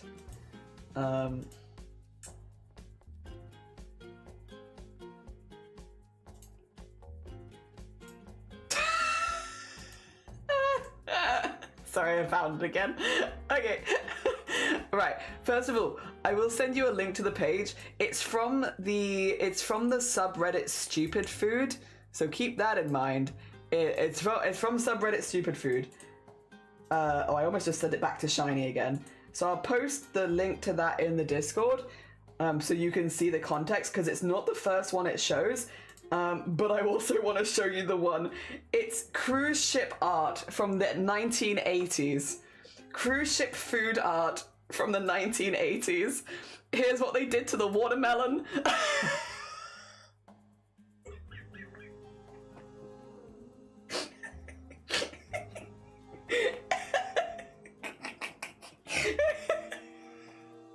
Look what they did to it.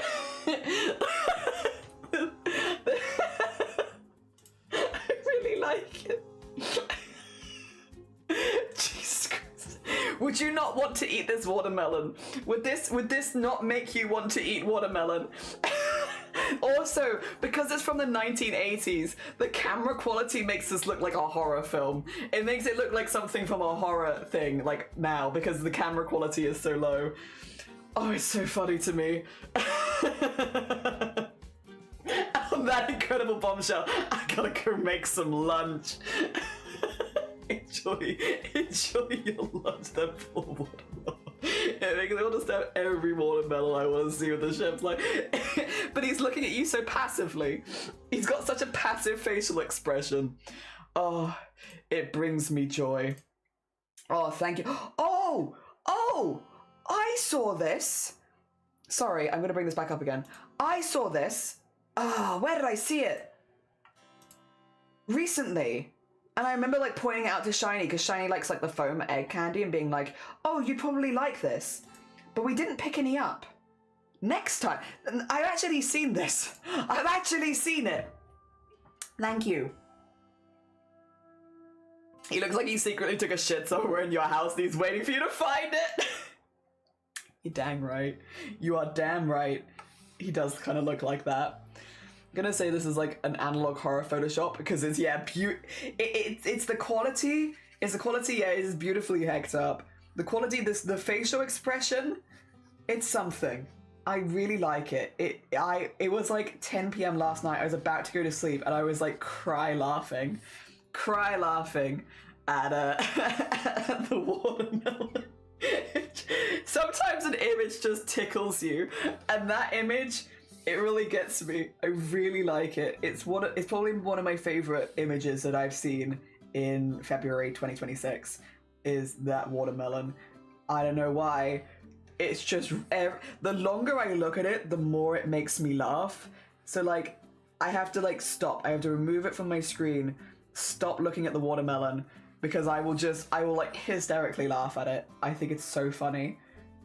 I don't know, it just tickles me. It's really good. I love watermelon, by the way. I love it. It's one of my favorite fruits. I really like watermelon. I like it. I also, yeah, no, it is one of my favorite fruits. I was gonna say, is there any other ones? Like, no, pretty much is watermelon. I really like watermelon. It's really good. Oh dear, and I can eat a lot of it. And the image hasn't put me off watermelon at all, but I am gonna think about it next time that I'm eating a watermelon. I'm gonna think about that face, and I'm gonna smile, because it really makes me laugh. It looks flat, yet 3D at the same time. Also, you wanna do a stretch? We can do a stretch. Actually, this might be good timing, because I think I might have just finished the final scrap. There they go, that's cats. It looks a little weird because, you know, both layers are there. But yeah, I would be scared if he tickled me. That's fair. Also, Octageisha, I hope you're doing well. Oh, there we go. That was, I don't know if you heard that. I've been wanting it to do that for a minute. I felt it earlier. I was like, it needs to go. But I did my stretches earlier and it didn't. The other arm went tons. This one didn't, but now it has. It does feel better. It does feel better. Oh dear. And this one, this one's already gone. This one feels, I don't use it as much when I'm crafting, so like I don't really feel it the same way as I feel it in this arm, where like when this arm is starting to stiffen up, like I really feel it because I'm using it so much. The final scrap, yeah, it is unfortunate that I didn't have time to make them for everyone joining, but I did manage to make them for a good amount of people. And I did try and get people to post stuff, but you know, again, I assume not everyone wanted one, and that is so fine. That is so fine. Oh, they're Grim for 11 months. Grim, you know who this one is for. Also, thank you so much for the 11 months. I hope you're doing well. What do you think? Who could it be? Who could it be? The big pop snap. The big, yeah, I had a big pop and snap. Hell yeah, so cute. I tried to mimic the blaster that they're working on. It's not quite. I gave it a go. I'm not a blaster artist, but I gave it a good shot. All right, let me save this as a PNG.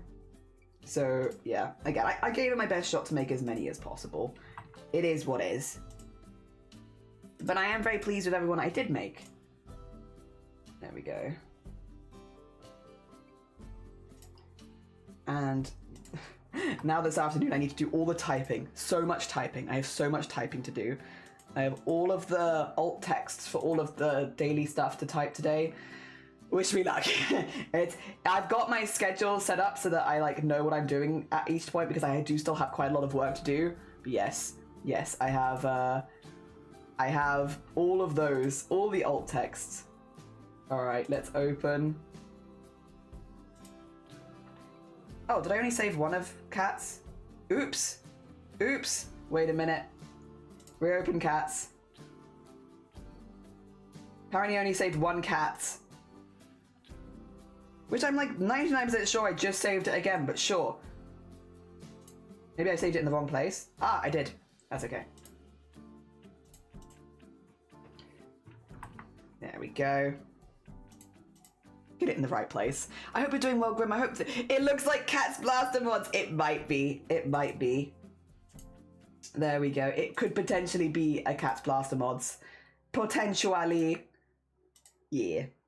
And then that would be, I've made a piece of art for everyone who requested a piece of art. Done.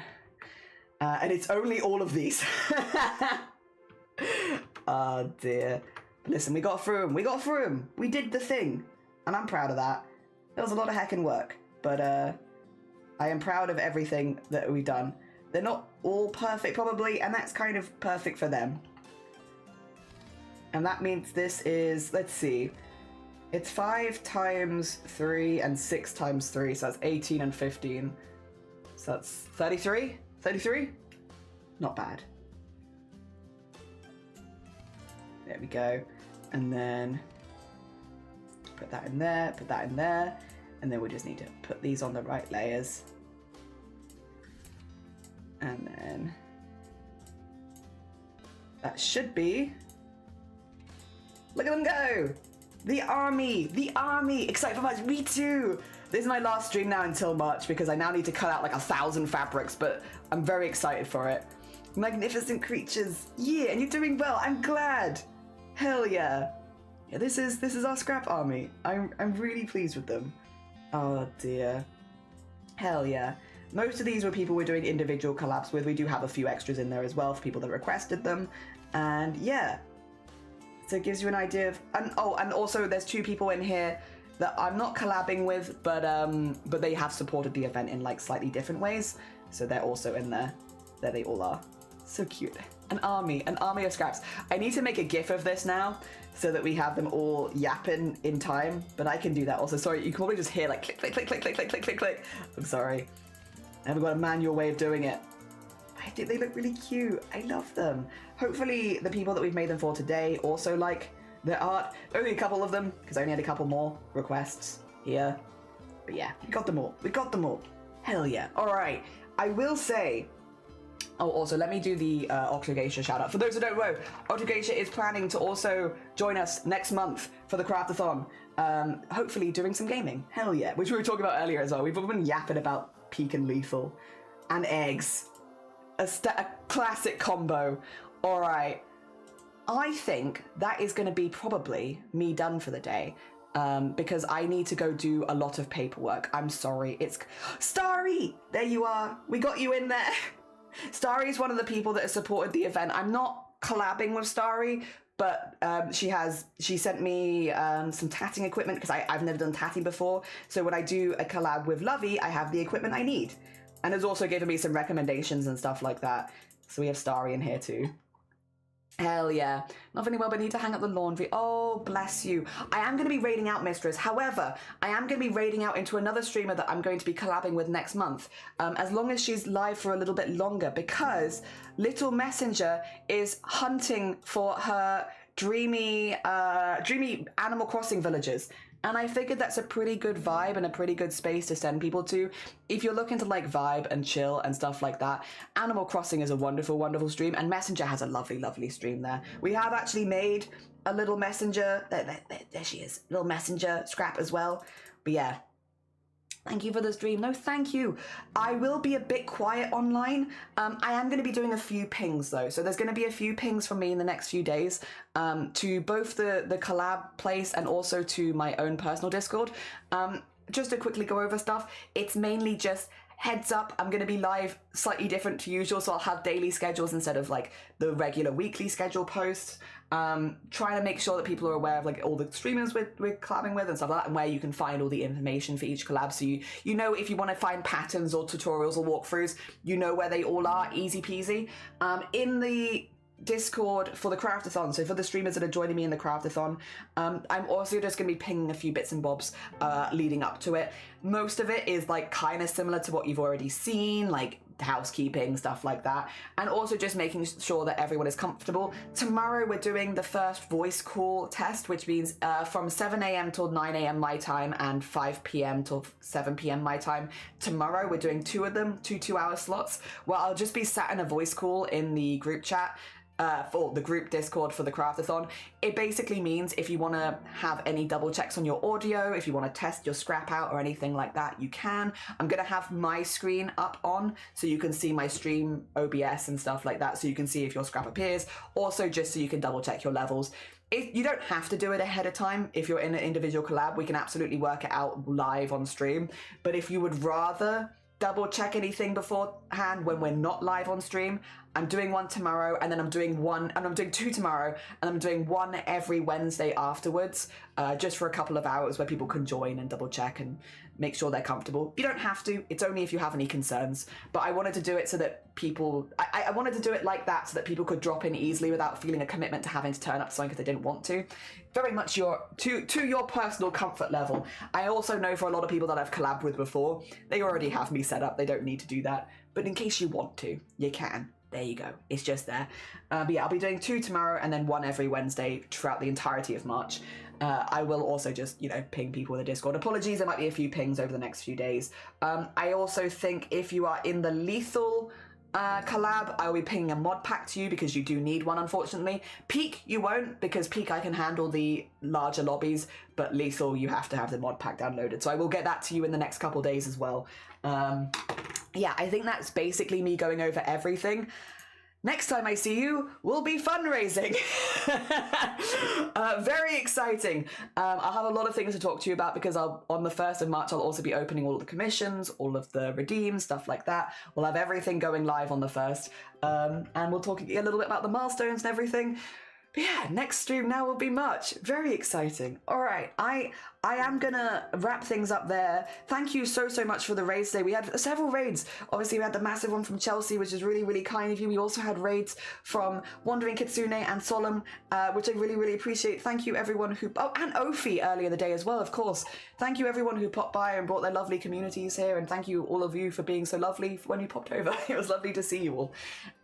Yeah, I will see you now on the 1st of March for when we're actually fundraising and talking about stuff, and I will do my best to be a confident bean, but we will see. Right, let me send you over to Messenger again. Messenger is a very, very sweet bean. We are doing a collab with them next month. If you haven't checked them out before, there you go. They have a 16+ stream there. So basically, we're an 18+ chat. They just have like a few, like, be chill, not excess swearing, stuff like that. Just be chill. And then, yeah. I am very nervous. I'm really nervous about March, but I'm really hopeful. I really hope it will be really positive, and I hope that it's a positive thing for all the streamers that join. I hope that all the craft projects, even if they don't go well, I hope that they're fun. And yeah, if you are crafting along, we have a lot of art shares happening during March. They are at scheduled times per day that you'll see in the daily schedules as well, so that you can keep an eye out on when we're doing them. That's just to make sure that we don't accidentally run into anyone's collabs. So we will have art shares, but they were going to be very scheduled in March. But I think actually for this community, people might like that, because one of the most common questions we get here is, what time does art share start? During March, I'll actually be able to tell you. I'll be able to tell you whether it's happening and when it's happening exactly. So we'll have that for March. Thank you, Wad. Thank you, Grubbit. Thank you so much. Thank you so much, Blapple, as well, for moderating as well. Blapple is live with more partner pushing on Thursday as well. We have the details of that in the Discord. And yeah, otherwise I'll see you on March. Have a lovely rest of your day. I hope you have a really nice rest of your week as well, and I'll see you in March. Enjoy yourself, everyone, and have a lovely time with Messenger. I'm sure you will. Messenger's a lovely